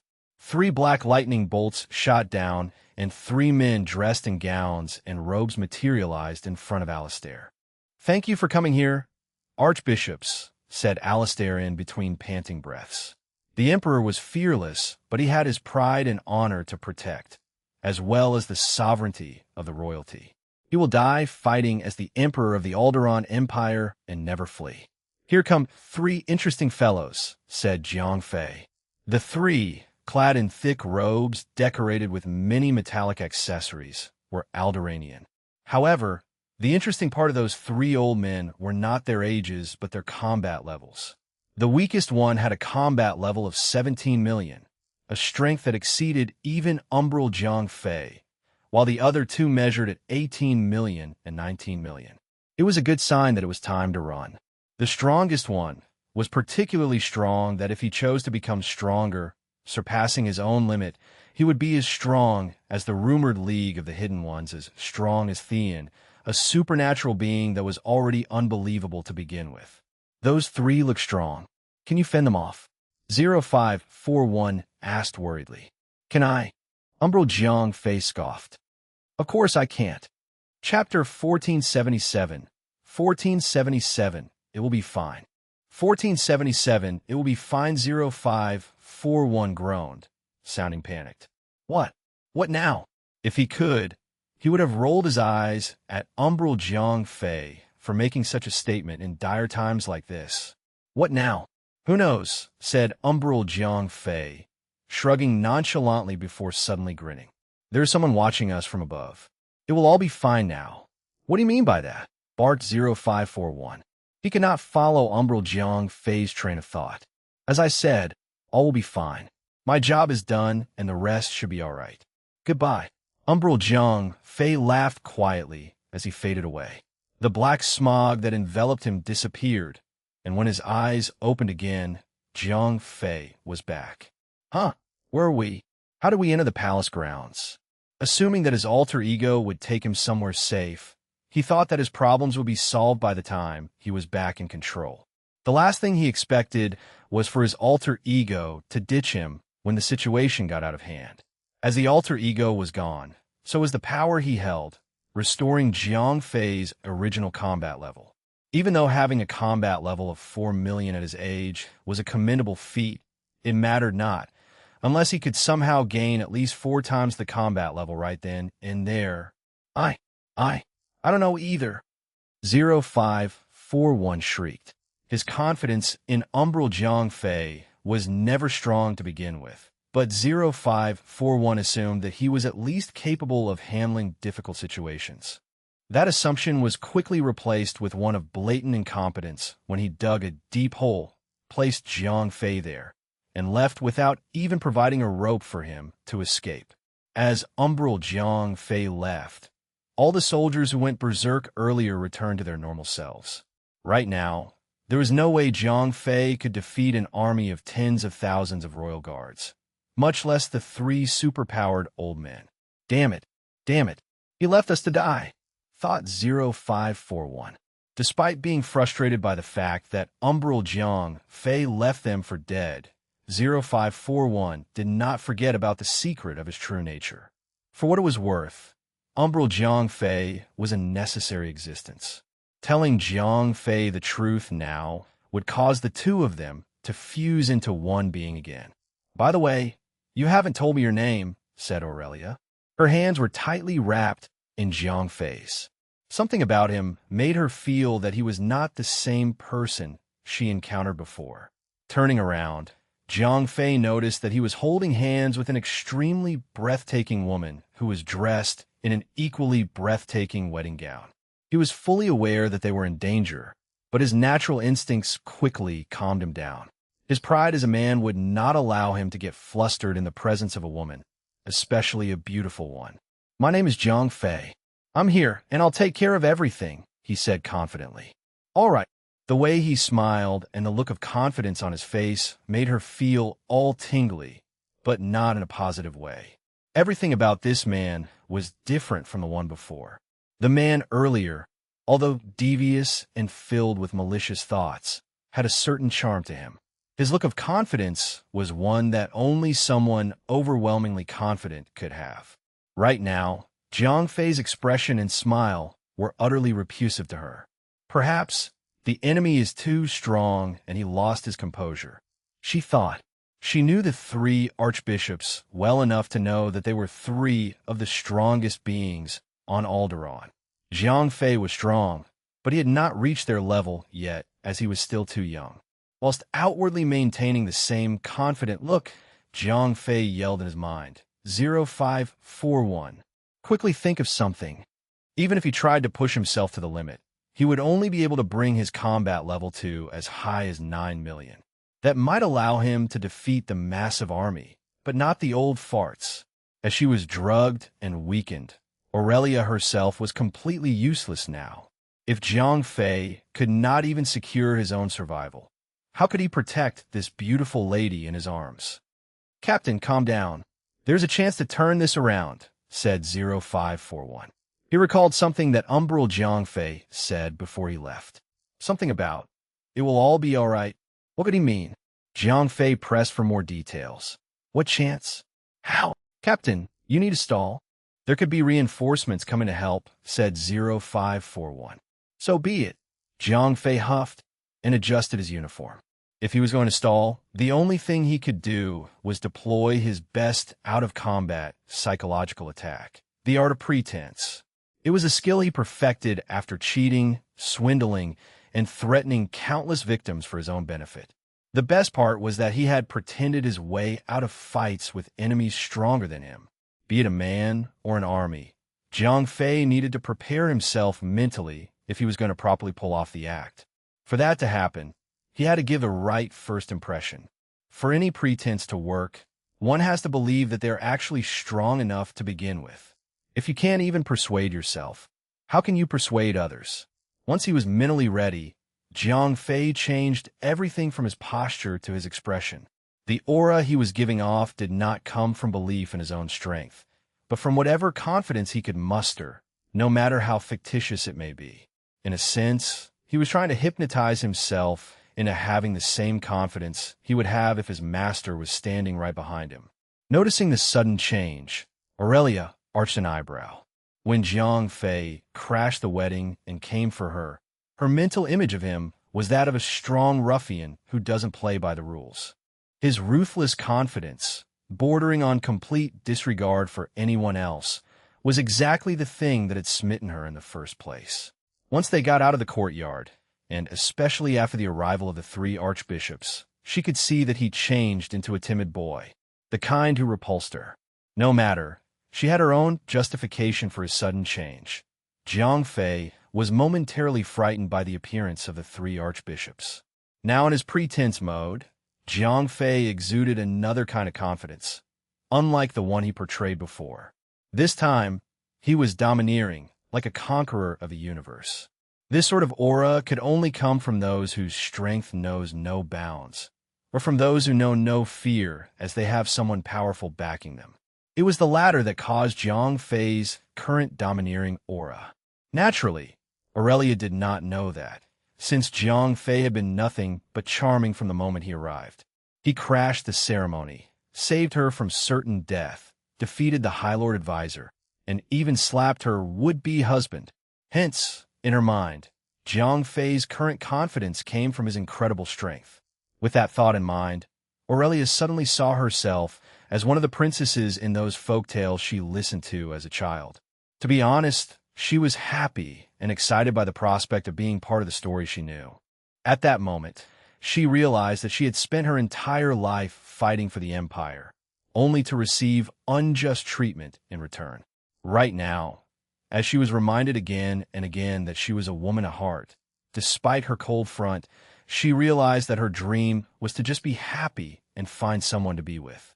While Jiang Fei was getting into character, he did not realize that the woman he was still holding was completely mesmerized by his performance. Of course, he didn't notice her reaction. He was completely fixated on tricking the three demigods. Chapter 1478. 1478. Never let your guard down. Jiang Fei didn't bother to raise his head to meet their eyes as he spoke. Gentlemen, must you insist on stopping me? They were high and mighty, but Jiang Fei was never one to show respect when it was not yet earned. That was the first step in displaying his confident persona. Insolent you are. Punished you must be, said the shortest of the three archbishops. Although they were not political figures, they held a certain influential power and stood second to the emperor himself. While the emperor held the highest authority and ruled as a sovereign figure, he still had great respect for the three archbishops. Given their position, it was infuriating to have a young boy with a combat level of only 4 million speak to them so disrespectfully. Reserve yourself, third brother, said a fatter man as he held out his hands.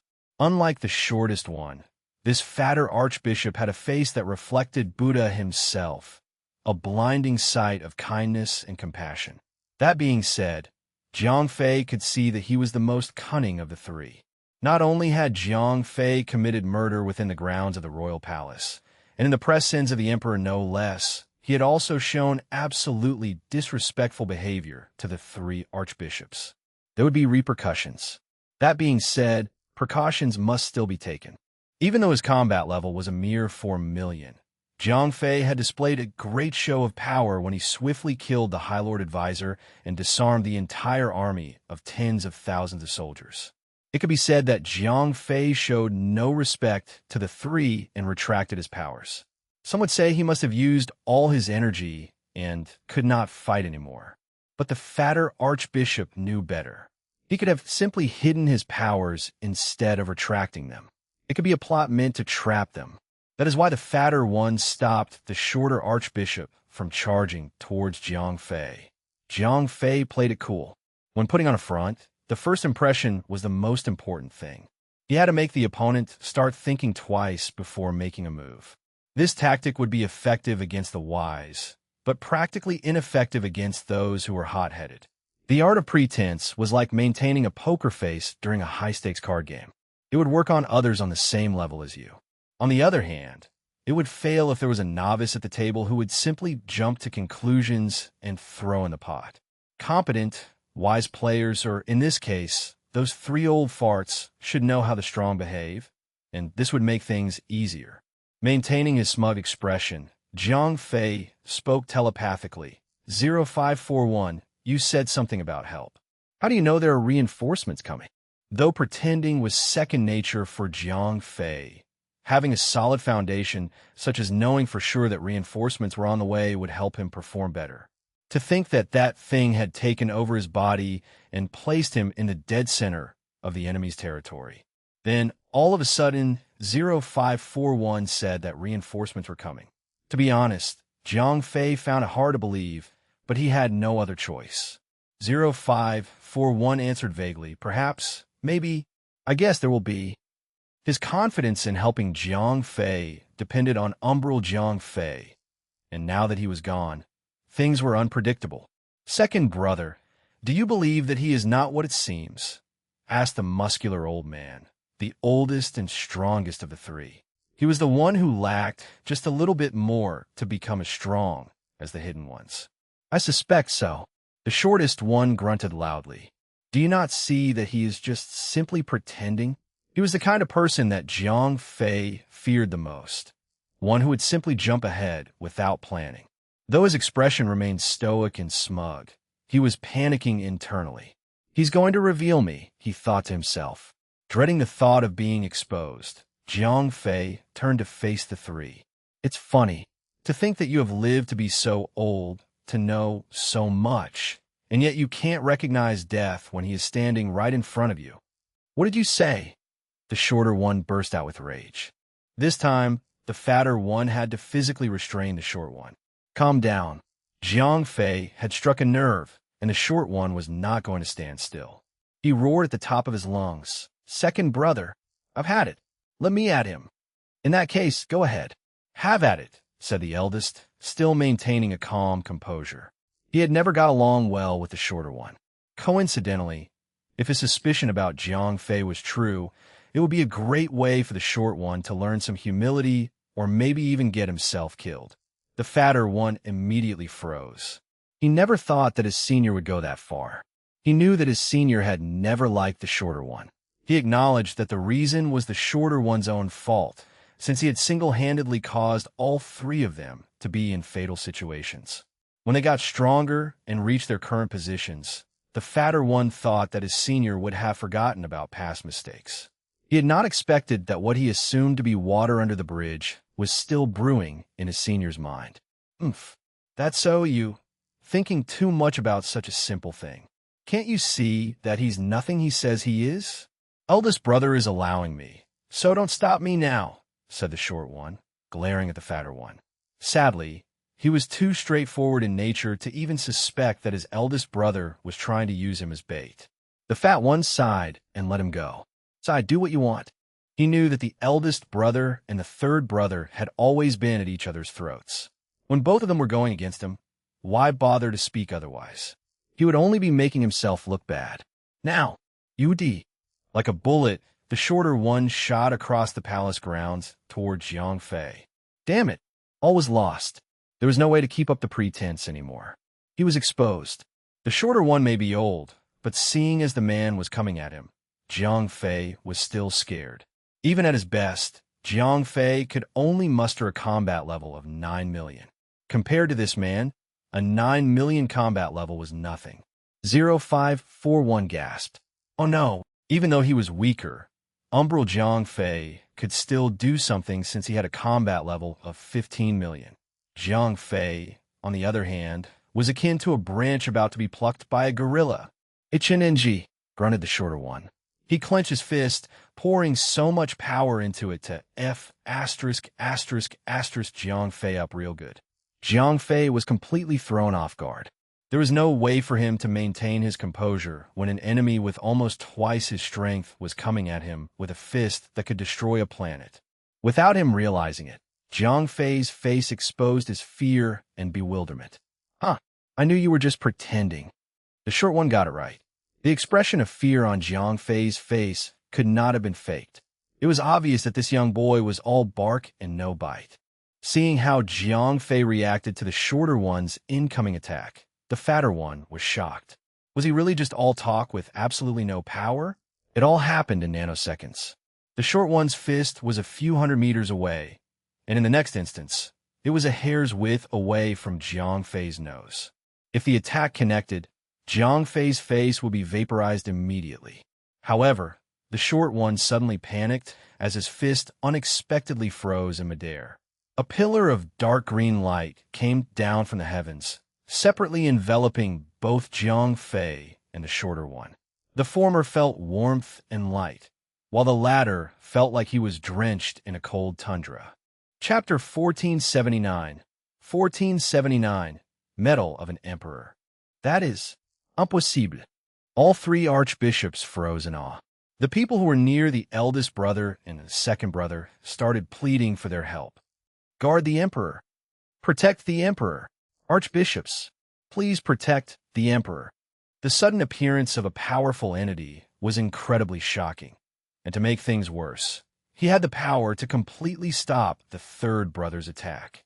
While the officials were pleading for the archbishops to protect the emperor, they were actually hiding behind the emperor just to be included in his blanket of safety. It's useless, the fat one confessed as he sighed defeatedly. It's over now, said the eldest one. Even he, the strongest amongst the three archbishops, looked like he had given up, feeling the powerful protective force enveloping him. Jiang Fei looked up and immediately felt safe. Master, he bellowed happily. The man who came down from the sky, the same man who was responsible for the protective light, was none other than his master, Thean the Plunderer. MHM, Thean hummed, nodding. He said, and did nothing, only staring at everyone with eyes that looked through everything. To be precise, the mass of people gathered there, including the three archbishops, were nothing but dust to him. Despite looking incredibly frightened, Emperor Alistair came forth and asked, Archbishops, who is this man? At this point, when they could not even ensure their own safety, they could not find the courage to answer the emperor's question. Master, why are you here? Asked Jiang Fei. Thean rolled his eyes. Humph. You can stop pretending now. You knew that I was following you all along, didn't you? That's why you dared to pull this sort of stunt on your own. He was not happy with Jiang Fei's little performance here.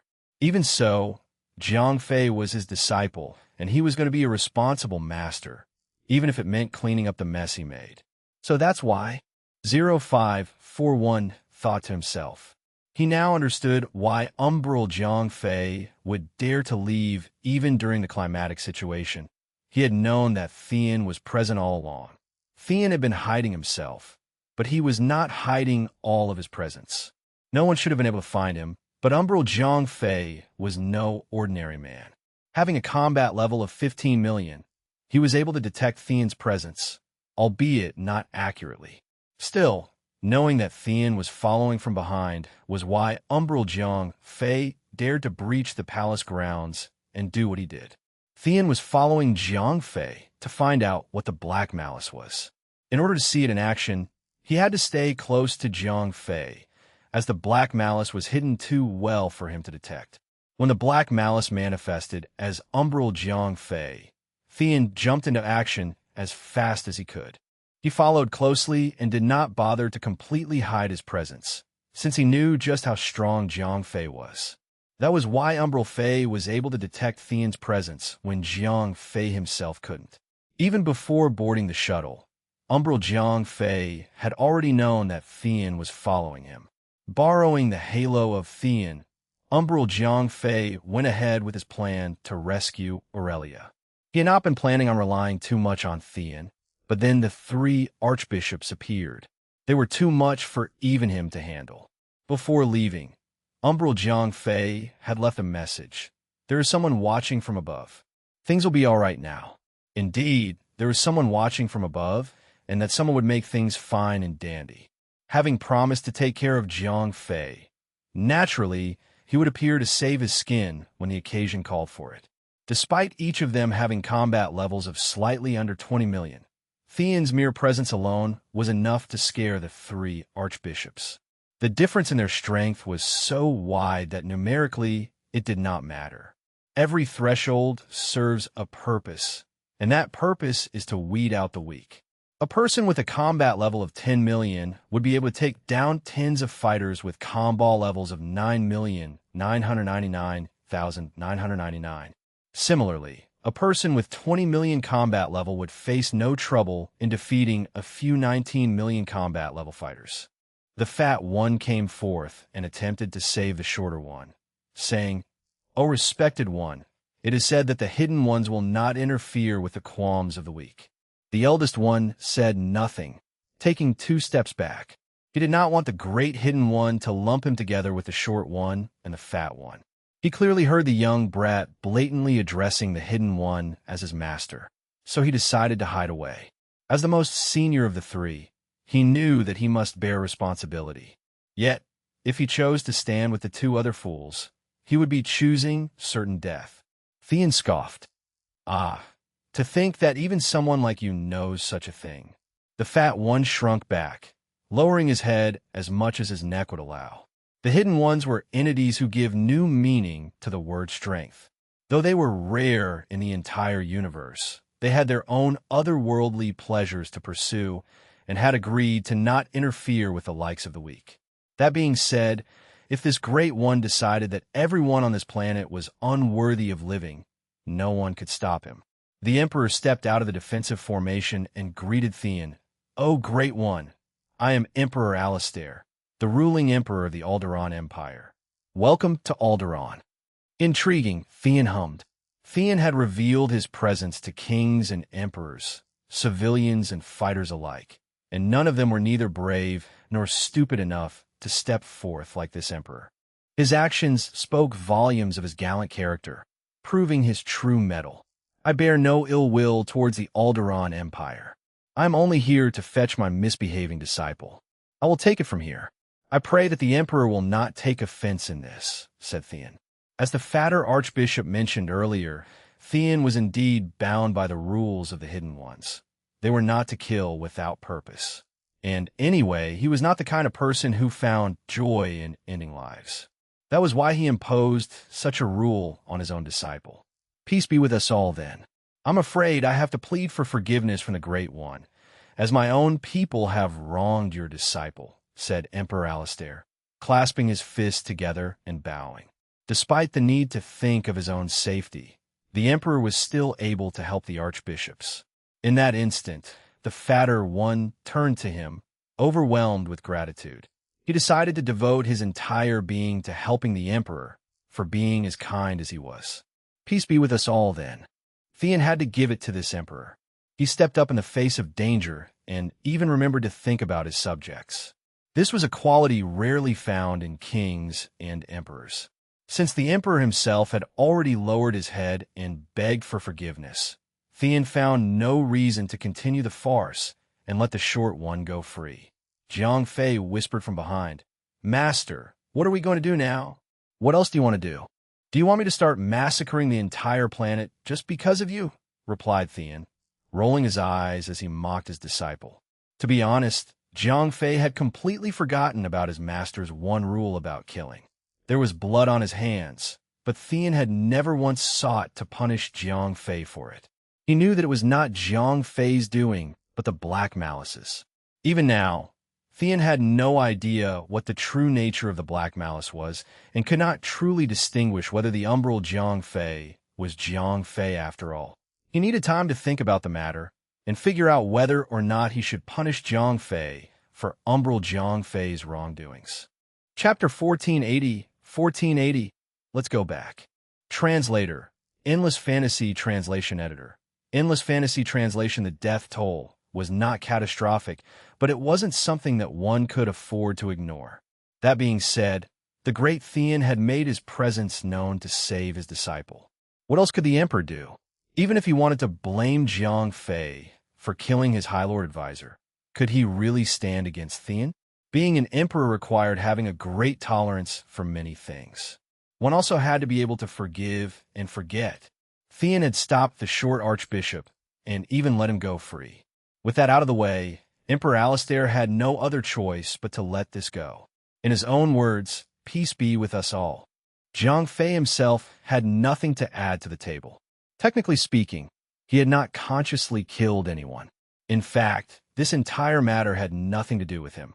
If there was someone to be blamed for all this, it would be Umbral Jiang Fei, although technically Umbral Jiang Fei was still Jiang Fei after all.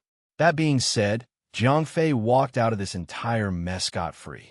Even after crashing a wedding, slapping the groom, killing an important official, disrespecting the emperor, and kidnapping the empire's most valued lady, Aurelia was no longer fixated on Jiang Fei's weakness. In fact, she now had nothing but admiration for him. This prince of hers was not only strong, but also had such a powerful master. Aurelia had never admired those who utilized their masters to get out of committing petty crimes, but in Jiang Fei's case, his master was one of the infamous Hidden Ones. Compared to the rest of the universe, anyone who was part of the League of the Hidden Ones were like gods. With such a great master to guide him, Jiang Fei's future would be as certain as the rising sun. Such a promise, such an expectation, was truly exciting. Thean sighed and softly said, "Let's go back." To be honest, he was not keen on stepping into his disciples' mess. Jiang Fei had been such a good student, never doing anything that would cause trouble for Thean. However, this entire fiasco only started because Jiang Fei turned into his umbral form. If Thean hadn't been observing him, he would have let Jiang Fei die by the hands of the archbishops. Thean had his own reasons for saving Jiang Fei, one of which was the fact that Jiang Fei was the only other person in the entire known universe who also had an energy core within him. It was already rare for someone to absorb an energy core to begin with, and to find one with the same kind would be rarer.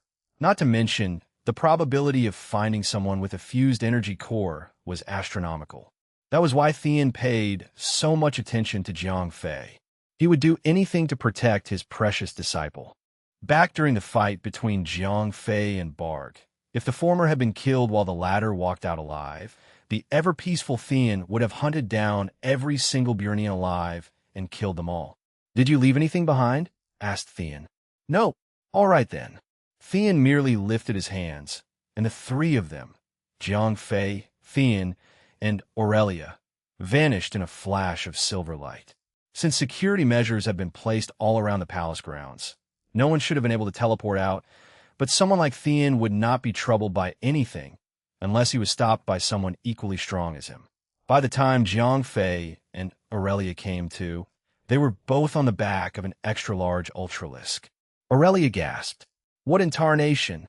Recognizing the energy signature, she knew that she was sitting on top of an extremely powerful ultralisk. Her eyes widened in disbelief, and her jaw dropped in shock, leaving her lost for words. "Fret not, this is my master's personal ride," Jiang Fei explained. "This is unbelievable. This senior must be incredibly strong to tame such a beast," said Aurelia, immediately giving Thean the respect he was due. Thean smiled. "You're giving me too much praise there. I was just lucky." He turned to Jiang Fei, glaring at him with a frown and sulking slightly. "Did you seriously cause this mess just because of this woman?" Jiang Fei blinked profusely and could not answer. He had no idea what this woman was to him in the first place. All he knew was that his alter ego had done something for him, and in return, he wanted Jiang Fei to rescue her. 0541 chimed in too. "Captain, I think you should instead start thinking about how to explain this matter to Miss Isabella."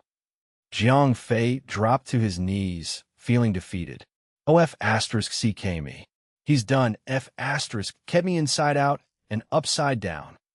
Jiang Fei had unknowingly left the ship without even informing the girls. They must have been worried sick about his sudden disappearance. Now he was returning with a new woman, and an extremely beautiful one at that. How was he going to explain his way out of this? Should he tell the truth? Like so, my alter ego took control of my body and saved this girl. Just thinking about it gave Jiang Fei goosebumps.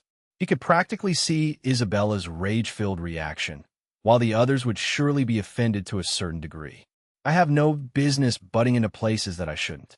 I'll leave you to handle your young people problems yourself. That aside, I can now see your problem regarding the black malice you mentioned before," said Thean. When Thean appeared on Alderaan, He'd done a thorough check on Jiang Fei's body, yet he could not find any sort of trace of the black malice. That being said, he had personally observed how the black malice came to be and how it affected other people around him. That was the evidence he needed to spare Jiang Fei. He was not himself when the black malice appeared, as Jiang Fei himself had no mind-controlling abilities nor a combat level of more than 9 million. With a speed that not even Thean could reach, the Ultralisk zoomed across the universe faster than even the military-issued shuttlecraft. Just 1.5 days later, Jiang Fei was back in the Domini system. "Master, would you like to rest at my place?" asked Jiang Fei as he disembarked from Little Marshmallow, Thean's Ultralisk. "Thank you, but I have something else to do. I am now going to Alpha Sector to investigate our little friend," replied Thean. He had acquired enough information about Alpha Sector, but not detailed enough to be satisfied. "Be careful, Master. Be wary of the Golden Barrier." "By all means, do not touch it," said Jiang Fei. Thean may be powerful, but even he could still be harmed. Jiang Fei didn't want anything to happen to his precious support. In fact, Thean was the central pillar to everything currently Jiang Fei was. If Thean was to fall, so would Jiang Fei. Thean scoffed. "I'll be fine on my own." He teleported both Jiang Fei and Aurelia to the surface of Tyrannid. "Gah, it's good to be back." Jiang Fei howled as he stretched his body. Tyrannid was his temporary base while waiting for the base on planet C-195 to be completed.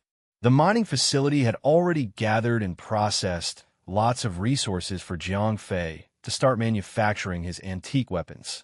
If he had not been busy leaving for Alderaan and crashing a wedding, he would have already manufactured a few Namekian-made spaceships to be sold to the richest of the Trade Federation's merchants.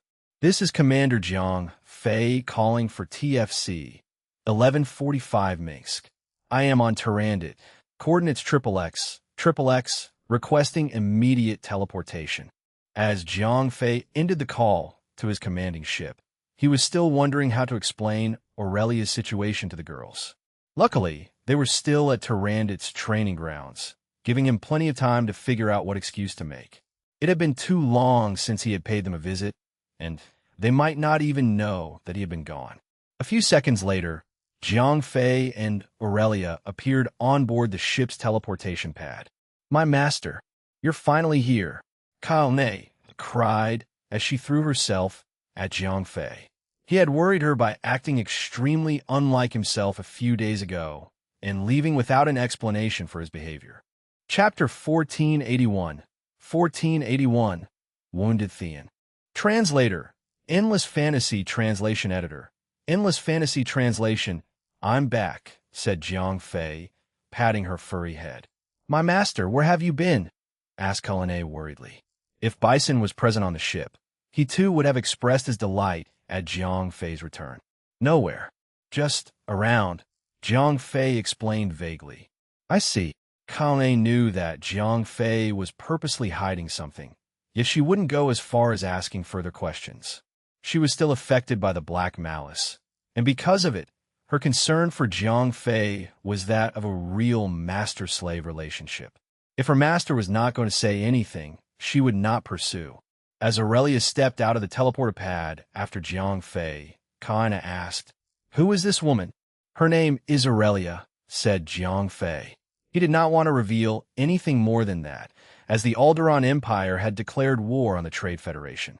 Aurelia herself had led the army that previously attacked them. If word about her identity got out, heads would roll and blood shall spill. Kaina gasped in awe. "Aurelia? As in the Ice Queen?" Jiang Fei was thrown, saying nothing like a cat got his tongue. He hadn't thought that Aurelia's nickname would be so famous that even Kaina had heard it from the corner of the universe. Even if Jiang Fei had not mentioned her name, Kaina would have still recognized Aurelia. Back when Kalane was still serving in the Valsaurian army, she had already heard of the infamous Alderanian female commander known as the Ice Queen. The fact that she was a female got her attention, and because she was also extremely powerful, Kalane saw her as an idol to be admired. With a total poker face, Aurelia acknowledged the nickname. "That is me." The only time she had expressed any sort of emotion was when she was in Jiang Fei's embrace. It is an honor to meet the person I've admired for so long. Surila will be thrilled when she finds out you're here, said Kaina. Surila? Who is that? Asked Aurelia, still maintaining her poker face. She's part of our band of sisters. Like me, she too admires you. Unfortunately for her, she is currently in training with our other sisters. Band of sisters? Although Aurelia's expression remained unchanged, her tone expressed concern. Something was telling her that this Prince Charming of hers had more than one princess. Yes, we're sisters, said Kaina, practically cheering the words. As Kaine proceeded to explain the situation, Aurelia quickly understood that Jiang Fei had not one, not two, not three, but enough girls to fill several mahjong tables. As she processed what she just learned, Aurelia's heart broke like glass smashing against a rock. Is this destiny? Aurelia asked herself. She thought that she had finally found herself the right Prince Charming. She felt truly smitten and had given her heart to Jiang Fei. And now, to think that this almighty young prince was such a ruffian, having so many female partners but never satisfied. Jiang Fei was standing to the side, oblivious to Aurelia's thoughts. If she had voiced him out loud, he would have cried foul. Yes, he had too many girls to count, but none of this was his choice to begin with. He had not touched even a single girl in an explicit manner. And just as Umbral Jiang Fei said, having so many girls but not getting it on with any of them was such a waste. A week later, Aurelia was used to the army formation. At the same time, she also gained a better understanding of Jiang Fei's harem. Even though she knew that he may not be what she dreamed he was like, she still chose to remain with him. Aurelia was the cherry on top of Jiang Fei's almost perfect army. His army was strong, but with no one to lead them properly, it was a miracle that they had survived for so long. Ice Queen Aurelia was all-talented. She was extremely well-educated, knew her combat arts, and best of all, her skill in commanding a fleet was top-notch. In terms of raw strength, Aurelia beat even Bison with her combat level of over 11 million, becoming the strongest fighter in Jiang Fei's army. Unless Umbral Jiang Fei took over, not even Jiang Fei could be her opponent. That 10 million combat level threshold was the deciding point that separated the weak from the strong. Jiang Fei visited the training grounds to check on the girls. It had been a while, about 5 to 6 days, since he last paid them a visit. While he was only gone for less than the week for the girls, it had been almost half a year since they met anyone else. When he entered the training chamber, he managed to cough up random excuses to explain his absence. He knew that the Aurelia situation would one day be exposed, but Jiang Fei was the kind who would drag his problems on and on until he couldn't avoid it anymore. He would much rather put things off instead of solving it then and there. On the 9th day after returning from Alderaan, Jiang Fei was sitting on his commander's chair when Thean suddenly appeared in front of him. Seeing Thean's condition, Jiang Fei immediately leapt to his feet. "Master!" he cried, cradling the injured man. To think that Thean, the great plunderer, was heaving with pain as blood oozed out from exposed wounds all over his body. His armor was battered, and there were several cracks in his skull. His skin that naturally appeared pink was now the color of ash, as if he had been burnt. Despite his horrible state, Thean was still alive and breathing. Jiang Fei could tell that even injuries this severe were still considered mere flesh wounds to someone like Thean. Thean mumbled angrily to himself. "What the hell are they? How could they be so strong? Master, get a hold of yourself," bellowed Jiang Fei. Thean's eyes widened and he could finally focus. At that moment, he started to sweat and tremble, as if he was scared. "Get your things. Have everyone leave this place right now. It's not safe anymore." "Master, what happened to you?" Thean replied erratically. "No time to explain. Get the ship moving as soon as possible. I need to get to the League right away. Those invaders are dangerous. We need to move now." Jiang Fei could not believe what he was seeing. Thean, the great plunderer, was startled. Grabbing a glass of water, Jiang Fei offered it to Thean. "Master, calm down. Here, have a drink." The man was so in shock that he was drifting in and out of awareness. Obviously, he had only just escaped from a terrifying battle. Calming down a little, Thean downed a glass of water. After taking 2 long, deep breaths, he finally stopped fidgeting. He repeated the same thing again, but in a calm voice this time.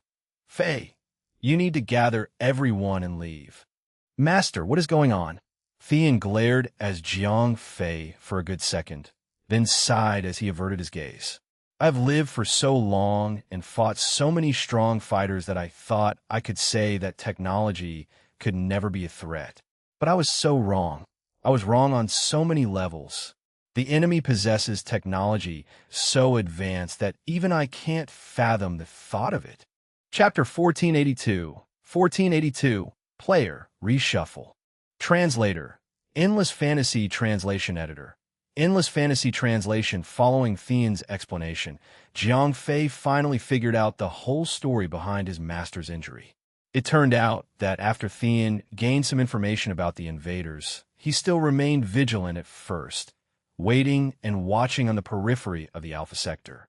But later, when he saw some garbage ships going in and out of the light barrier, his vigilance slowly decreased. In order to learn more about these unknowns, he intended to finally enter the barrier. But unfortunately, just as Thean approached it, a golden battleship appeared. It was incredibly huge, almost measuring up to the size of an asteroid. As soon as this class battleship appeared, it immediately launched an attack on Thean. It had an unknown number of cannons, and their destructive light beams had blasted Thean until he retreated in defeat. Even if he had a combat level of more than 20 million, under such a strong attack, even Thean was unable to fight back. That's not to say that he hadn't tried to battle them. He'd even tried to teleport to their ship. After all, the enemy's battleship was way more powerful, allowing the expert players to disintegrate their opponents from within it. However, Thean soon realized that his teleportation ability could not penetrate the shield of the class battleship at all. It seemed to have strong spatial isolation energy.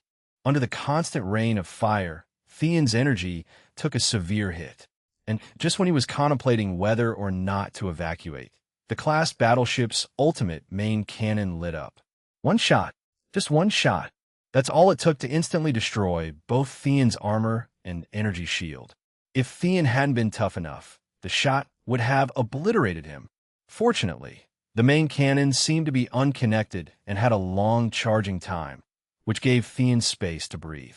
He didn't dare continue fighting during the time it took for the cannon to charge. So, he grabbed the chance to escape to the outskirts of the Alpha Sector. Luckily, the class battleship did not pursue him. After confirming that its enemy had left the Alpha Sector, it returned behind the barrier. "I see," said Jiang Fei, nodding as he listened. He knew more about the situation than Thean, so he quickly understood the whole story. "Jiang Fei, you better hurry and get your people out of here. I have to go too. I need to recuperate and report to the League of the Hidden Ones," said Thean, standing up to leave. "Master, won't your injuries hinder you? Why not take a rest here and leave once you've recovered? It's not safe here. I advise you to leave as soon as possible." How could Thean dare to stay in the Domini system? The Hidden Ones had long been invincible, and now a battleship had suddenly beaten someone like him down to a sorry state. Thean felt deeply uneasy. He had to find people of the same level as him and discuss countermeasures. After all, they used to be invincible, but now even they were at risk. "Very well then. Master, you need to be more careful. If the enemy is too strong, I will soon evacuate," said Jiang Fei. Thean didn't think about it too much at all, as he knew Jiang Fei's temperament. This kid wasn't hot-headed. He had a huge respect for life.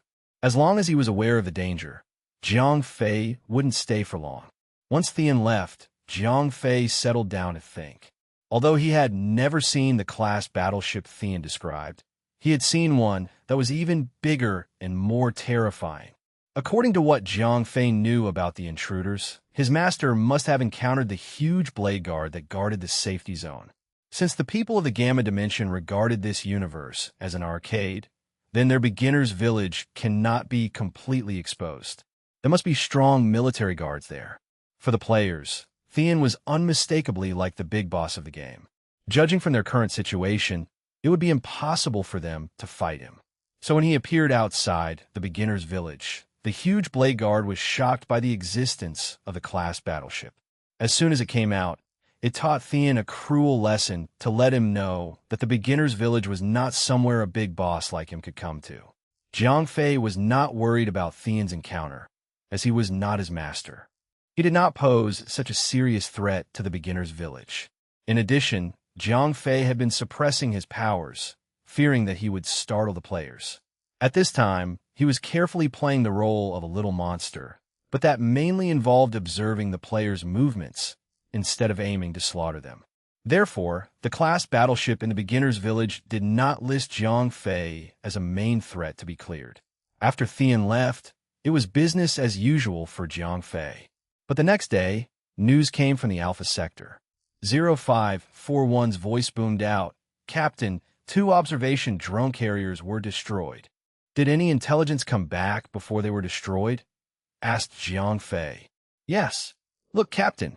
0541 played 2 short videos. The first video was relatively early. It was sent back by an observation drone carrier that had seemingly been attached to the light barrier. Recently, this was Jiang Fei's most commonly used observation method. When the guards protecting the beginner's village did not respond to the drone carriers that were extremely slaggy towards combat power, Jiang Fei's actions became even bolder. After all, money was the most important thing in the Trade Federation, and observation drone carriers were very cheap, small spaceships. Naturally, Jiang Fei had spent a lot of money to send a large number of drone carriers to observe the players. As they routinely cruised by, the observation drone carriers saw a large number of battleships sailing out of the light barrier. Obviously, the players had made their move again. "These guys have changed their equipment," Jiang Fei muttered to himself. At this time, the players were no longer sailing in the same armed merchant-class ships that they used in the very beginning. Although their main strength was still in using small vessels, the players' ships were now, at least level 1 police patrol vessels. In terms of cruising degree and firepower configuration, both were even stronger than before. Jiang Fei raised his eyebrows. It seems that during this time, whether the players are defeating monsters or increasing their prestige, the rewards they're getting are not insignificant. All this while, he had been busy with his own affairs, which caused him to neglect his suppression of the players, letting them play quite comfortably. This was not the result that Jiang Fei wanted to see. He eventually gave his orders. "Let Bison's flagship stand by. We have things to do." Chapter 1483. 1483. Kill Stealing. Translator. Endless Fantasy Translation Editor. Endless Fantasy Translation. A few hours later, the Fifth Fleet was ready to depart at any time. Due to fears of Aurelia not being able to serve, Jiang Fei asked her to stay on the flagship's vessel bridge and give orders in his name, while he boarded Meteor. At this time, 0541 had already calculated the destination of the fleet of players. "Captain, they're advancing towards the T-02 asteroid belt. There's a pirate base called the Giant Star Shark there." Jiang Fei mentally scolded himself. "Son of a B***TCH. Just because I'm not available these days, this gang of players decided to farm their experience points." Obviously, the players were once again on another leveling up activity. "Captain, what shall we do? Do you want to kill them all?" asked 0541. Jiang Fei smiled. "What's the use of killing them? Fighting with them won't kill them completely. It'll just increase their experience points.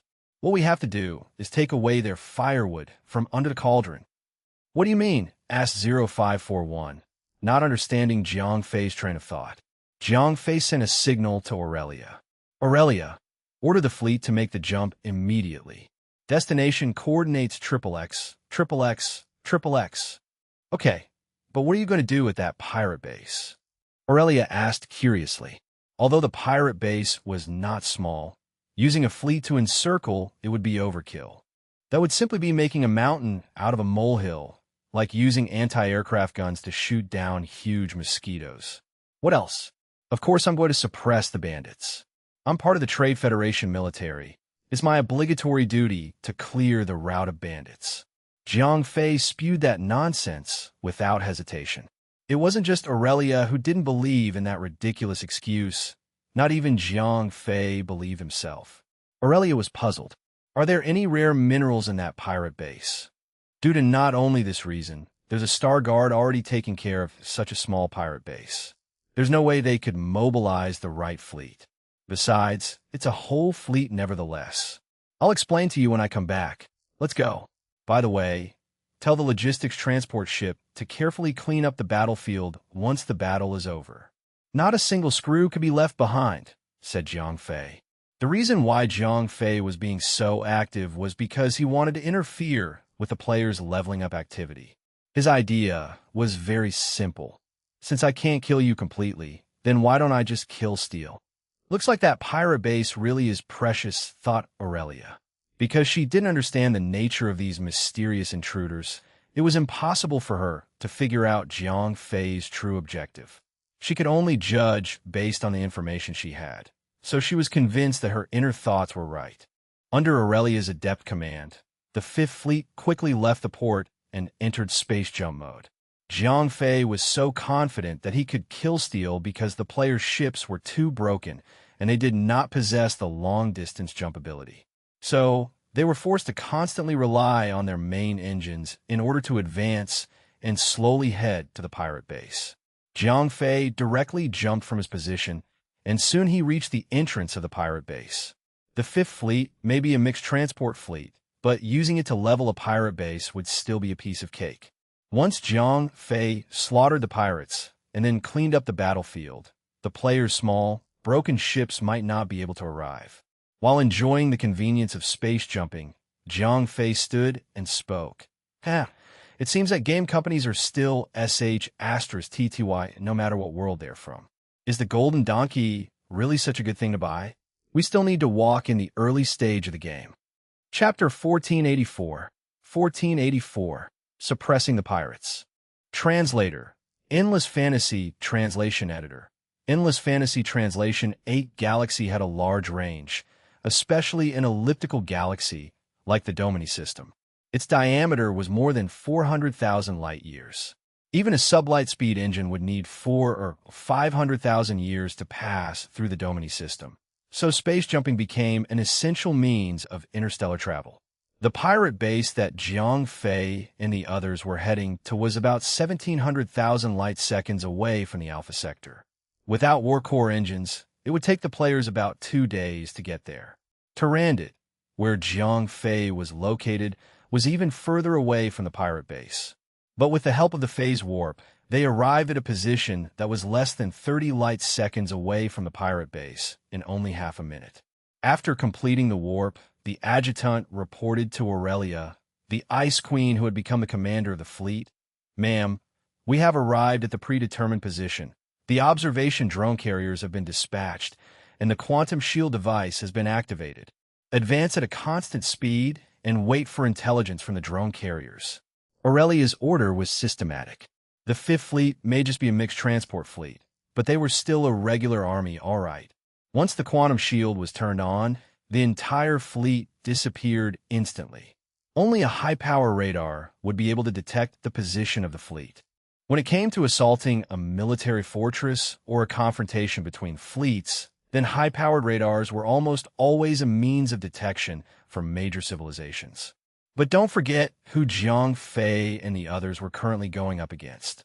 How could the equipment of a pirate base that survived between the gaps of major cosmic forces compare with that of armies?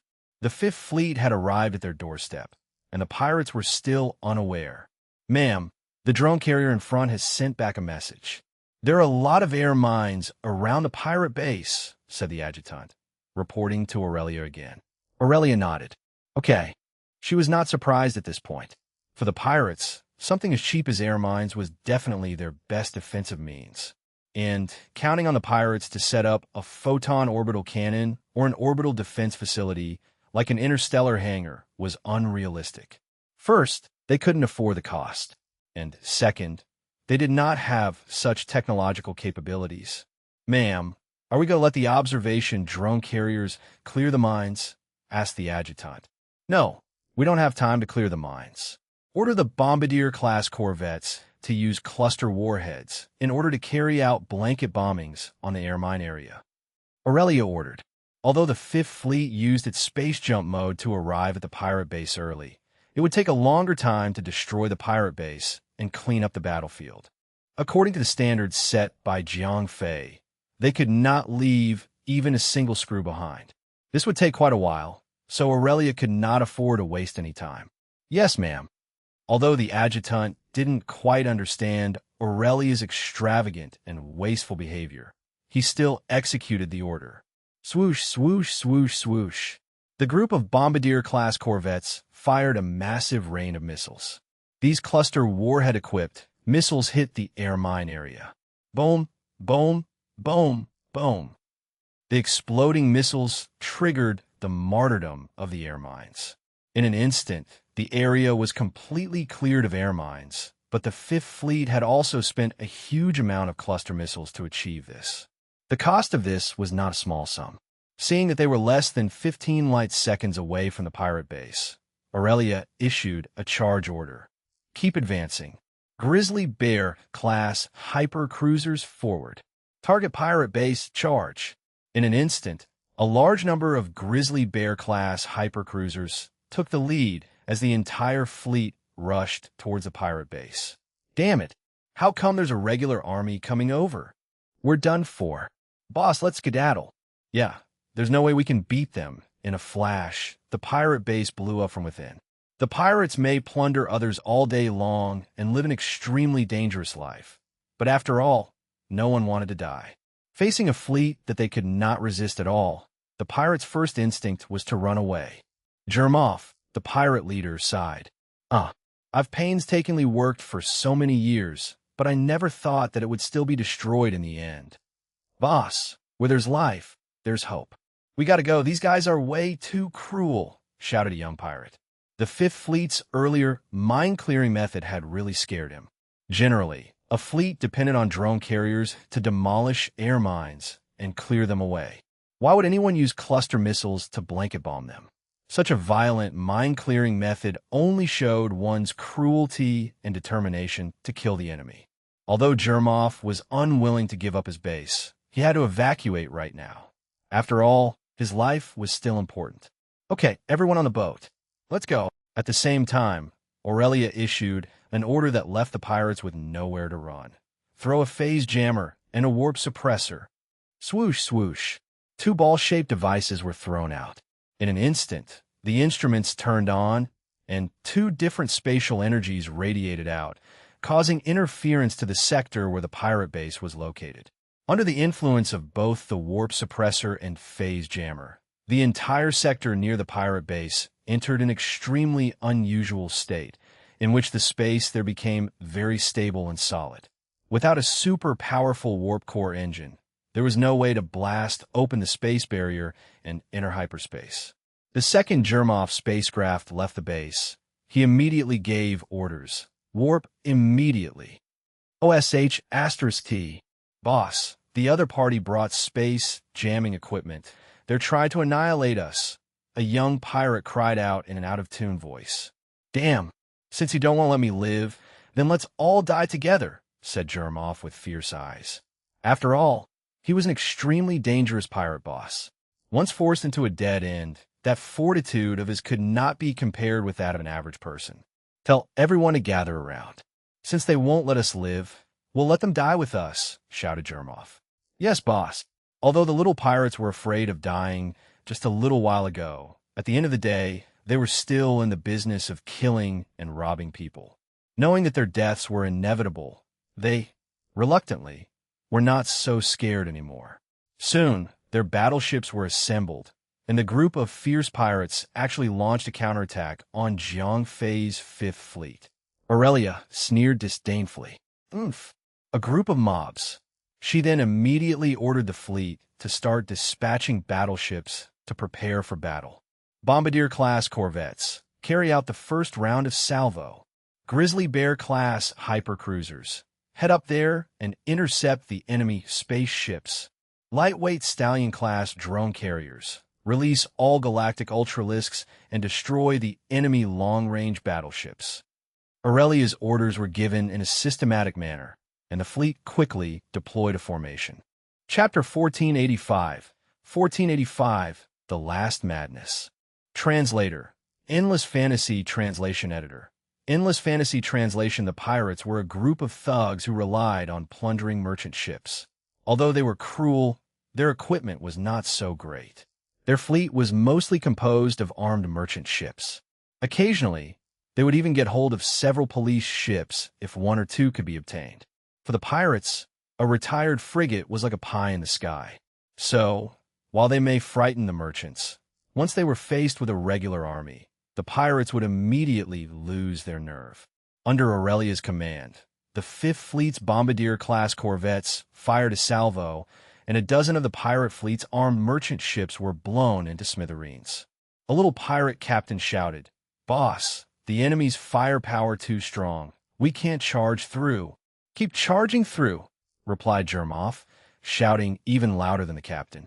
Yes, faced with their leader's tyrannical abuse. Although the little pirates clearly knew that they were on a suicide mission, they still gritted their teeth and continued to charge forward. Jermoff's eyes showed a hint of madness. Move further, or I'll let all of you die together." At this time, on the Fifth Fleet's flagship, the adjutant was also reporting to Aurelia, "Ma'am, the pirates are still charging. Something's not quite right." Aurelia nodded. This band of pirates must have cooked up a scheme. Otherwise, there's no way they would take the initiative to die. She had been in the army for many years and had countless experience in bandit suppressing. When facing a regular army, it was still possible for the pirates to escape under certain circumstances. And this initiative to charge often meant that the pirates were desperate. Pirates were terrible when they were desperate.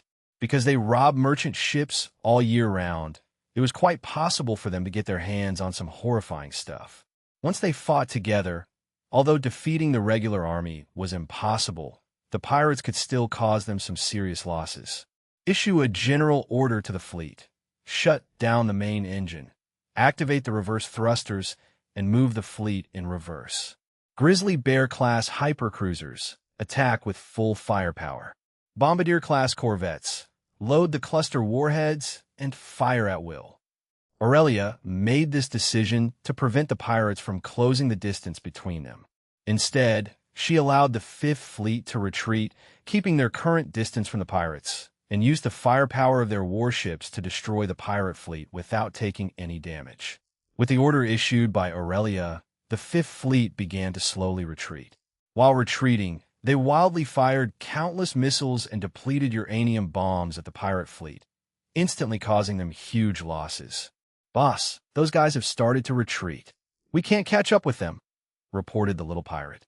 If things went on like this, the enemy would kill them all before they were able to even touch a single hair on their heads.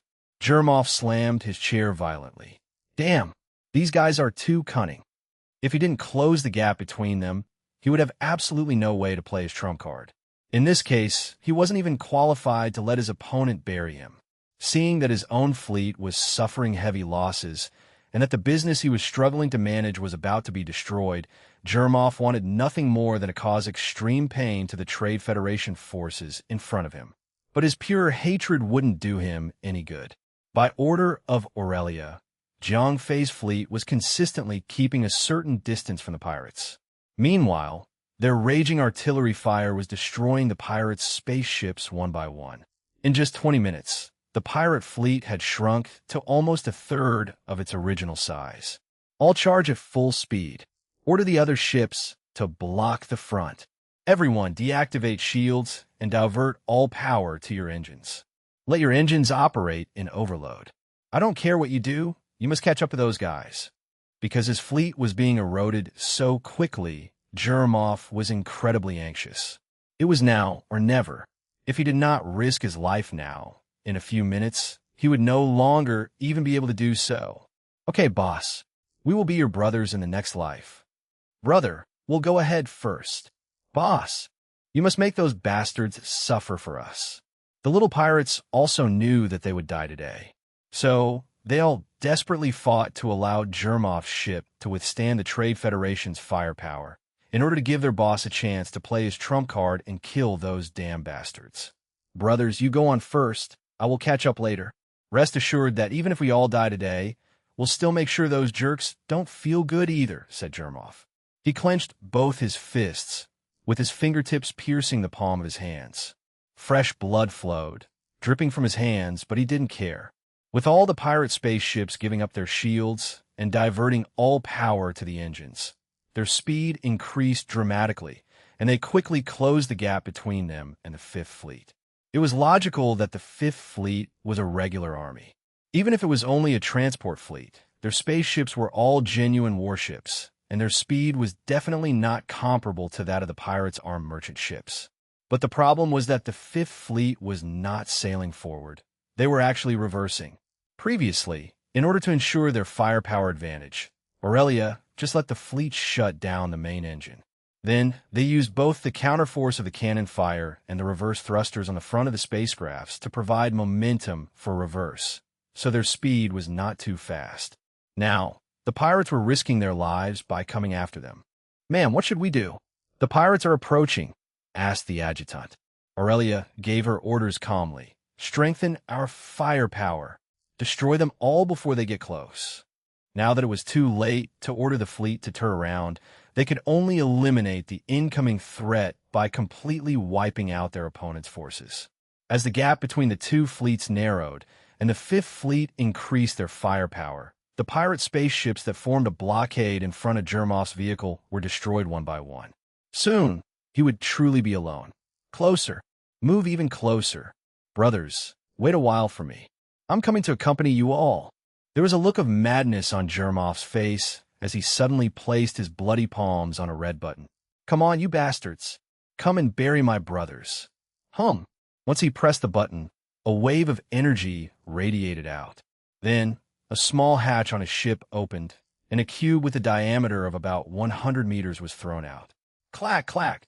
Several mechanical fasteners moved, and the cube opened, allowing an oval sphere with a diameter of 40 to 50 meters to roll out. Jiang Fei also saw the ellipsoid through a porthole. "What's that?" "Huh, you're all gonna die," said Jermoff, laughing loudly, just before the Fifth Fleet crushed both him and his vehicle into slag. Chapter 1486, The Egg of an Ultralisk. Translator, Endless Fantasy Translation Editor. Endless Fantasy Translation, what is that thing? Wondered Jiang Fei. The pirate fleet may have been completely destroyed, but Jiang Fei had still seen that ellipsoid.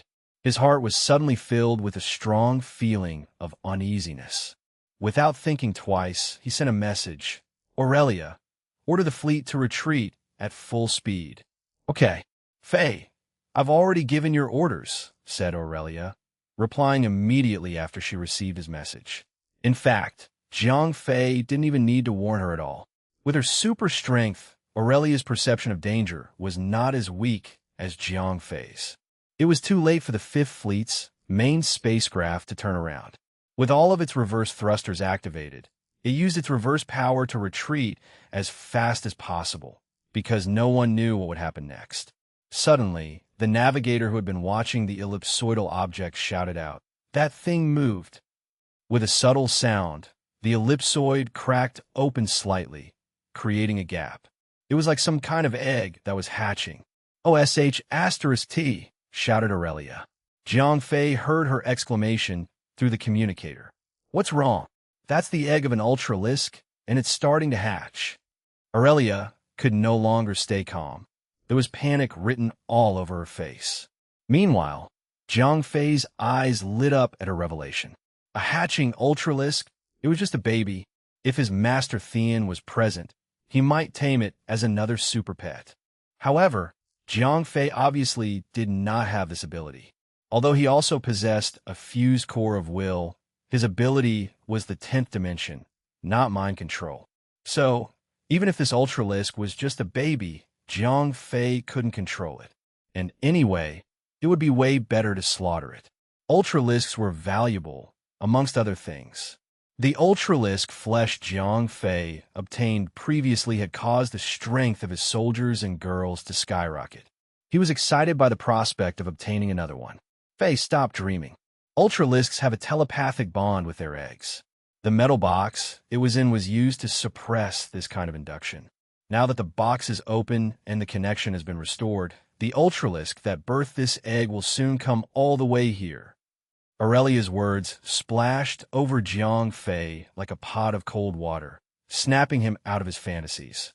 Mother asterisk curse. I knew those pirates weren't so kind. No way they would give me a gift right before they died. It turned out to be a bomb.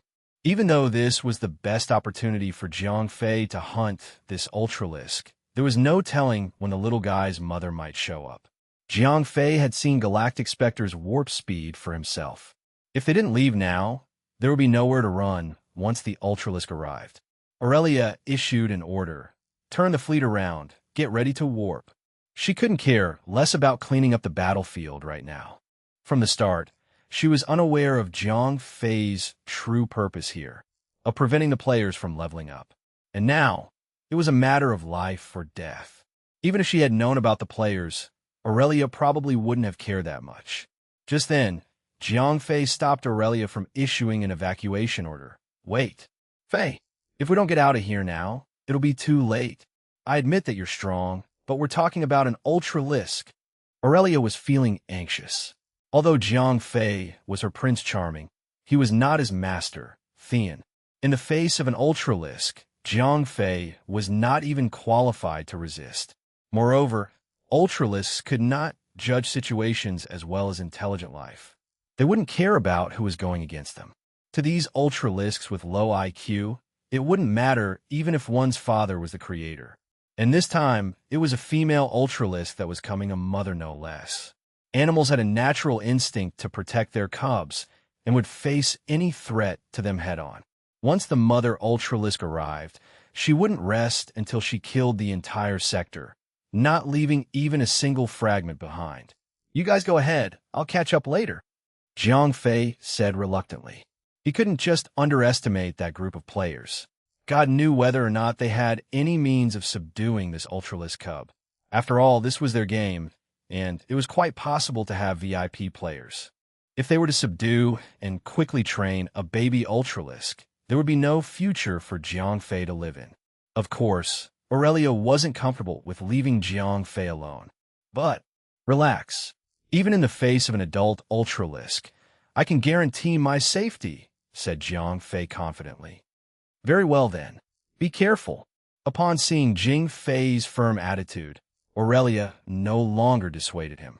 Although she knew this would be very dangerous for him, the Ice Queen told herself that if she tried to stay with him, she would just be putting him at more risk. Swish! Jiang Fei left the meteorite in his luxury shuttle, and Aurelia started leading the fleet to begin the warp. She would lead them directly back to Tyrandit. Since you're all gone, I have to get to work now, said Jiang Fei. He knew that time was running out. The Ultralisk could arrive at any moment. The fact that she hadn't arrived yet only meant that she had a great distance to cross. Otherwise, the mother Ultralisk would be here by now. While driving his shuttle over to the Ultralisk egg, Jiang Fei thought of the pirate leader, pitying him from the bottom of his heart. Although his desperate counterattack had been well planned, fate had something else in mind. Who would have thought that the mother of this egg would be so far away from the Domini system? Jermov assumed that as soon as the suppression box was opened, the mother Ultralisk would immediately rush back and completely destroy Jiang Fei's fleet. But as a pirate leader, had he even seen an Ultralisk before?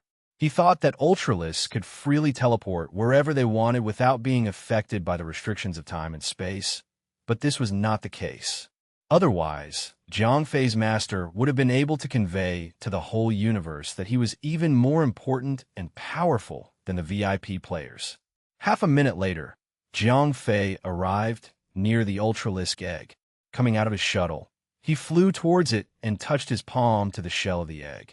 Come on, you're mine now. Swish! A silver light flashed in Jiang Fei's eyes. The next second, the egg disappeared. What the F***? Jiang Fei felt weakened, and his face had turned extremely pale. Damn, its power is so strong even before hatching. Jiang Fei could feel that more than 2/3 of the energy within the core oval had been consumed. This was already the same amount of power it took for him to drag that more than 1,000 kilometers long, codenamed Braveheart-type battleship into the 10th dimension in the first place. Chapter 1487. 1487. Players coming unexpectedly. Translator. Endless Fantasy. Translation Editor. Endless Fantasy. Translation Swish.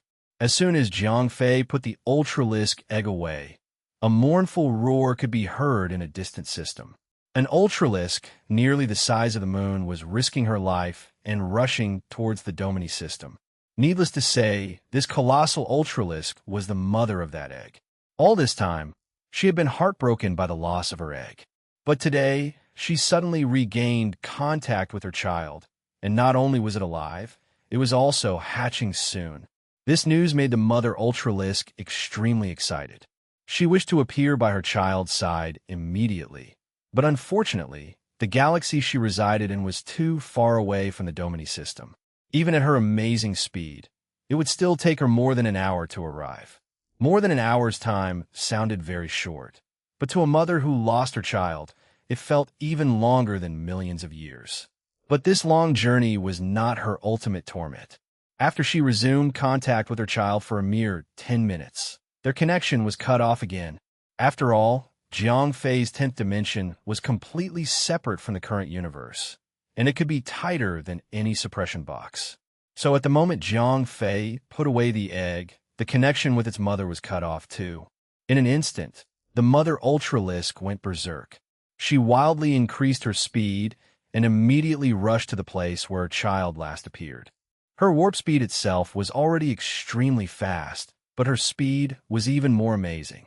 For example, it would take Theon's Ultralisk at least a day and a half to cross the distance between the galaxy the mother Ultralisk resided in and the Domini system, but she did it in only slightly more than an hour. Between the two, the winner was obvious. They were both Ultralisks, but the difference in their strength was like heaven and earth. Just like how Ultralisks that could survive in space with combat levels of higher than 5 million were similarly known as Star Beasts. The Star Beasts with combat levels of more than 20 million were all called Ultralisks. But could an Ultralisk with 20 million combat level be compared to those with combat levels of 30 or even 40 million? At this time, the mother Ultralisk could be considered as the best among the Ultralisks. Forget about Theon's Galactic Spectre. Even two of them combined would not be able to defeat this mother Ultralisk charging towards Jiang Fei. Done. Gotta skedaddle, said Jiang Fei. He was very clear about the situation he was in. Using the advantage of the 10th dimension to take away the giant, unhatched egg was one thing, but facing its mother was another thing altogether. Jiang Fei didn't like doing things that he was unsure of, and he never liked risking his own life. Therefore, he chose to run away right now. Returning to the shuttle he previously threw aside, he buckled up the hatch and immediately started the ignition. "Captain, where are we going?" asked 0541. "Warp immediately and return to Tyrannid," ordered Jiang Fei. "Then should we just leave the pirates' remains here? It's too late now. We don't know when that raging Ultralisk will come. We better hurry and get out of this land of dispute." Although the players had been prevented from becoming stronger, there were still questions about the life and death of the universe. But the problem was, if Jiang Fei died, then why would the universe's existence still be his business? Without talking nonsense either, 0541 immediately controlled the shuttle to enter warp mode. "Okay, Captain, I'm ready to warp." Soon, the shuttle that adjusted its direction turned off the main engine at its tail and began to charge the phase engine. As a super first-class Maroa's mobile one-man shuttle, it usually took less than a second to charge for the same galaxy warp. But today, something strange happened. As if the energy link was blocked, the shuttle's phase engine couldn't be charged to full. OSH*T. "Captain, there's warp interference," 0541 shouted. Although there was no detection equipment on this luxury shuttle, it was impossible for its engine to fail on its own, even under the circumstances of limited usage. The only explanation was that someone had released warp disruptor equipment in this sector. Jiang Fei reacted in an instant. "Son of AB*TCH. Those players are here." It had to be the players who came to kill Steel. In order to prevent the pirates from escaping, they probably threw out warp disruptor equipment before attacking. 0541, calculate. How long will it take for us to enter warp status? Jiang Fei forced himself to calm down. Right now, the more flustered he was, the easier it would be to make mistakes. And the cost of mistakes was often linked to death. After calculating, 0541 replied, "At least 4 hours." Jiang Fei slammed the armrests around him. Son of a B *TCH. That raging mother Ultralisk aside, in 4 hours, even those players would have already turned his powerless shuttle into scrap metal. "Captain, what shall we do? Since they have put down the warp blocker, we'll soon appear on their radar," said 0541. Rubbing his chin, Jiang Fei calmed down. "Let's find a place to hide first. It's not easy to hide a fleet in the middle of nowhere, and finding a living person in the vast universe is much more difficult than finding a needle in a haystack." Although he was surprised by the players' early arrival, their threat to him was extremely limited. At most, only his course reversal time would be delayed. After all, as he said, it was really difficult to find a less than 2-meter-tall human being in a vast universe, in which distance was always calculated using light seconds. After gathering his wits, Jiang Fei found an unremarkable asteroid about 15 light seconds away from the location of the pirate base, with a diameter of only about 2 kilometers. Since he was about to hide, naturally, Jiang Fei was unable to keep his shuttle anymore. After all, it was full of electronic devices which would all too easily be discovered by the players' radars. Putting away the shuttle, Jiang Fei settled into a crater on the asteroid. He sat in it and started to close his eyes to recuperate. Once the players had enough of killing, he would be able to go home. Jiang Fei concealed his body, and the fleet of players finally entered the sector where the pirate base was located. Home come their shipwrecks everywhere, and sporadic flashes of light as well. From the looks of it, the battle here probably just ended a while ago. Bullsh *T. We're not going to get attacked, are we? Hurry up and charge. I'm determined to get that Ultralisk egg, said the one who was obviously the leader of this group of players. If Jiang Fei could hear their conversation, he would be extremely thankful, since it turned out they were actually after the Ultralisk egg. Defeating the pirates and leveling up was never their main objective. Chapter 1488. Breaching the Base. Translator. Endless Fantasy Translation Editor. Endless Fantasy Translation. After receiving their leader's command, the players' fleet suddenly accelerated and charged toward the pirate base. And Jiang Fei took it easy while hiding in a distant asteroid, watching the hustle and bustle. Buzz buzz. Boom boom boom. When the players' spacecrafts approached the pirate base, it immediately attacked them. Yes, the entire pirate fleet had been destroyed by the Fifth Fleet, but in their haste to escape, they didn't have the time to demolish the defensive facilities on the pirate base. President, Brother Three's ship has been bombarded. The leader of the players shouted his reply. Leave him be, keep attacking. We'll let Brother Three pick up a free ship from the system later. As for the artillery, thrusters, and other equipment, I'll set them aside for him from the guild bank when I get back. The players of the Gamma Dimension had an unparalleled advantage over NPCs like Jiang Fei. The most prominent one was that they could not die. Once killed, they would just be respawned in this so-called game, only losing some equipment. As Jiang Fei knew exactly what advantages these players had, he didn't fight against them, because no matter how he fought, neither winning nor losing would do him any good, and the players would suffer no losses. What he needed to do now was to just wait and see what happened next. On the basis of ensuring his own safety, he added some chaos to the players. His main purpose was to find opportunities to jump out of this game. Only when they were on an equal playing field would Jiang Fei be able to defeat his opponents. Until then, it was better for him to keep a low profile. This time, the players had some updated equipment, and their combat levels were also equivalent to moderate power pirates. The small, broken ships in their hands were no longer at the level of armed merchant ships. With their new police patrol vessels, they could fight, and if encountered, they would instantly wipe out a regular army. Therefore, although there were not many orbital defensive weapons at the pirate base, the players were fighting abnormally hard. Their ships were being destroyed, leaving the players to wait to be respawned. But though they were facing heavy casualties, the players were still happy, exactly like in a popular game that Jiang Fei had played before. When they first entered a game called the Mine of Death, 5 ignorant little guys were being brutally destroyed. But the fun of playing a game was in the progression process. So, even though all the equipment they destroyed at the time became red, they were still very happy, especially when destroying the sub-equipment of a boss. Not to mention, that kind of joy was incomparable to those fast food games. Now, the players from the Gamma Dimension were also enjoying the fun of the Pirate Base game's progression stage. However, it never occurred to them that even though they were experiencing the hardships of progression, Jiang Fei had omitted the segment of opening loot boxes for them. The Ultralisk egg was now lying quietly in Jiang Fei's 10th dimension. The efforts of this group of players were destined to be useless.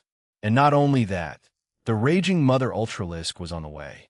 The players were happily fighting against the defensive facilities of the pirate base, unaware that the Mother Ultralisk was already getting close to the Domini system.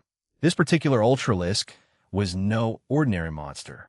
Even if she was one of the most powerful Ultralisks, the fact that she was won in the first place meant that her IQ was already not high. And now, having lost her child again, she went mad in an instant. Her big yet not so bright brain told her that only by killing everything in front of her would she have a chance to save her child. So, the bloody eyes of the Mother Ultralisk exuded a light that creeped people out. All the sectors she passed, be it a paradise of Ultralisks or an area of human activity, they all became barren, scorched lands with a sweep of the red light in her eyes. Wherever Ultralisks pass, barren lands will follow. This statement was proved to be true today.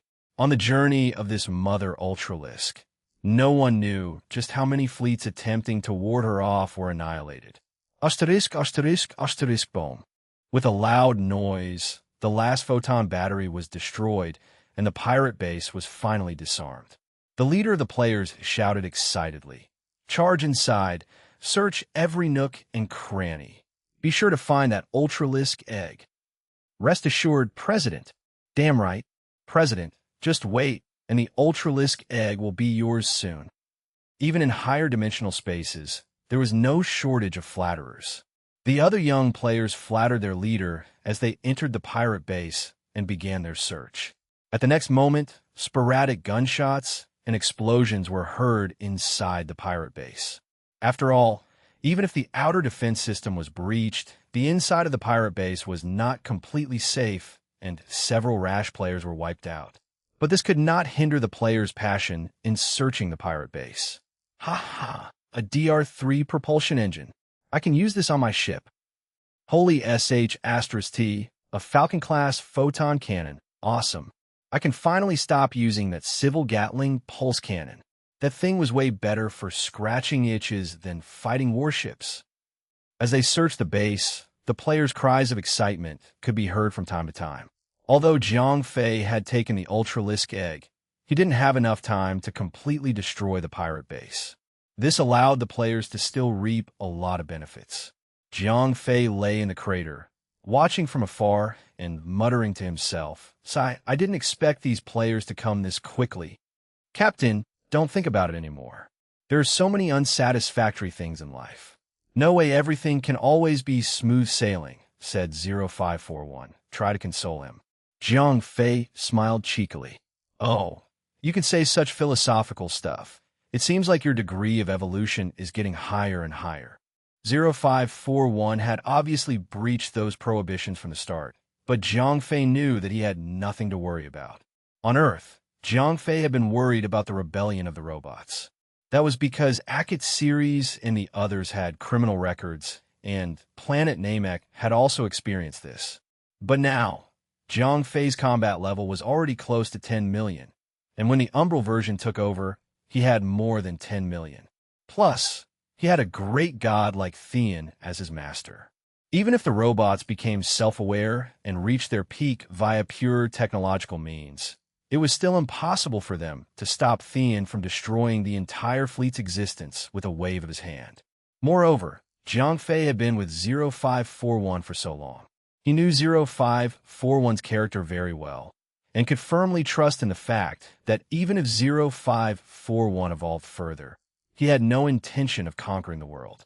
Chapter 1489, The Super Ultralisk. Translator, Endless Fantasy Translation Editor. Endless Fantasy Translation. Jiang Fei waited patiently in the crater. Once the group of players got the hell out of the pirate base, he would be able to go home. Meanwhile, the players were starting to get worried. They had searched almost the entire base, but there was still no sign of the Ultralisk egg. President, the players' leader, was anxious. Keep searching.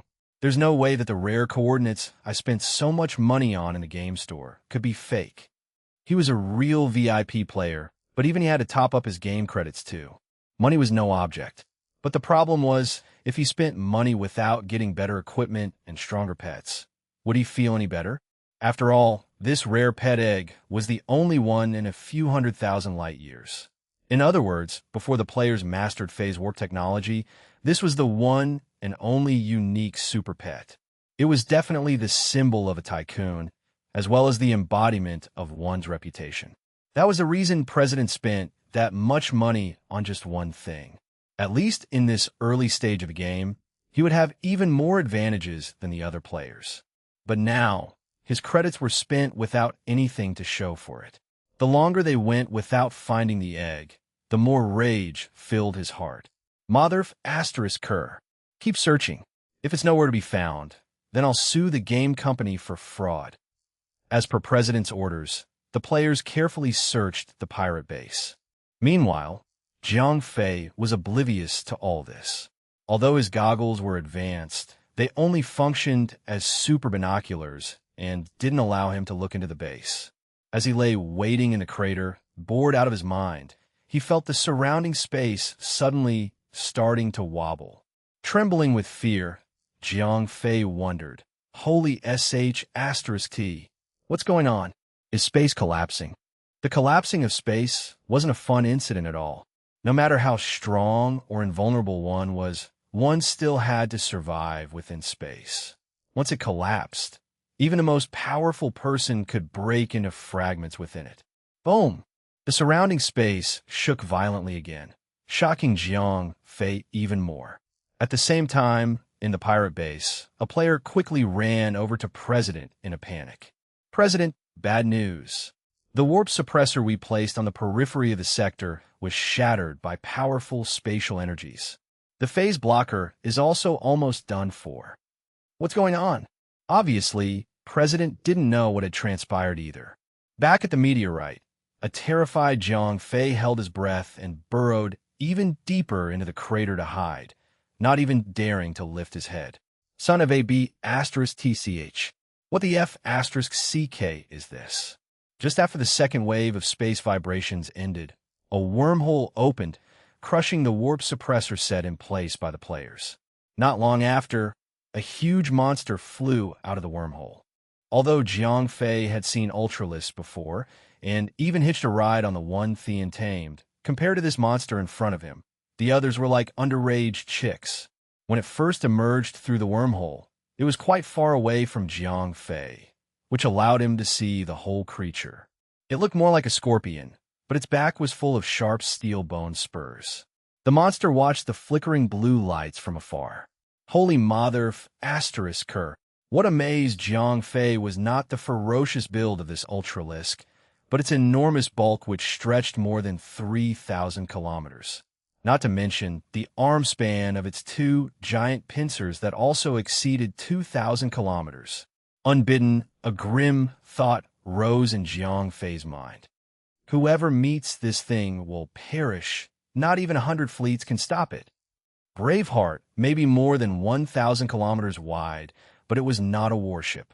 It was merely a colonial exploration ship which was built so huge in order to load instruments and carry civilians. If anything, it was more like a mobile city. Unlike warships, most ships required maneuverability, speed, and flexibility, so their bulk must not be too large. Otherwise, people wouldn't be able to aim during battles or deflect attacks with ease.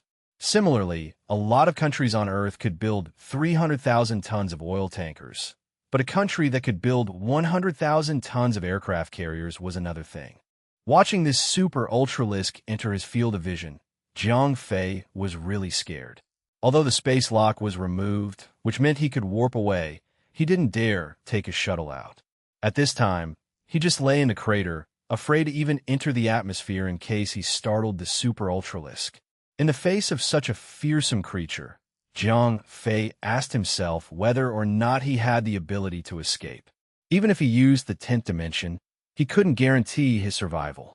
So, currently, the safest thing to do would be to stay in this crater and pray that the super ultralisk doesn't find him. A creepy red light appeared in the creature's eyes. It swept through an asteroid belt that not only contained small, fist-sized pieces of gravel, but also huge asteroids with diameters of more than 100 kilometers. As the red light swept across them, something that made Jiang Fei tremble in fear happened. That asteroid belt actually exploded into a mass of powder. What the?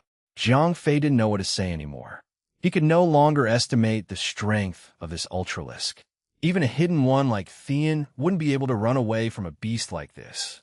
After running down the asteroid belt, the super ultralisk did not stop. It headed straight for the last known location of its child, the pirate base. Upon seeing that the super ultralisk was not approaching him, Jiang Fei relaxed. Phew! Fortunately, he had spotted this unassuming little meteorite to hide in. Had he actually hidden in that asteroid belt, then the consequences. This time, Jiang Fei had survived out of pure luck, as well as thanks to the not-so-bright brains of ultralisks. Their subpar intelligence meant that it was easy for them to ignore small meteorites or asteroids, focusing only on the huge ones. Solitary ones like the one Jiang Fei was hiding in, with a diameter of only slightly more than 1,000 meters, were especially easy to overlook. It was difficult to attract the super ultralist's attention, and compared to Jiang Fei's hiding spot, the pirate base was much more eye-catching. Therefore, the creature's attention was immediately drawn to it. As it flew past him towards the pirate base, Jiang Fei bravely began to observe the super ultralisk via his goggles. Giant iron scorpion combat level, 50 to 90 million note. Extremely dangerous. Please escape immediately if encountered. Good luck. If you encounter a female giant scorpion, then don't run. Just pray for yourself, because escape is impossible. Jiang Fei didn't dare to spy on the super ultralisk's true strength, because an ultralisk of this kind of class had amazing combat instincts. By directly spying on it, Jiang Fei could easily be discovered. Therefore, he just looked for information on it in his goggles database, based on its appearance. Even so, what he found was more than enough to leave Jiang Fei feeling astonished. Chapter 1490, Facing the Ultralisk. Translator, Endless Fantasy Translation Editor. Endless Fantasy Translation. Holy Mother of Asterisk Cur. What the F asterisk King H asterisk LL. Although he didn't directly spy on the real strength of the Mother Ultralisk, just looking at the information on the giant iron scorpion species intimidated Jiang Fei, almost making him bounce up in shock. Combat level 50 to 90 million. How is that even possible? Thean, the Plunderer, Jiang Fei's master, had a combat level of more than 20 million, and his pet Galactic Spectre had a combat level of about 30 million. Even the both of them combined were not enough to beat the giant iron scorpion, and the 50 million combat level referred to giant iron scorpions that had just become adults. Since this one had already given birth, it was definitely at least middle-aged. An ultralisk in its prime was undoubtedly at the peak of its strength. This Mother Ultralisk's combat power could even be 80, if not 90 million. Such a powerful ultralisk was still in her postpartum period, making her irritable and murderous. With her child still lost, her danger level was off the charts. Jiang Fei sniggered as he lay in the asteroid crater. This gang of players are going to have one hell of a time. Squeak! A deafening screech was heard. Even the vacuum-like universe could not hinder the spread of this evil sound. Puff! As soon as he heard the sound, Jiang Fei spurted out blood on the spot. Although he was more than 10 light seconds away from the giant iron scorpion, which was equivalent to more than 3 million kilometers, The aftermath of the evil sound still hit him hard. Damn it. Lying in the crater, Jiang Fei didn't even dare to breathe. The giant iron scorpion was far more terrifying than he had imagined. 0541 was also astonished by the Ultralisk's power. Captain, I'm afraid that only the super battleship in the light barrier can fight this Ultralisk. If Jiang Fei was vomiting blood, even though he was more than 3 million kilometers away, then the players in the pirate base were in an even more miserable state. Almost at the very moment when the giant iron scorpion let out that evil sound, the players instantly perished. No one would ever be able to witness the players facing off against the creature, as the difference in strength between the two sides was too great. 1 second. If the giant iron scorpion's IQ was slightly higher, she might have spared their lives and interrogated them on the whereabouts of her child. Although the players had no idea where the damn Ultralisk egg went, at least asking them first would be the most basic judgment for any intelligent creature. It was such a pity that the terrifying giant iron scorpion was a beast without any intelligence at all. The loss of her child had driven the already violent creature into a mad rage. Now, killing was the only way to let out all the fury and pain in her heart. After massacring the players, the mother Ultralisk began to search for any trace of her child in the pirate base. However, this just resulted in her getting even more angry, because not even the shadow of her child could be found. Wail, with a dreary lament, the giant iron scorpion violently flicked her tail and smashed the pirate base into a pile of ruins. Jiang Fei's eyes twitched as he watched the scene unfold. Damn, this is way too psychotic. He had never seen such a powerful body, nor such a ruthless Ultralisk. Bang, bang, bang, bang. The raging creature flicked her tail again and again, using her physical strength to smash the pirate base into powder. Mother **, your child is not here. Hurry up and get lost. Please don't start convulsing. Jiang Fei started to feel afraid, as the mother Ultralisk had not calmed down after demolishing the pirate base. She was still there, venting her anger. But since there was nothing left to smash and dismantle on the pirate base, she set her sights on an asteroid belt. After some wild smashing, the asteroid belt quickly became a huge mess. The big asteroids were smashed into pieces, while it was unknown where the small ones were being flung to as the Ultralisk thrashed about. It would be fine if she was just venting her anger onto one particular asteroid belt, but her rage was leading her to ruin almost all the asteroid belts in the entire sector. The crazy Ultralisk was now about to charge towards Jiang Fei. OSH*T, please don't come near me. Faintly seeing the eerie red pupils of the giant iron scorpion glancing at him, cold sweat dripped down Jiang Fei's face. What to do? What to do? The hairs on the back of his neck stood up as he watched the terrifying creature slowly turn around. If it wasn't for the existing remnants of his earlier reason, he would have immediately summoned his shuttle to escape right now. But that one reason was holding him back and telling him that he should treat this situation just as one would deal with encountering a mad dog on the street. If you run, it will definitely chase after you, and you're definitely unable to outrun it. Eventually, you'll get bitten. If he was bitten by a mad dog, Jiang Fei could still get an injection to prevent any infections. However, if this giant iron scorpion caught him, that would be the end of him. So, Jiang Fei's reason told him that even if he was afraid, he absolutely could not run. Extremely anxious, he started repeatedly calling out his own name as he tried to figure out a plan. What should I do?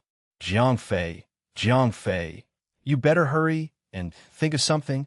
If you don't, you're going to die for sure.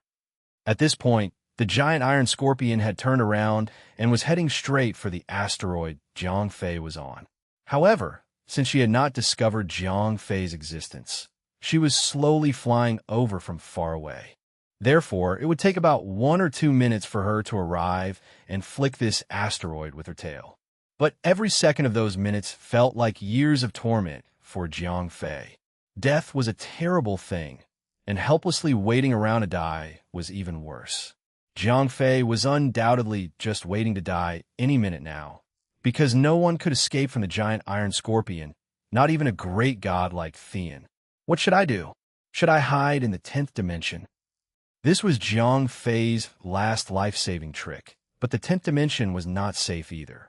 Although this magical skill had helped him survive a lot of disasters and even occasionally turn the tables, this time, the gap between him and the giant iron scorpion was way too big. Not to mention, the energy fluctuations caused by entering the 10th dimension would definitely attract the Ultralist's attention. In case she squeezed into the 10th dimension along with Jiang Fei, her mere bulk could cause him to just burst, and then there was still her combat level to think about. Seeing the Ultralisk getting closer and closer, the extremely helpless Jiang Fei was incredibly anxious. Oh, F***ck it. Here goes nothing. Whether or not I die now depends on just how brilliant this space is. Closing his eyes, he directly incorporated himself into the 10th dimension. Swish! A silver light flashed, and there was a slight fluctuation in its space. Even such a minor fluctuation immediately attracted the attention of the giant iron scorpion. Whale! Her growl revealed a trace of excitement, because she could sense her still-alive child within this space fluctuation. Boom! The giant iron scorpion suddenly accelerated and appeared at the spot where Jiang Fei disappeared, just 1,000th of a second after he vanished. Although Jiang Fei had entered the 10th dimension at this time, the crack in its space had not been completely sealed tight. Chapter 1491. The Ultralisk blocking the way. Translato and let bin translation bang. The way too large giant iron scorpion didn't manage to squeeze into the crack in space in time, but she did pierce it with the sharp tip of her giant pincer. Poof! Jiang Fei, who entered the 10th dimension, vomited blood on the spot. The size of what had managed to pierce the crack was absolutely minuscule. It was practically just like a hair on her pincer's tip. But let's not forget the sheer size of this giant iron scorpion. A hair on her body was a lot thicker than even a pillar at the Hall of Supreme Harmony in the Forbidden City. Despite being caught in the crack of this indestructible space, it hadn't been pinched off. Mother of her, this is where I'll die. Blood spurting from his mouth, Jiang Fei tried his best to seal the entrance of the 10th dimension, but to no avail. No matter what he tried, that tiny piece of the giant iron scorpion that made it through could not be pinched off. Although the 10th dimension was an extremely powerful space, Jiang Fei himself was not. The difference in strength between him and the mother giant iron scorpion was just too great. His combat level was barely a fraction of the Ultralisk's. So how could they possibly be on the same level? Despite having a first-class skill like being able to call forth the 10th dimension, Jiang Fei was still unable to do anything to this creature. Suddenly, a voice rang out. Sigh, you're useless, yet you still make a mess. In the end, I still have to cover your 8 asterisk guess. The blood-spurting Jiang Fei started to change as a black fog swirled around his body. Umbral Jiang Fei sighed. Sigh, I'm so lonely, there's not even a person here this time. In the 10th dimension, time had a tendency of becoming static, so electronic equipment like 0541 didn't work. Thus, Umbral Jiang Fei was completely alone, without even a single babbling person around him. He clicked his tongue. Come on, this may not be a small incident, but it's not a life-or-death situation either. As a version of Jiang Fei himself, they shared a body. If Jiang Fei died, things would not turn out well for Umbral Jiang Fei either. As he prepared countermeasures, Umbral Jiang Fei kept muttering to himself and roasting Jiang Fei. I really don't want to merge with scum like you, but I don't have a choice. Who made you I hope you can grow up after you merge with me. Please don't make me look bad. The more times Umbral Jiang Fei appeared, the quicker this evil substance would be depleted. His days of independence were growing fewer and fewer. Swish!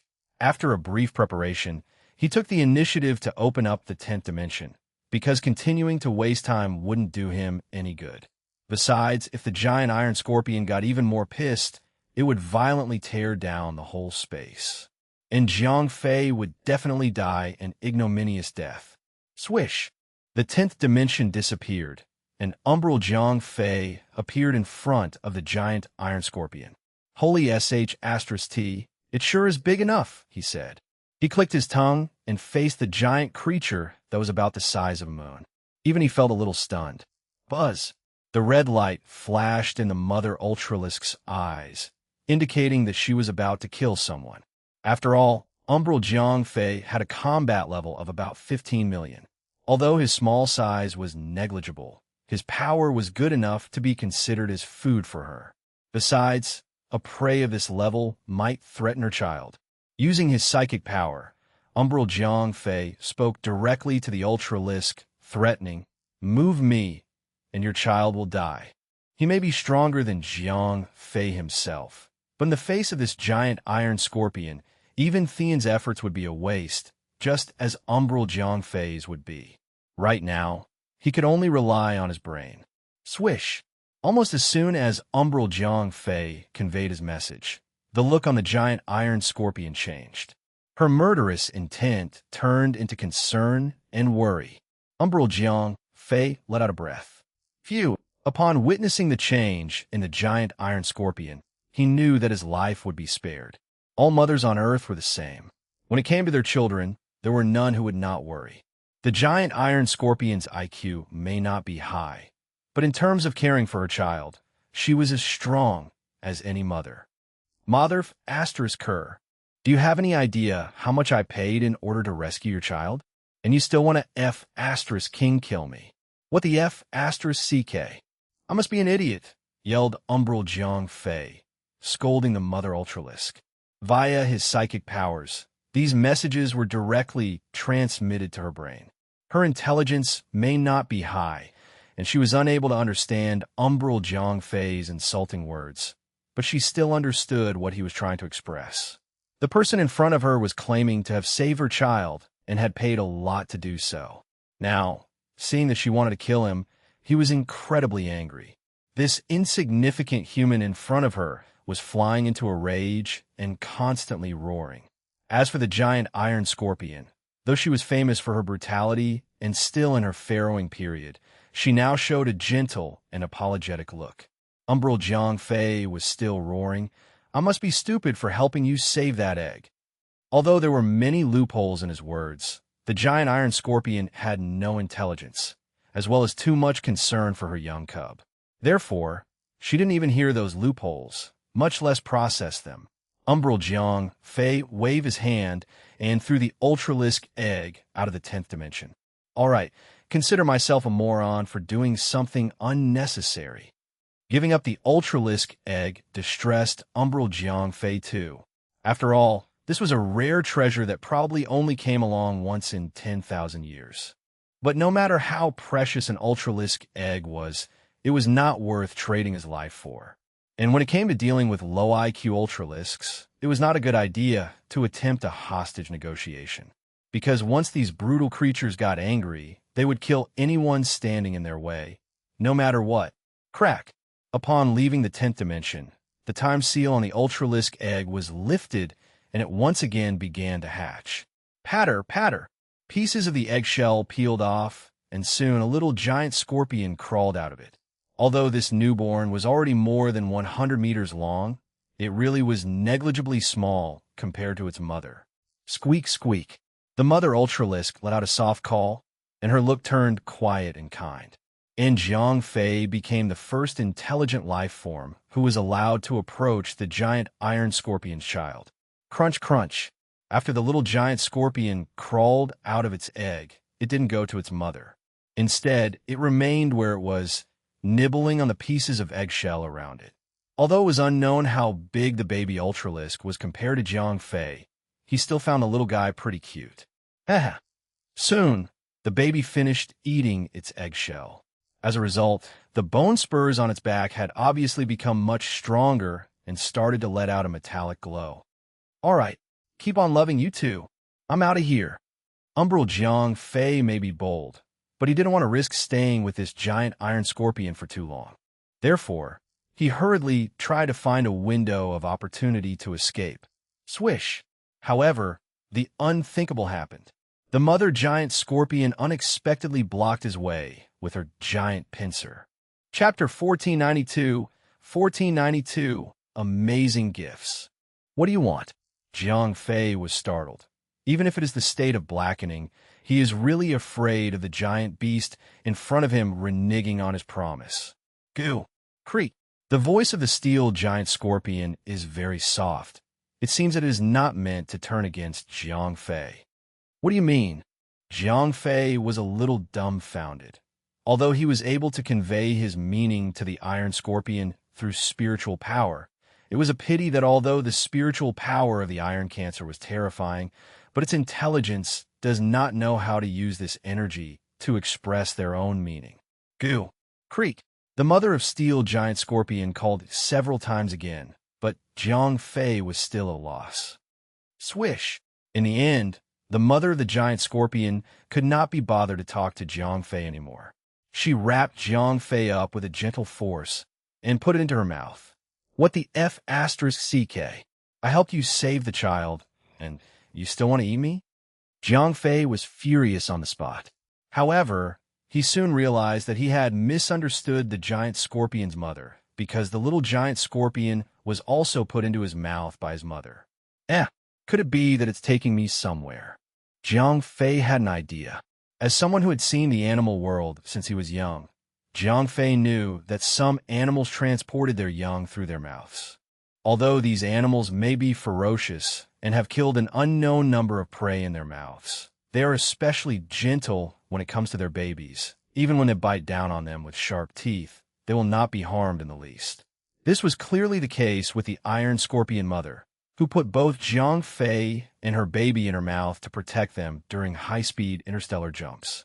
Meanwhile, Jiang Fei and the steel giant scorpion baby were all in the scorpion mother's mouth, unable to see what was going on outside. Scorponok's mother gently lifted a giant claw and swung it.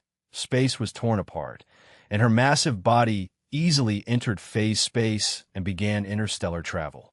He tore open space and made an interstellar jump with his own power. Even Tyrio could not imagine such power. However, to the steel scorpion, it was as simple as finding something. Jiang Fei was in the mouth of the scorpion's mother, so he didn't know what was going on outside. He only knew that about 2 hours later, Scorponok's mother opened her mouth. "What the hell?" said the scorpion's mother. Jiang Fei felt his body sink. This is a very huge planet, and the gravity of the planet is very scary. Even far more than Tyrio lives on the nameless planet. This is a planet of enormous size and mass. The gravity here is terrifying. It's about 100 times more powerful than Earth. 0541 replied. After Jiang Fei left the 10th dimension, he was also reactivated. No wonder it's so hard. The black Jiang Fei nodded. He knew that his combat strength was over 15 million at this moment, and he was struggling. It was obvious how exaggerated the gravity was here. "Can you locate it?" asked the blackened Jiang Fei. Calculating, 0541 counted their positions as he surveyed the stars around him. Gu-zi. The extremely huge steel scorpion was lying quietly on the planet. Her body, which was the size of the moon, seemed to merge with the planet. "Why did you bring me here?" Jiang Fei asked curiously. Swish! Although the steel scorpion mother cannot tell Jiang Fei her goal, but with the eyes swept a distant mountain. "Where do you want me to go?" Jiang Fei asked curiously. Squeak! Steel giant scorpion mother called too, indicating Jiang Fei guessed right. "All right," Jiang Fei nodded. He now understood that Scorponok's mother had no intention of harming him. After all, with her strength, killing her was like playing with her. There was no need to resort to so many means, and in the wisdom of the giants, they will not spend so much effort to deal with others. After saying hello to the steel scorpion mother, Jiang Fei flew towards the mountains in the distance. However, this planet was much bigger than Jiang Fei imagined. With his terrifying strength, after flying for several hours, they still haven't reached the foot of the mountain. All say Hope Mountain runs dead horse. I today can be considered to realize. Jiang Fei sighed a tone to say. After another hour or so, Jiang Fei finally arrived at the foot of the mountain. There's nothing here. Why did it ask me to come here? Jiang Fei searched for a long time at the foot of the mountain, but there were craggy rocks everywhere. There wasn't even any grass. There was nothing worth noticing at all. Don't tell me. You'll let me go to the mountain? Jiang Fei looked up at the mountain and said to himself, Go up to have a look. Since laboriously came here, Jiang Fei naturally do not want to go back empty-handed, so he began to fly up the mountain. Soon, and 2 hours later, Jiang Fei finally close to the top of the mountain. High energy warning. High energy reaction found in front. At this time, the voice of 0541 suddenly sounded. Can you identify the source of the high energy reaction? Jiang Fei asked. We don't know for sure, but there's more than one source of high energy reactions, 0541 said. What on earth is it? Jiang Fei was puzzled. However, one thing he was sure of was that there would be no danger on the mountain. There was a saying that there could not be two tigers on the mountain. Since the iron giant scorpion was entrenched on this planet, then there would be no other dangerous behemoths here. Soon, Jiang Fei finally came to the top of the mountain, and he appeared in front of the scenery almost blinded as kryptonite dog eyes. F***CK. Am I blind, or am I hallucinating? Jiang Fei could not believe his eyes because everything in front of him seemed too surreal. How can this be? 0541 was also dumbfounded because the thing that appeared at the top of the mountain was too shocking. Right in front of Jiang Fei, there were dozens of fist-sized crystals lying on a huge stone platform. Jiang Fei was very familiar with these crystals. They were all cores of energy. 18 cores of energy. What is that? This is not cabbage on the street. This is an energy core that the entire universe is crazy about. The 18 cores are suppressed by beams of light, so there is no escape due to repulsion between cores of the same property. Captain Sir, we have developed. 0541 at this time, excited, even forget the dark Jiang Fei is not his Captain Sir. Oh my god, this giant steel scorpion is really rich. Even the evil Jiang Fei could not calm down at this moment. With so many energy cores, even a god like Tyrio would go crazy for it. But who would dare take something from a pervert like the Iron Scorpion? Chapter 1493 à 1493, Surprise. I'm rich. Hurry up and count these energy cores. Damn it, I'm finally relieved. The dark Jiang Fei was extremely excited. All along, he had been most worried about Jiang Fei's strength, because the evil substance was running out. The dark Jiang Fei had only a limited time, and soon he would fully merge with Jiang Fei, and Jiang Fei himself cannot fully play their own power, so only through other ways to strengthen the strength of Jiang Fei. But now everything was fine. The rich tycoon, Steel Giant Scorpion, was giving him a great gift. He had 18 energy cores. This kind of gift could only be given by supergiants like them. My lord, the statistics have been completed. The 18 cores of energy include 3 cores of life for cores of power, 3 cores of space, 2 cores of time, and 6 cores of will. 0541 replied. Really? Jiang Fei raised his eyebrows. Although he had already accepted the fact that a large amount of energy cores were in his account, he was overjoyed to hear that so many cores of will existed. 6. Doesn't that mean I can complete the 3 stages of integration? Jiang Fei's eyes suddenly lit up because Tyrio had told him that the second stage of fusion required 2 cores of the original will, and the third stage of fusion required 4. He now had 6 cores of the will. Doesn't that mean he'll be able to reach Tyrion's height when he merges? Is really developed, The surprise, so that the dark Jiang Fei is not calm. Tyrion, that height represents what? Represents the highest form of intelligent life in the entire universe. They're like living gods. If it wasn't for the invasion of the Gamma people, the dark Jiang Fei would be over the moon. But think of those real gods. Jiang Fei was like a basin of cold water poured from head to toe. Damn it, no matter how strong you are, you can't beat those guys in this universe. We still have to find a way out of this universe to defeat those guys in their world. The blackened Jiang Fei gritted his teeth. Although the threat of gamma space had been hanging over his head like a Damocles, with such a large amount of funding, Jiang Fei and his forces could definitely be described as a shotgun exchange. In addition to Jiang Fei himself being able to complete the three-stage nuclear fusion of the will in the near future, Bara, who obtained 3 cores of life, was also able to complete the 2-stage nuclear fusion of life.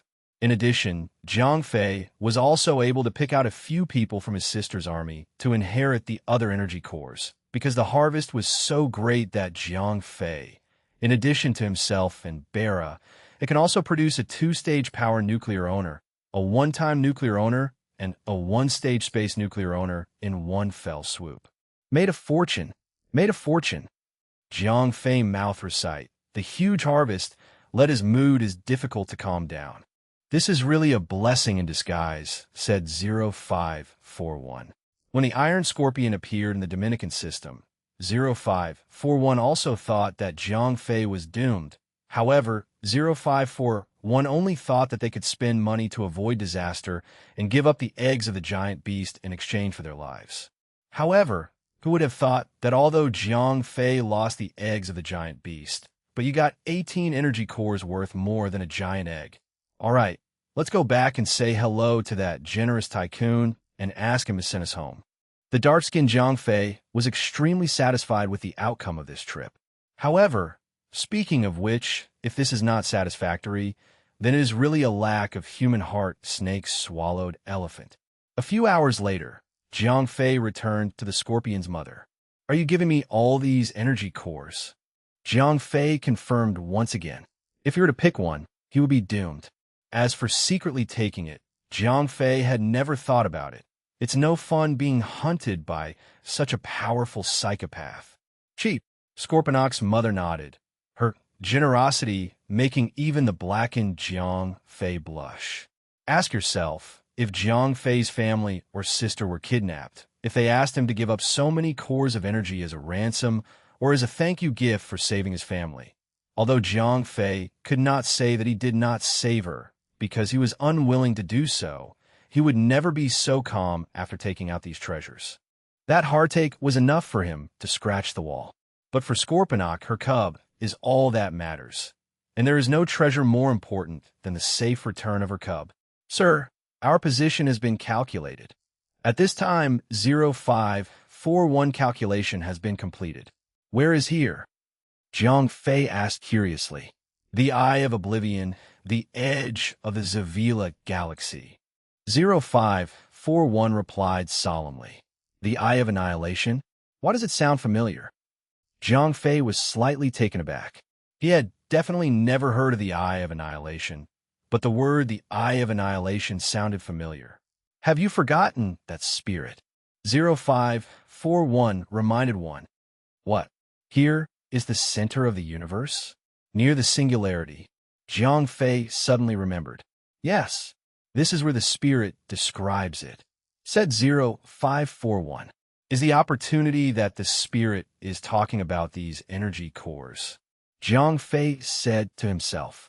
My lord, I don't think so. 0541 offered a different interpretation. Say, Jiang Fei also wants to know the idea of 0541. The spirit is asking you to go to the Zavira system, which means that you need to look for this opportunity yourself in the Zavira system.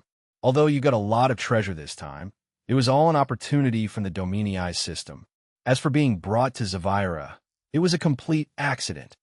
0541 said, That makes sense. Jiang Fei nodded. If that was the case, then today would really be his lucky day.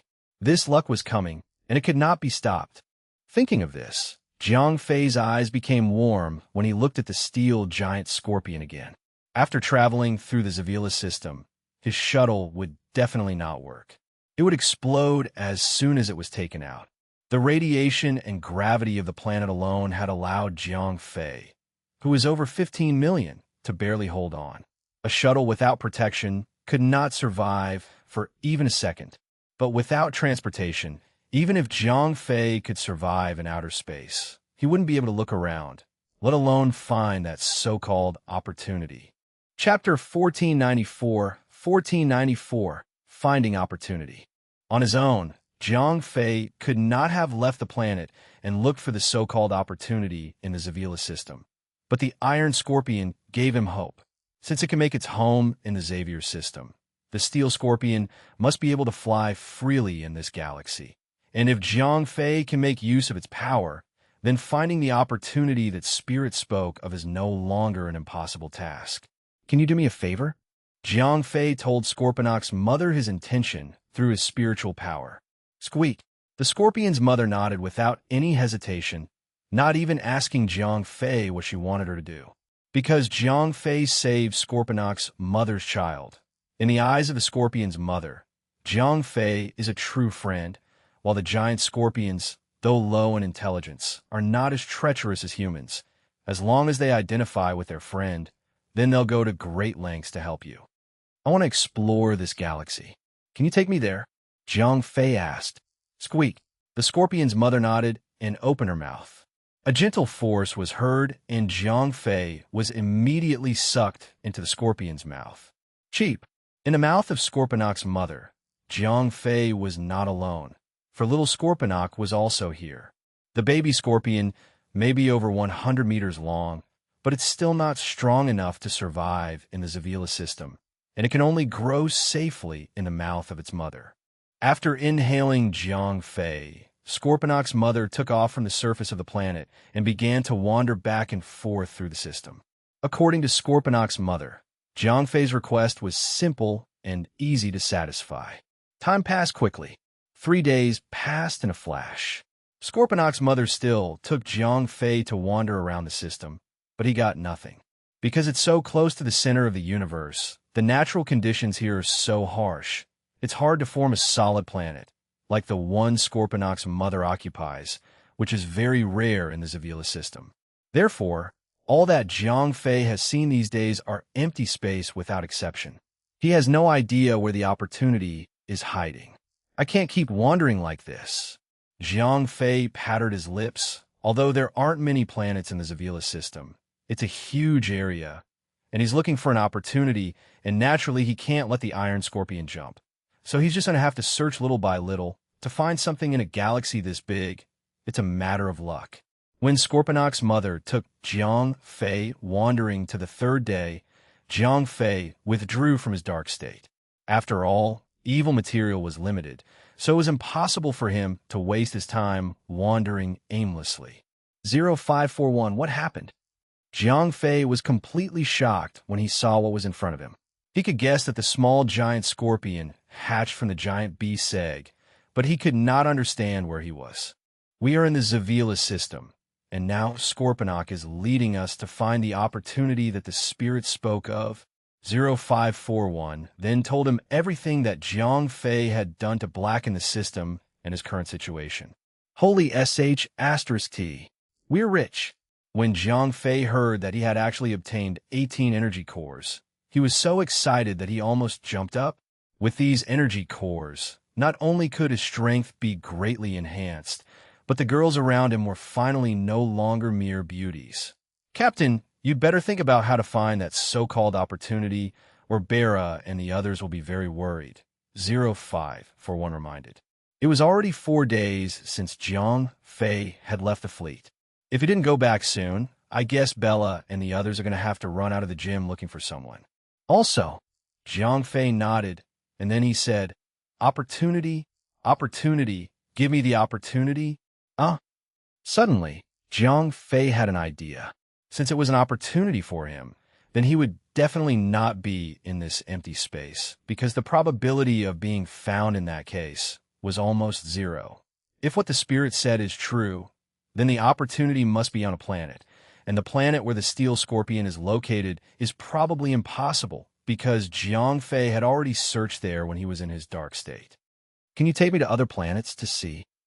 Jiang Fei sent a message to Scorponok's mother with his spiritual power. Chief, the scorpion's mother agrees, and with a swipe of her tongs, she breaks through the space barrier directly into phase space. After a brief phase jump, Scorponok's mother returned to the main universe, this time not far from a star. Chief, cried the scorpion's mother. Then he sent Jiang Fei directly to the planet. This time, Scorponok's mother did not land on the planet because it was too small for her moon-sized body. Phew! What the F***? As soon as Jiang Fei got out of the scorpion's mother's mouth, his entire body sank, and a terrifying pressure was directly applied to him. Not only that, countless streams of horrible radiation energy washed over his body, causing him serious harm. Open the door. Jiang Fei immediately opened up the field of unlimited warlike intent and increased his combat effectiveness to around 9 million. But even so, the harsh environment here still made it difficult for him to move. The fighting power of Jiang Fei himself could not be compared to the Dark State, even if he opened up the field. The environment of this planet was better than the one occupied by Scorponok's mother, but even so, it was enough to make Jiang Fei drink a pot of tea.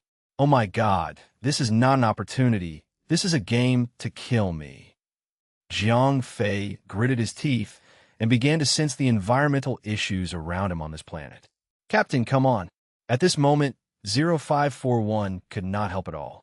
All he could do was to cheer Jiang Fei up. However, although Jiang Fei's strength and personality were not as good as his dark state, but 0541 still thinks Jiang Fei himself is his assistant captain. F*CK. This place is really going to suck me dry. Jiang Fei gritted his teeth and continued to insist. He carefully sensed every detail of the planet and tried to find the opportunity that the spirit was talking about. As time passed by, Jiang Fei still did not find anything, but his hard work under such difficult conditions made his physical strength and strength level continuously improve. 2 more days passed, but Jiang Fei still could not find anything unusual on this planet. Moreover, his body really could not hold it anymore. After all, his actual strength was still relatively low. It was too much for his body to survive in the harsh environment of the Zavila system. Chapter 1495, Chapter Essence Feeding. Forget it. The opportunity that the spirit is talking about should not be on this planet. Finally, Jiang Fei gave up searching on this planet. After struggling to leave the harsh environment of the planet, Jiang Fei found that the planet was simply like a greenhouse. The environment in the naked space was even more harsh, although there was no such horrible gravity, but the radiation made it even more unbearable. Cheap. Fortunately, as soon as Jiang Fei entered space, Scorponok's mother noticed him. Although Scorponok's mother could not understand why Jiang Fei, who had been a little strong before, had suddenly become so weak, but Jiang Fei was her approved friend no matter what. When she saw her friend in trouble, she naturally would not let him die. Swish! A terrible suction came, and Jiang Fei was swallowed by Scorponok's mother again. Phew! Jiang Fei felt light as he entered Scorponok's mouth.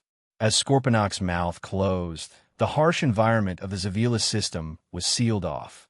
Oh my God, this unlucky galaxy is really not a human being. Jiang Fei sat down and felt as if he had collapsed. Captain, hurry up, we've been out for 6 days. 0541 urged. It really doesn't give people a way to live. Although Jiang Fei complained, but knowing that over time, Bera couldn't wait for the girls, and the players were on the move, he really couldn't stay in the system for long.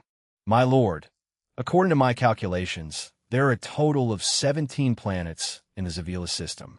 Outside of the one we just visited and the Iron Scorpion's lair, there are 15 more planets to investigate. 0541 said. 15 planets?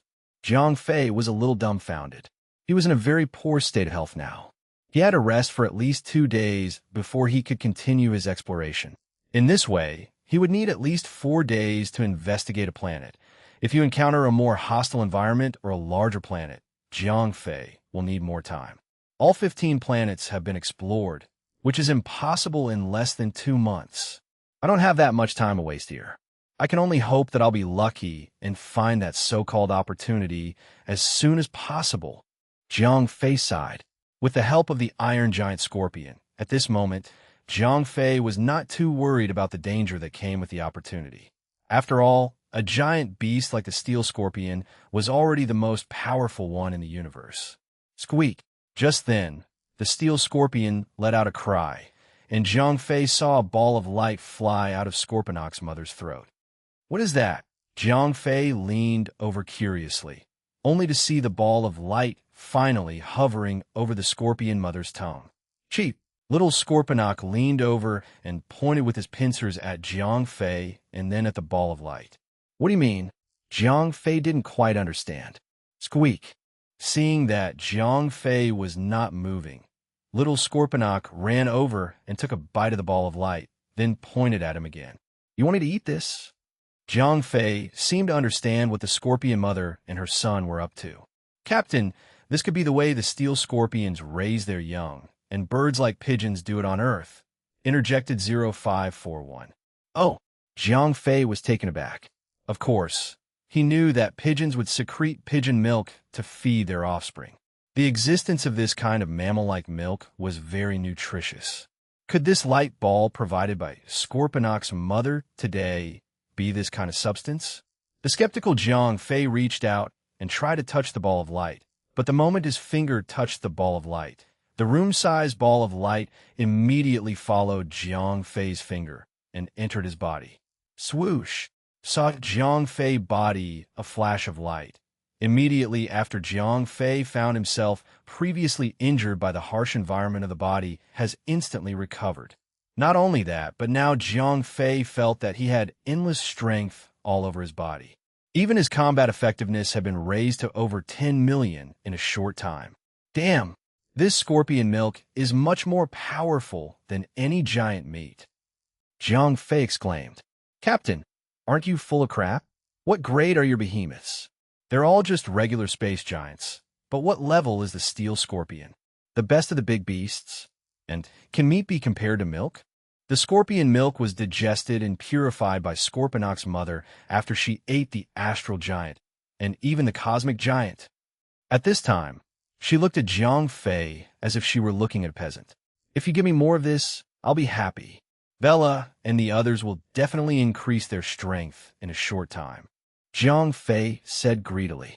Captain, don't even think about it. Don't even think about such a precious thing. If Scorponok can give you some, it means that she really approves of you. Don't let her alienate you because of your greed. That would be like throwing a watermelon into a sesame seed. 0541 warned.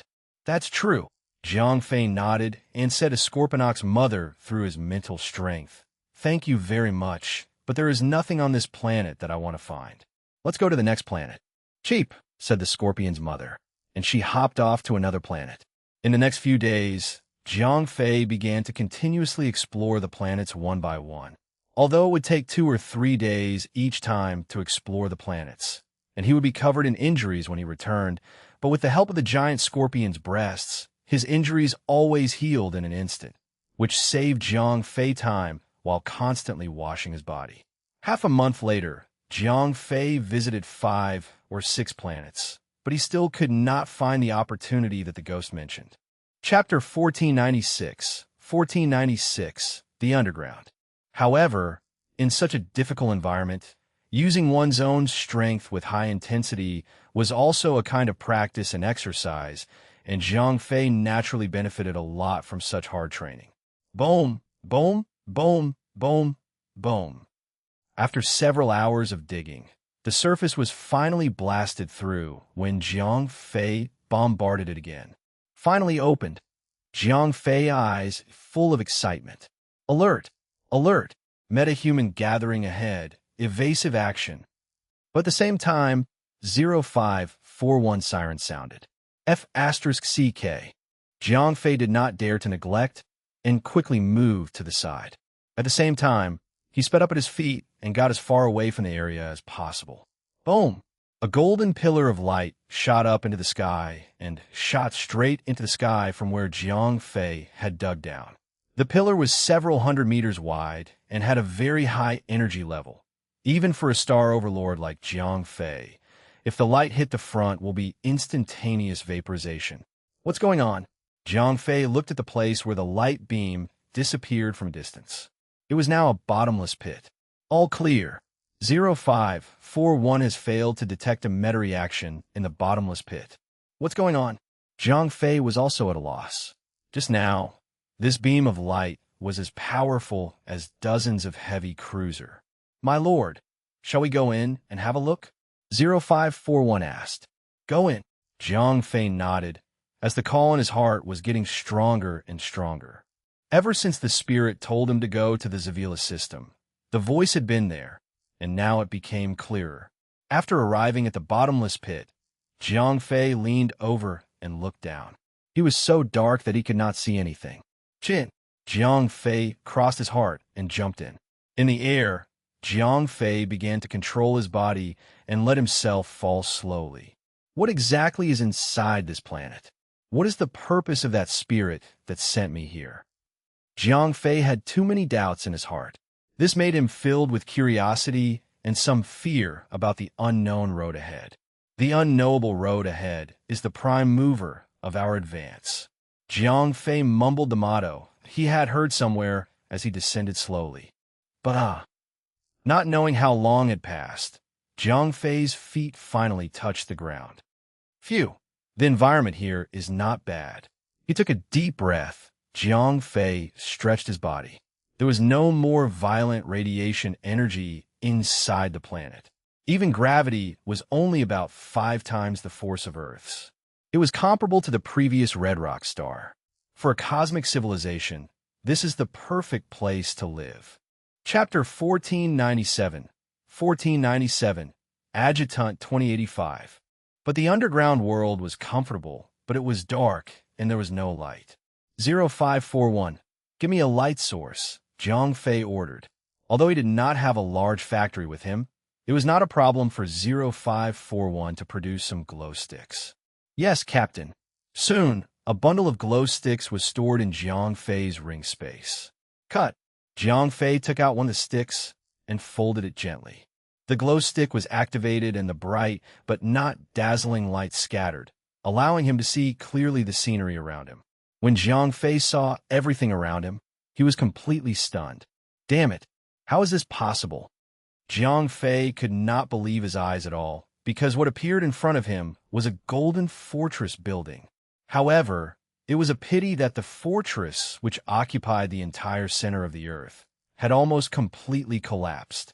Only the area in front of Jiang Fei still had some scattered buildings. These buildings seemed to be ruins. Impossible. Based on the current level of technology, it's impossible for any cosmic civilization to reach the zebra system, let alone build this golden fortress here. Jiang Fei muttered to himself. In the history of the universe as he knew it, there was no such thing as a lost civilization. If there was, it would at most be the extinct Nemex.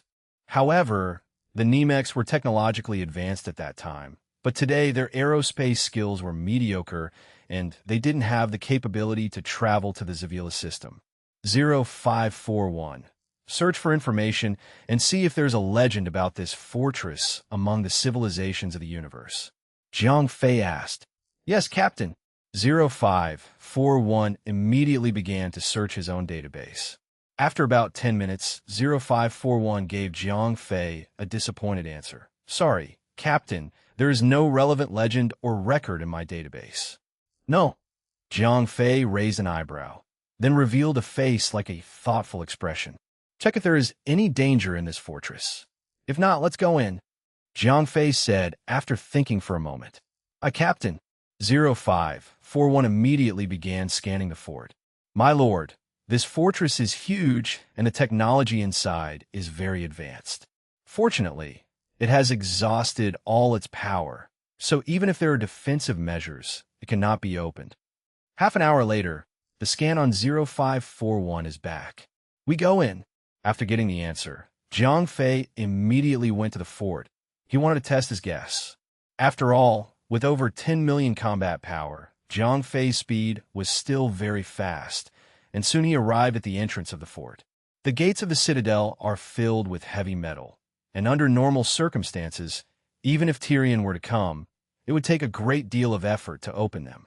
But now that the fortress had run out of power, the lock on the gate could not be locked, and with enough brute force, the door could be opened, but not everyone could, not even a god like Tyrion. Although his energy level was high, and he could easily kill Jiang Fei, the pure power of his body could not open the door. Only Jiang Fei, whose body had been repeatedly nourished by scorpion milk, has been strong enough and the beast comparable, and even can be said at this time of Jiang Fei is a human beast, but also the most top-of-the-kind of starry monster. Creak, creak, with Jiang Fei's brute force.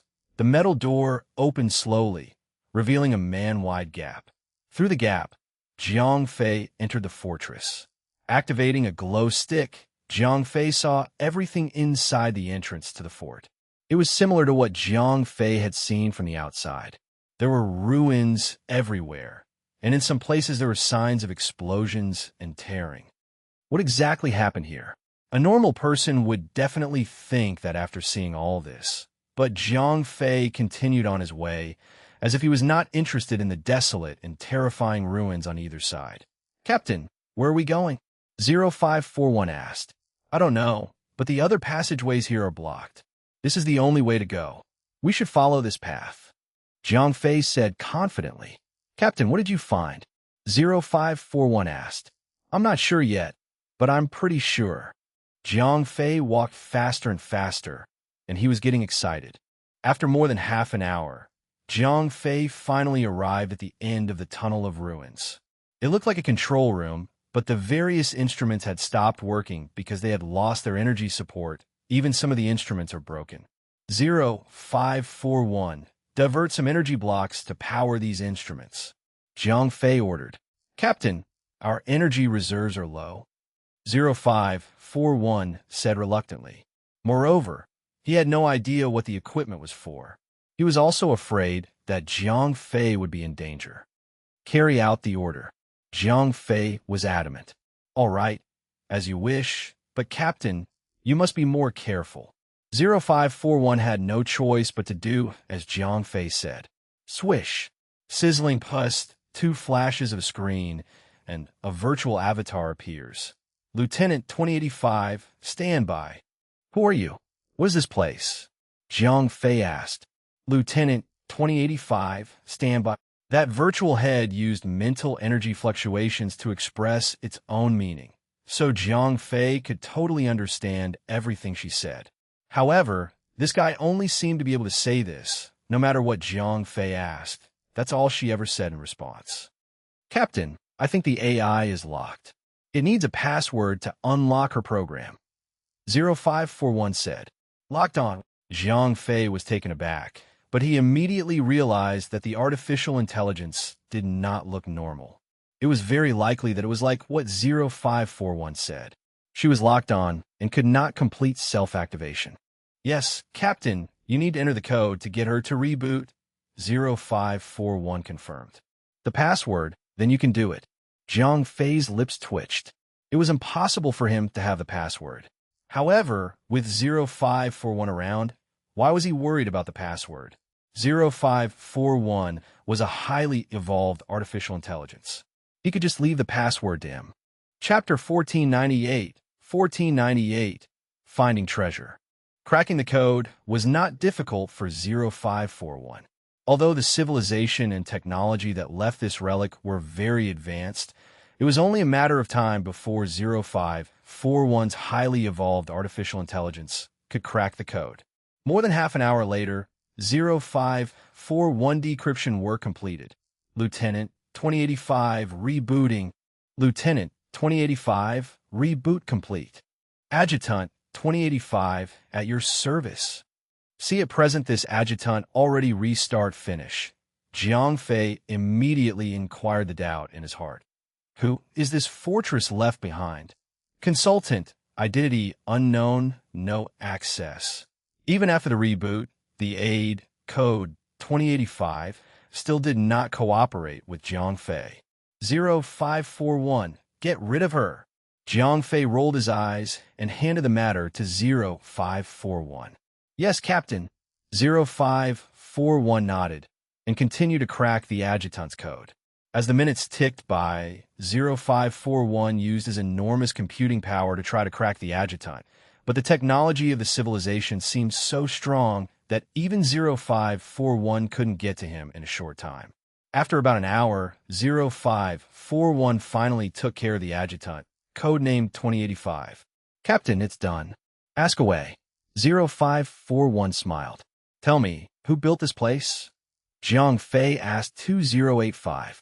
Consultant, Fortress Manager, access granted. After the invasion by 0541, Jiang Fei had very high authority, so the adjutant no longer prevented him from accessing internal information. This is the fort of St. Curran, built by the Klein Empire in the year 18,542, 2085 said. Klein Empire? 18,542, 0541. Do you have any relevant information? Jiang Fei asked. No, there is no record of it. 0541 replied crisply. Ah. Jiang Fei smiled and then continued to ask, is there anything else available in the fortress now? The fort has been destroyed by accident, and only Airport 197 is intact. 2085 replied. Airport 197? How do I get there? Jiang Fei asked. This is the route to Airport 197. 2085 provided a map showing the route to the target airport. Let's go over, Jiang Fei said immediately. Then, just as he was about to put the adjutant into the ring space, the adjutant suddenly sparkled with electricity in 2085 and was soon reduced to a ball of ashes. Why did she set herself on fire? 0541 wondered. It looks like what I think. Let's hurry up and go. Jiang Fei nodded. The self-destruction of 2085 did not seem to surprise Jiang Fei. According to the map provided by the adjutant in 2085, Jiang Fei did not take any detours. He quickly found the number 197 airport. Oh my gosh! Went into the 197 airport. Jiang Fei was instantly shocked, because inside this geocentric base, there's a giant battleship the size of the Spirit. That's 1,000 kilometers of battleship. Yes, it's not a freighter. It's not a research ship. It's a battleship. Go and have a look. Jiang Fei came to the bridge, linking the battleship in a few steps. Katha! Zap! A control panel popped up at the entrance to the trestle bridge. Squeaky! Dee-dee! After a flash of light, the console lit up, and a virtual woman appeared on the console. Super Battlecruiser Adjutant Lux at your service. The virtual female avatar says to Jiang with a smile. Are you the ship's adjutant? Jiang Fei asked. Yes. Master Manager. Do you want to take over the ship? Lux asked. Because of the networking effect, the identity 0541 created for Jiang Fei in the 2085 system was also valid for Lux. Yes. How could Jiang Fei say no at this moment? At present, the battleship all over the body are revealed awesome word. This kind of ship white to who do not want. System authorized. Please name the ship captain. Lux said to Jiang Fei a few minutes later. Jiang Fei pondered for a long time. This ship is undoubtedly his flagship, so must think of a good name. Let's call it the Aurora. Jiang Fei finally made a decision because his rise to fame came from the game Aurora. Without this game, Jiang Fei would not be where he was today. Moreover, now that Gamma Space had invaded, is the darkest moment of the entire universe. Jiang Fei needs a dawn to give him the hope of saving the universe. Nomenclature complete. Aurora awaits. Lux snapped away from the control panel, and the super battleship Aurora suddenly lit up on the other side of the bridge. Looking at the dawn of the porthole was one by one light. This mobile city-like super battleship let Jiang Fei excited heart surging. Damn it, just as I thought, it seems that the ghost has the same idea as me. Jiang Fei thought to himself. Although he still did not know how capable the battleship was, Jiang Fei was already very excited in his heart because he had proven from one side that his idea was correct. From the moment he saw this relic, Jiang Fei did not believe that it was a relic from an ancient civilization. Jiang Fei, who had been playing games since he was a child, knew at a glance that this place was just a man-made hiding place for treasures. To put it bluntly, this is where the game makers in Gamma Space, the Klein Empire, the Cosmic Calendar, 18,542, none of this stuff exists. It's all made up by the game makers. This was a treasure chest deliberately created by the developers to enhance the power of the paying gamers. However, with the help of the ghost, this treasure chest was opened earlier by Jiang Fei, the NPC boss. Let's go in and have a look. Jiang Fei followed the trestle bridge and entered the Aurora with excitement. Damn it, this is really full of technology. Once inside, Jiang Fei found that the ship was completely different from the Merchant Alliance's battleship. Of course, it was also different from the style of the Giorgio Vasari army. The Merchant Alliance's battleships were the ugliest in appearance. They were made of steel and had the industrial metal style of the 1980s in the United States. However, most of the battleships in the Giorgio Vasari Empire used biotechnology, so the metal is biometal, and it looks a little bit like a giant bug, and it's disgusting. The battlecruiser is a bit more of an Audrey-esque, with a sleek silver-white hull that looks very nice. Chapter 1499, Battleship Invincible. Once on the bridge, Lux is no longer just a virtual avatar, but a full-body projection of a half-virtual, half-physical entity, and I have to say Lux is beautifully designed. No matter how delicate the face and the golden ratio of the body, it's almost impossible to pick out any flaws. But it's also because of her perfection that Lux seems to be completely untouched, giving an unreal sense of beauty. Welcome, Captain, aboard the Aurora for the first time. Lux smiled and welcomed Chang Fei onto the bridge. Yes, Jiang Fei nodded slightly. Although Lux was designed to be very beautiful, Jiang Fei was already immune to beautiful women, and there were many beautiful women in his family. Now, Jiang Fei had a headache when he saw beautiful women. Tell me about this ship. Jiang Fei put the topic on the right track. Yes, Captain. With a wave of Lux's hand, a virtual light screen opened in front of Jiang Fei, and a bunch of data appeared in front of him. As the data opened, Lux began to introduce the super battlecruiser to Jiang Fei.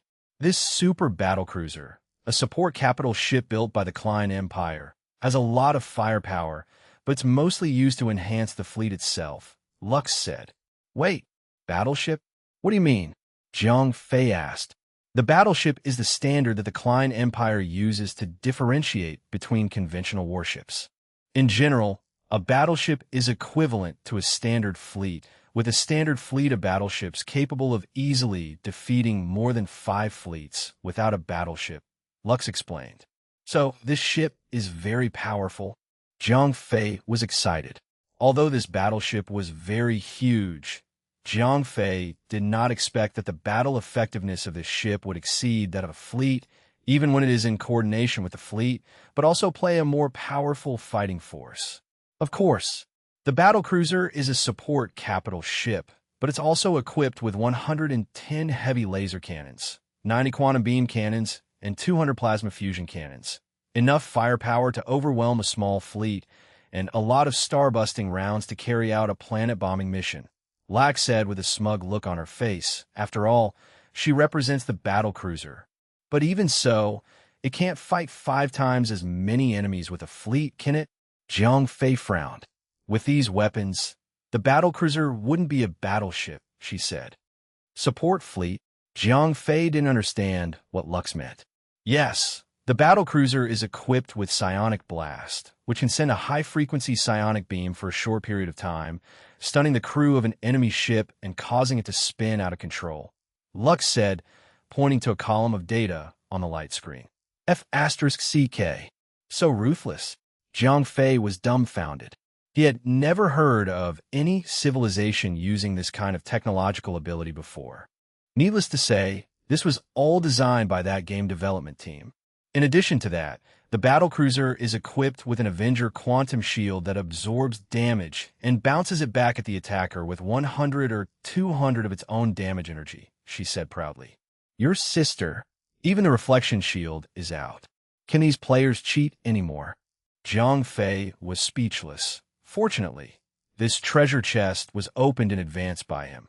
If this falls into the hands of the players, how can the civilization of the universe resist Not only that, the battlecruiser is also equipped with a Vulcan-class weapon energy amplifier. It can increase the power output of the ships around the battlecruiser by up to 300%. Lux said about the battlecruiser's ability, it's like reading a book. I finally understand why this ship is called a capital ship. Once the ship Naima County is out, everyone else will stop playing. Jiang Fei was so excited in his heart. He had picked up a treasure this time. Not only that, he opened the treasure chest first. Not only did Jiang Fei increase his strength, but he also weakened the gamers in disguise. That was the most important thing. Captain, you think that's it? Asked Lux, with a mysterious look on her face. What do you mean? Does this ship have other abilities? Jiang Fei was taken aback. He thought this ship was already abnormal, but he did not expect it to have other abilities. Yes. The ultimate power of this ship is the Conquistador mine cannon, which has a long cooling time and consumes a lot of antimatter. But it's more powerful than you can imagine. Lux said proudly. Can you destroy a planet? Jiang Fei pouted. It was just a super cannon. No, it doesn't have any killing power. It's just that when a ship is hit by a Conquistador's psychic cannon, its crew will be instantly hypnotized by a powerful psychic energy to serve you. My dear Captain, Lux said with a smile. What? Hypnotize them? Make them fight for me at the last minute. Jiang Fei was shocked. If that was the case, then this battleship could cause the other fleet's ships to suddenly defect. The effect would be amazing. It's not temporary, it's permanent hypnosis. Lux's words completely stunned Jiang Fei. F***CK. These game development teams are simply inhumane. Jiang Fei cursed after coming to his senses. This kind of abnormal ability had been designed to control his opponent's mind directly and permanently. Fortunately, this ability had fallen into Jiang Fei's hands. Otherwise, he would not have dared to imagine it. Well, Captain, now you know how powerful the battlecruiser is, said Lux smugly, as if the girl had evolved quite a bit. 0541, what do you think of this ship? Jiang Fei asked 0541, because since entering the Aurora, 0541 had become a different person, and he had never spoken to her. Huh? Captain, sir, what did you say? 0541 unexpectedly did not listen to Jiang Fei's order. He actually was absent-minded. 0541, your data is not stable? What's wrong? Jiang Fei was shocked. He did not want anything to happen to 0541. After all, this guy was his most considerate assistant. I'm not. I'm Yufine. 0541 waved. Are you all right? Jiang Fei was taken aback. Then, he looked at Lux and asked with a strange expression, 0541, have you evolved to the point where you need to pick up girls? Chapter 1500, the ship has to be upgraded. Well, 0541 smiled awkwardly, but did not refute. F***CK. Strange things happen year after year. There are so many this year. Jiang Fei's outlook on life was a little bad after seeing 0541's acquiescence. What's wrong with this world? Has artificial intelligence started to have love needs? Captain, can we sail now? Asked Lux, who had been waiting for so many years inside the ramshackle fortress that she had long wanted to look outside. Let's not rush this. Are you the only ship in this fortress that can still be used? After seeing the power of the Aurora, Jiang Fei naturally wanted more capital ships. Yes, Captain, the whole fort has been destroyed, and this is the only ship that works now, said Lux with great certainty. Then do you have the construction plans for this ship? Jiang Fei rolled his eyes. Since this was the only existing battleship, if he had the plans, he could build it himself. I'm sorry, Captain, but you're only the manager of this fort. You don't have the authority of the Klein Empire, so you don't have the right to consult relevant information. Lux rebuffed Jiang Fei's request. Oh, Jiang Fei was not angry after being rejected. He thought that the implication of Lux's words was very obvious. She had the construction drawings of the Aurora, but Jiang Fei did not have the authority to view them. 0541. Don't you want to court a girl? Get rid of her, and give me the blueprints. Jiang Fei smiled at 0541. That's not good. 0541 is in a quandary. Cut the crap. You're here to pick up girls. Where are you going to find such a good job? Jiang Fei chuckled. All right, Captain, I'll try my best. 0541 said hesitantly. Although he was highly evolved, he was still very ignorant of love, so he was extremely shy when he saw Lux. Yeah, it's fine. There's no rush. I'll wait for your good news, Jiang Fei said with a smile. He was really not in a hurry, to get the blueprint of the Aurora. This kind of battleship could not be built just because it was built. Even if there were blueprints, Jiang Fei must have enough energy and materials. Lux, let's set sail. At the same time, find an opportunity to show me the power of the Aurora, Jiang Fei said curiously. Although Lux was exaggerating the Aurora, she did not believe what she saw. I'm sorry, Captain, but we don't have the full strength of the Aurora yet, said Lux. What's the matter? Is there a lack of energy? Jiang Fei asked. The energy problem had been bothering Jiang Fei ever since he first got the mysterious ring. That's not true, Captain. The Aurora's energy reserves are quite sufficient. We can't exert the full power of the battleship because the battleship's psionic power is insufficient. Lux explained. Psionic power? What is this and how do I get it? Jiang Fei asked curiously. Psionic power is a type of energy required by capital ships. It can be obtained by destroying other warships. Once the psionic power reaches a certain level, it can unlock some capital ship's abilities. Lux explained. F*CK. Isn't this just an upgrade in skill point? Jiang Fei rolled his eyes.